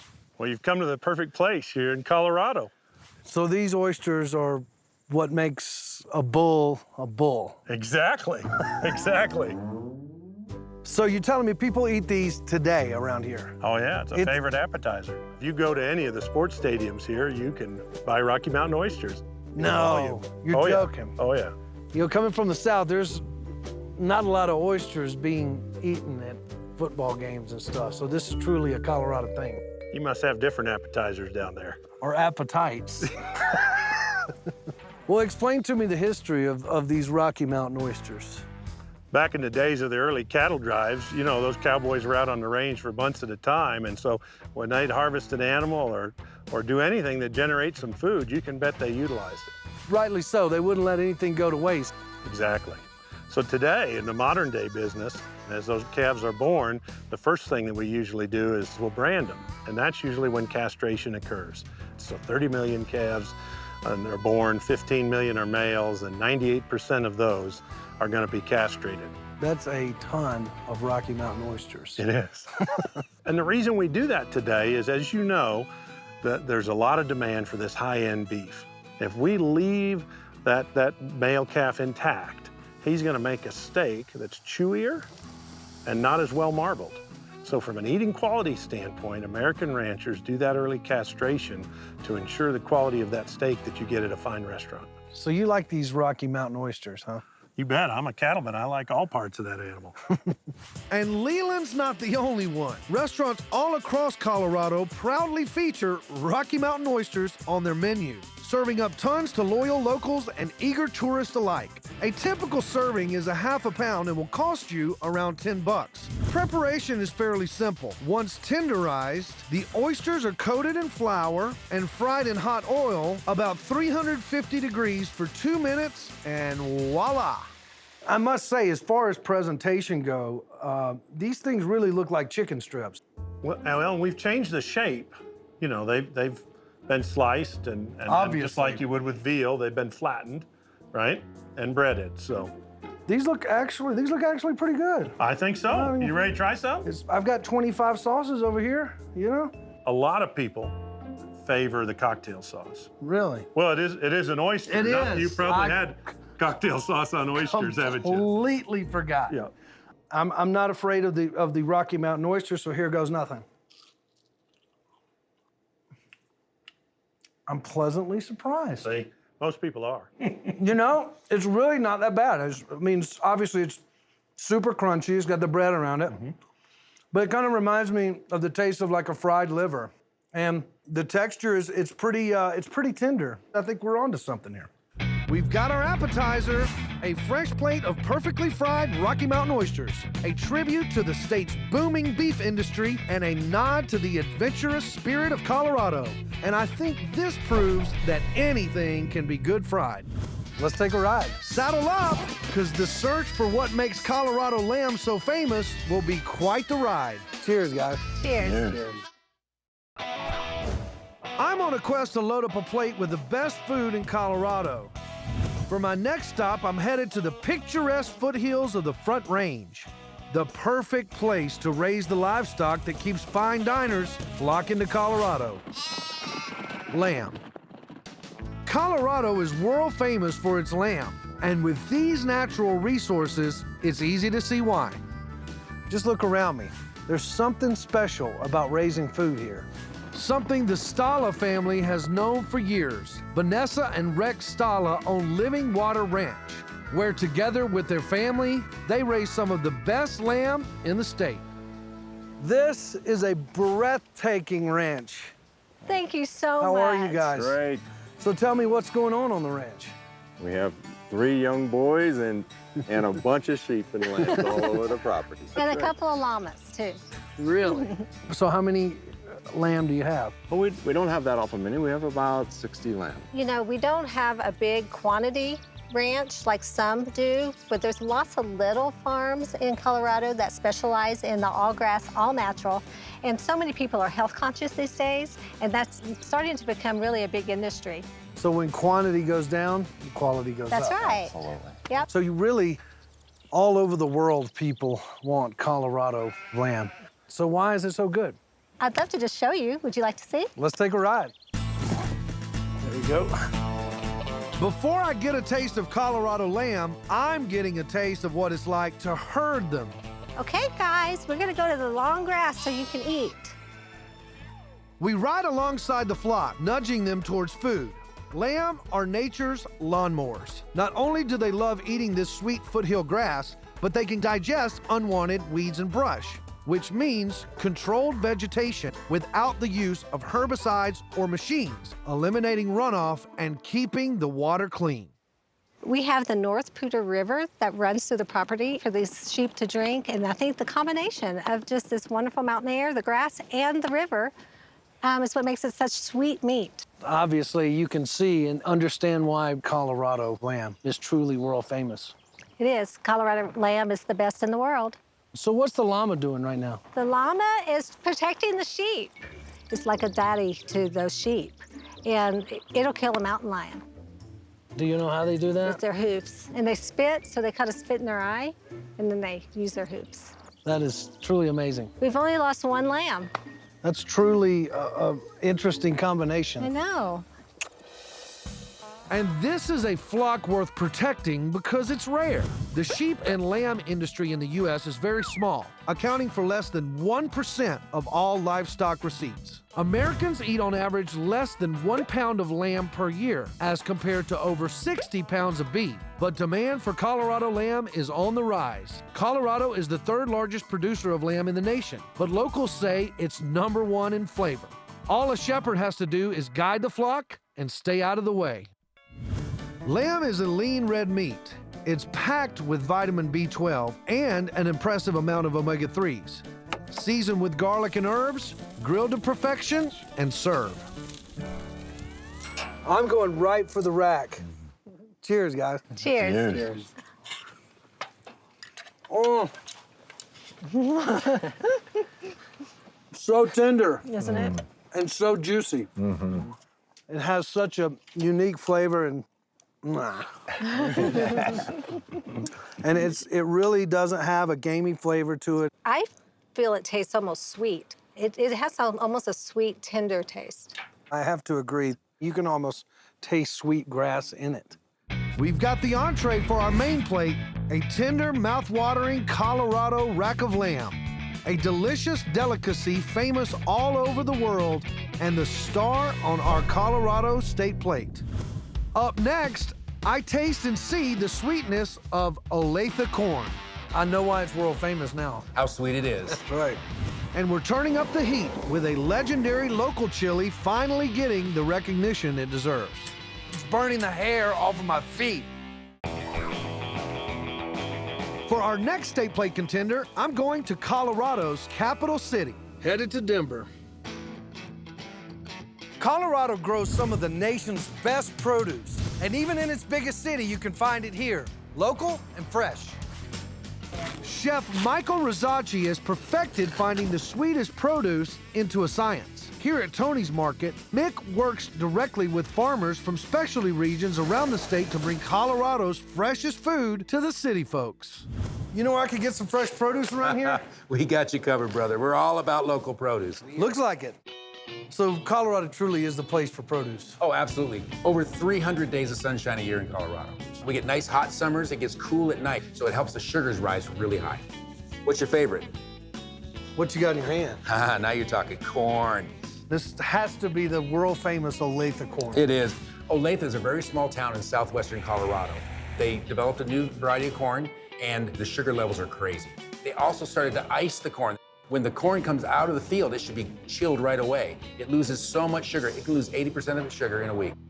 So how sweet is sweet?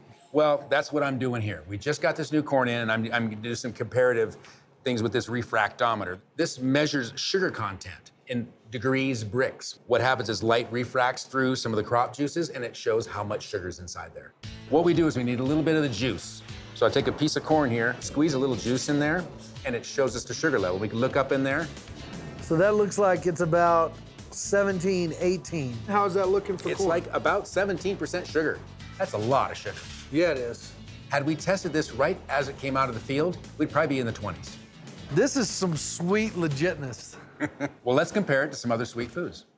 I've got a local peach. So our corn was 17. About 17, probably 20 And something in this the field. peach is 13. There you go. So the corn is sweeter than the peach. Olathe corn, easily sweeter than a peach. It's usually sweeter than melons, sweeter than apples, sweeter than oranges. It's one of the sweetest things in the vegetable department. I know why it's world famous now. Oh, yeah.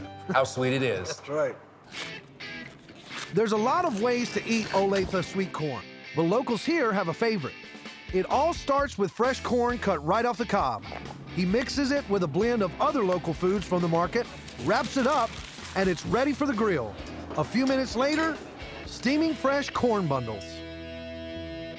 All Colorado ingredients. We got some nice bacon in there, some carrots, some bell peppers, but green chilies and jalapenos, they're gonna treat you right. Man, that is sweet. It's just steamed just a little bit, but you can really taste the corn in there. Good corn really needs no cooking. You just warm it up. Don't overcook it, that'll make it unsweet. All those kernels are like bursting in my mouth. Got a little bit of a kick too. You like that? I do, The I love sugar and the spice, they are so nice. You're a poet and didn't know it. On our main plate, an Olathe sweet corn bundle, fresh off the grill and packed full of savory sweetness. A perfect pairing to our Colorado rack of lamb. Our next state plate contender has me traveling south to Pueblo. When you hear green chilies, you might think of New Mexico. But for the title of America's Green Chili King, there is a David and Goliath battle going on between Colorado's Pueblo green chili and New Mexico's Hatch chili.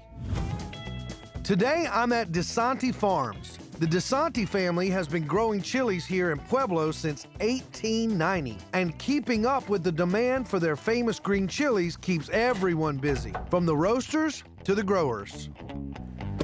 Hi, how's it going? Thanks for having me on the family farm. You bet. We've been here for 5 generations.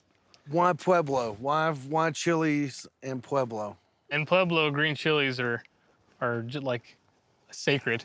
We have Colorado Sunshine and Rocky Mountain Water, which both come together to help us raise the most flavorful pepper out there.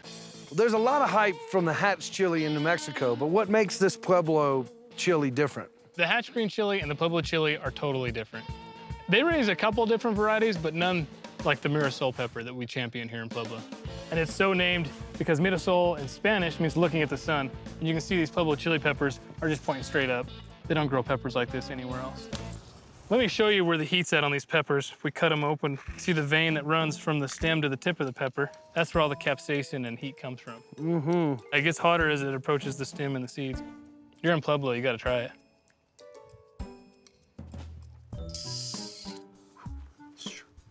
Kind of hot. Yeah. Well, if you like them like that, I think you're really gonna whistle when we get them roasted. Let's go back to the shed and try them. Green chilies are so sacred in Pueblo that they even have their own festival. Every year, people come from all over the world to celebrate this hot commodity served every way you could imagine. On pizza, on ice, wrapped in bacon, Pueblo green chili pasta, peanuts, you name it. But the most popular and traditional way to eat these chilies is fire roasted. Taylor, this is my sister, Sarah. Hi, Sarah. She does all our roasting. Nice to meet you. Why don't I show you over here and I'll get you to do your own bushel chili. Okay. So you're just gonna go ahead and grab that. It's gonna go right in this roaster. You're gonna go ahead and close this lid for me. Lift that handle, pull that thing out right there, and turn your yellow knob on. What do you say we like these babies? All right, go ahead and fire it up. These puppies are roasted. So when it's crackling, you know they're roasted. Yep, that's the skin cooking. Woo! Bring on the heat! All right, there you go. Ah. If you like, you can go ahead and try one. Mmm. I love the smoky flavor on this chili. Great. There's a little bit of heat in there. It got hotter. It's burning the hair off of my feet. It's good stuff. Roasted Pueblo green chilies earn a spot on our main plate. A smoky side with a fiery finish adds just the right amount of kick to this iconic Colorado meal. Coming up, we're headed to a tiny town that grows so many cantaloupe, it'll make your melon spin. They're candy that's good for you. Do you realize that I love candy that's good for me? Everybody does.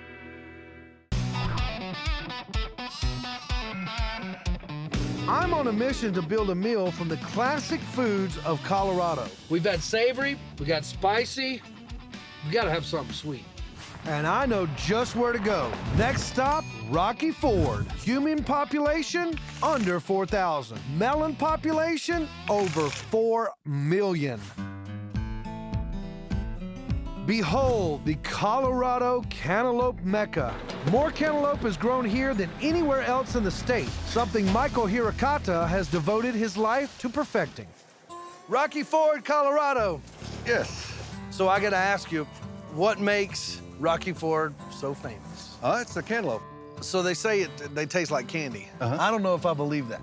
They do. They're candy that's good for you. Do you realize that I love candy that's good for me? Everybody does. You know, other cantaloupes are 12% sugar. We're around 15% sugar. That's a really sweet cantaloupe. Yeah, it's really sweet, really good. Colorado folks love their cantaloupe. Yes, they love the cantaloupe, and we can pick them this morning, and they can be on their tables in the evening. Well, let's pick some of these melons. All right. Here's one right here. There, it looks like a good one right there. So how long have these been growing? From the time we plant them to the time we harvest is about 90 days. And they're pretty easy to just snap off, right? Yeah. You just kind of just pop it off? Yep, that's all you do. And they do become this size? Yeah, they size first, and then they turn ripe inside. Okay, so they get big, and then then they ripen. Yes. Sometimes Rocky Ford cantaloupes aren't the prettiest, but they are the sweetest. Pickers work fast to fill a truck.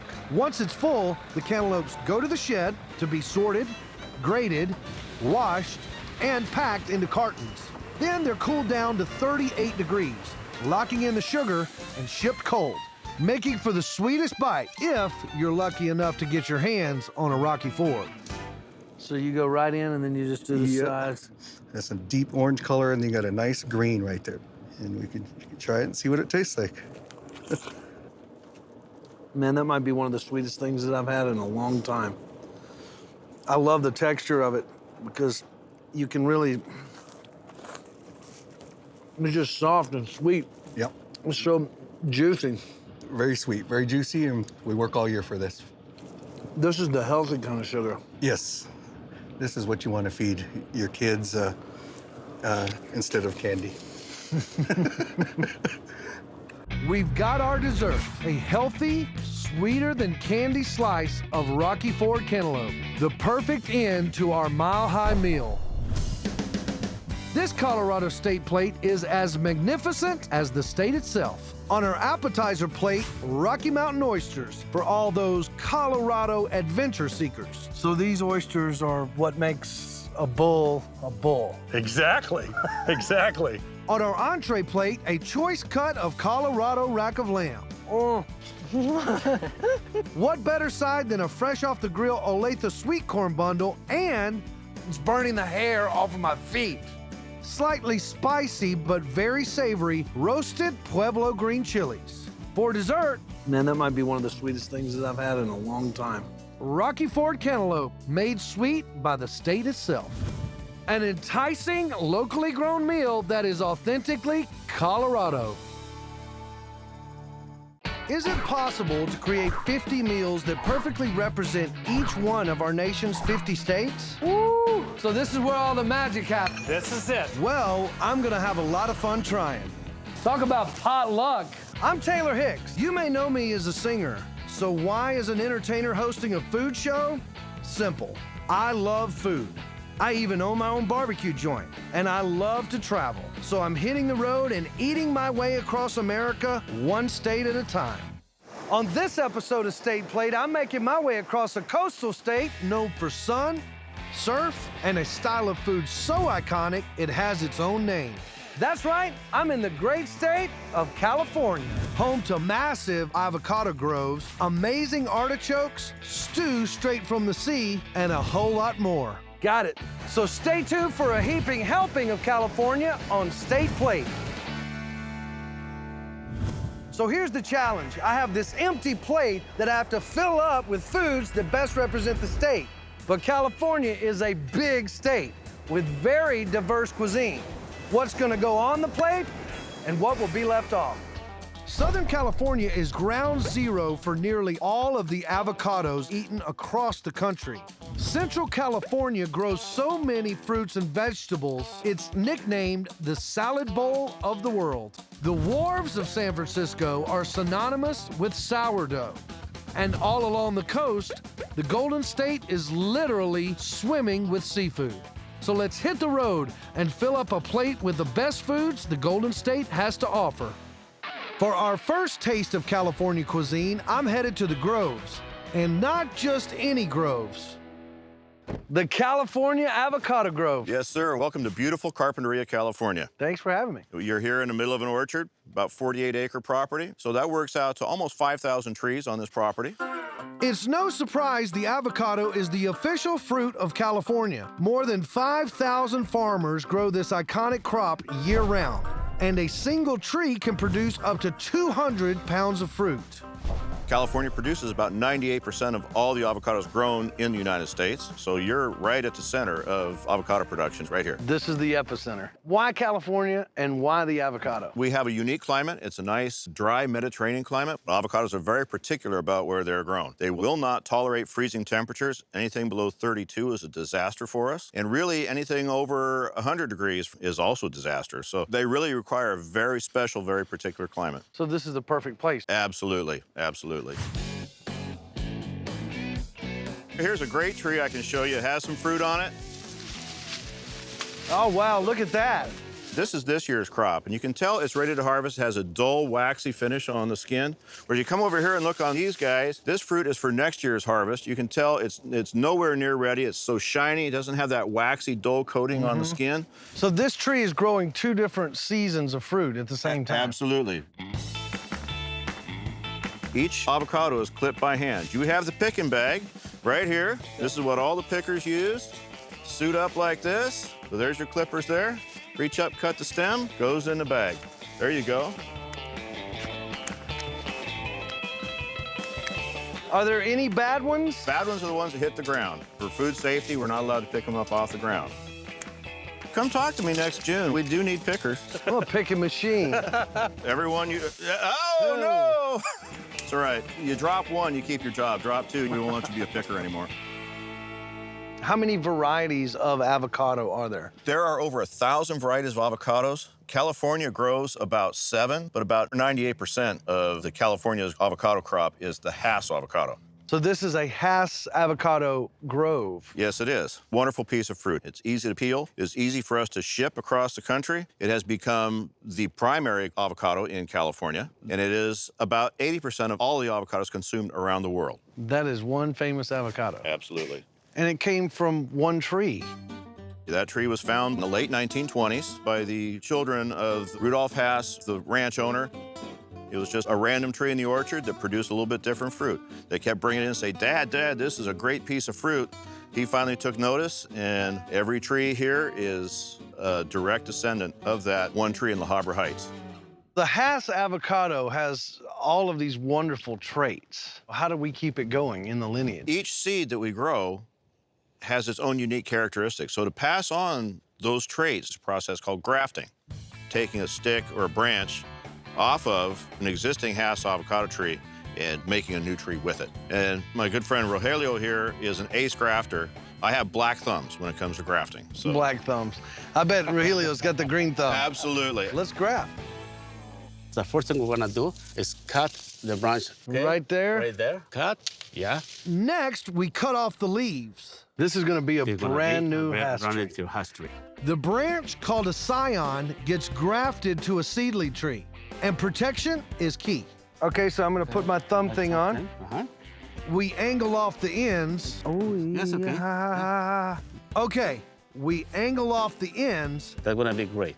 Then it's all about the splice. So I'm cutting both of the branches together to fit the stems to grow. Correct. The new shoot gets wrapped. Type a little bit. Okay. Just like that. There you go. Yeah. Got it. Okay. Voila.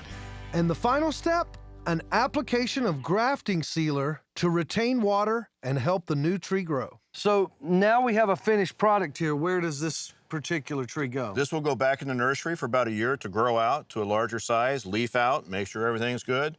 After that, it'll come back out in the field and we'll plant it in as part of a new orchard. Look at this, you got 2 new professions in one day. That's right. The double H, the Hass Hicks tree. I like it. In California, there's no wrong way to eat an avocado. Raw, with eggs, tossed in a salad, but nothing says California quite like guacamole, an iconic mix of fresh avocado, tomato, onion, and cilantro. I love the texture of the avocado. Real smooth tasting. Smooth and creamy, just a nice, rich flavor. That is a fresh guacamole right there. So you can really taste the cilantro and the tomatoes, and it's healthy. That's the key. No cholesterol, correct? No cholesterol, full of vitamins, fiber, potassium, lycopene, all good stuff. Man, this is good. We literally picked our appetizer. Fresh guacamole made from fresh California avocados. The official state fruit and the key ingredient in the official state plate appetizer. Coming up, a California culinary gift. This dough is 25 years old. Yes. That keeps on giving. Woo! I'm filling up a plate with the best foods in California. With over 800 miles of coastline, California has some killer seafood. In fact, residents of the Golden State eat more seafood than any other state in the nation. The waters of the Pacific are home to an endless list of delicacies. And if you can't choose, you don't have to. Next stop, Monterey Bay's famous Phil's Fish Market, home to world-class seafood and an iconic California dish called chipino, a seafood stew literally swimming with treats from the deep. World famous Phil. Okay, I'll take that. You got a lot of seafood here, but I want to know about the chipino. So chipino is a fish stew that is done with a tomato base, fresh fish that's put together in a pot. And it really started in the turn of the century in San Francisco. Chipino is a truly communal food. In the early 1900s, many fishermen lived on their boats, and cooking individual family meals made little sense. What they would do, they have a pot, a community pot, and they would, hey, Pasquale, where are you going today? I'm gonna go get crab. And Bruno, what are you gonna do? I'm gonna get clams. So they would come in and they would have this community pot going, and they would chip in. I was about to say they would chip in. The Italians had a little trouble with the word chip in, and they kept going chippy, chippy, chippy, chipino. And that's where it started in San Francisco over 100 years ago. So what's all in a chipino? You know, you could do it any kind of fish you want. Our particular chipino that we do, that we specialize in, is 7 different seafood. 7 different seafoods. Yeah. Let me show you what we use. Okay. So this is where all the magic happens. This is it, right here. See this pot? It's a regular pot, right? It's gonna be a magic pot. This is pesto, olive oil, and garlic, and fresh basil. We start off with manila clams, and then nice black mussels. So this is the beginning of Phil and Taylor's chipino. You got it. What's next? Red snapper, please. This is the sauce. 3 blends of tomatoes. California grown. Bring it up to a little bit of simmer. There we go. Now the calamari. Sì, bello calamari, bello calamari. Bello. Okay, chopped clams. Then from there, we use the local crab, which is a Dungeness crab. Is this the last one, or we keep going? No, we got 2 more to go. We got 2 more to go, baby. The 2 final fish, shrimp and scallops. Talk about potluck. And before you can say chip in, it's done. I'm stumped. I don't know what to eat first. I'm gonna go with the calamari. oh man. And it's almost like you can taste every one of those Magic 7 in one bite. Exactly. This Dungeness crab is absolutely divine. This is gonna be one for the ages. And one for the California State Plate. We've got our entree, a hearty bowl of healthy chipino. Our next State Plate contender is taking us north to the Golden Gate and the world-famous City by the Bay. California isn't just famous for growing fruits and vegetables. They know how to bake some bread, too. And not just any bread, classic San Francisco sourdough bread. Next stop, Claudio's Bakery. This is the place for sourdough. Claudio's Bakery, you came to the right place. Sourdough's been around for thousands and thousands of years. Yeah. Egyptian time. Egyptian time, yeah. Sourdough bread may have been born in Egypt, but it rose to fame right here in San Francisco. During the California Gold Rush, miners struck more than gold. They discovered the San Francisco air was filled with naturally occurring bacteria that puts the sour in sourdough. And that just gives it this good tangy taste to it. You could call sourdough the gift that keeps on giving. One batch of mother dough can produce offspring bread for decades. How long has this mother dough been around? This one here particularly has been around for 25 years. So this dough right here is 25 years old. Well, basically, yes. So how can dough last for 25 years? Throw it in there. By mixing it daily with additional flour and ice water. Go hit that black button right there. The process is called rejuvenation. It keeps the mother dough fresh and doubles the volume daily. So this is the rejuvenated mother dough. Right. The dough gets mixed again. Half is retained as mother dough. That's good. And half gets baked into bread. Woo! That's some good sourdough right there. Ready to taste it? Yeah, I'm ready to eat it. Too much. Oh. Got that little tangy taste, doesn't it? Yeah, it takes a little tangy. Inside's a beautiful, soft, really soft in your mouth. Mm-hmm. And there's a little bit of outside crust here. This is some good bread. Looks like we've baked up our first side dish on our main plate. Fresh, baked San Francisco sourdough. Coming up, got it.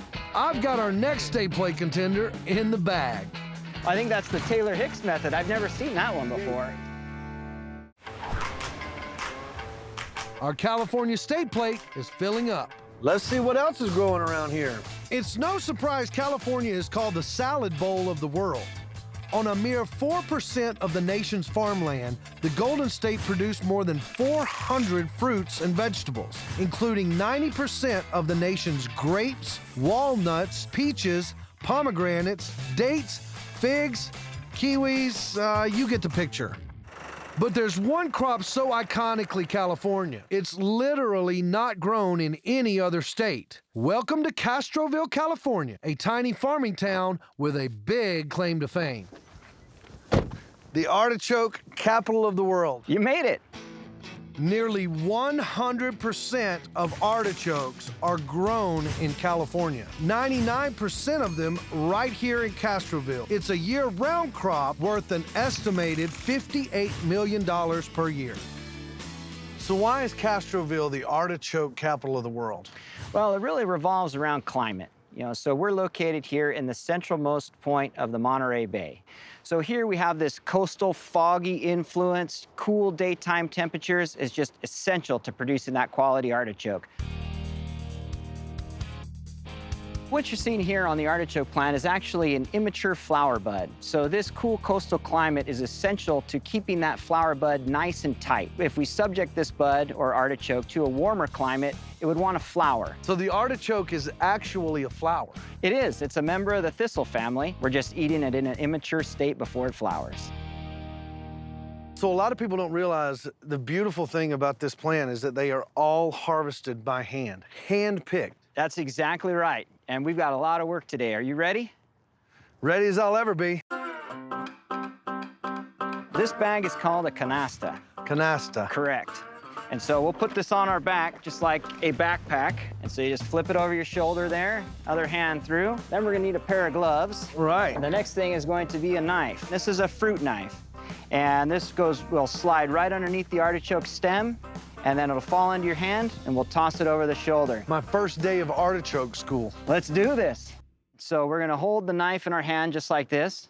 We'll place the blade on the stem and just pull the knife through. That just came right off. It definitely did, almost like cutting butter. Once it's off, you just chuck it over your head behind you. Did you make it? Yeah. And so we just start walking. So there's a slam dunk method, and then there's the three-point method. I think that's the Taylor Hicks method. I've never seen that one before. Artichokes grow year-round.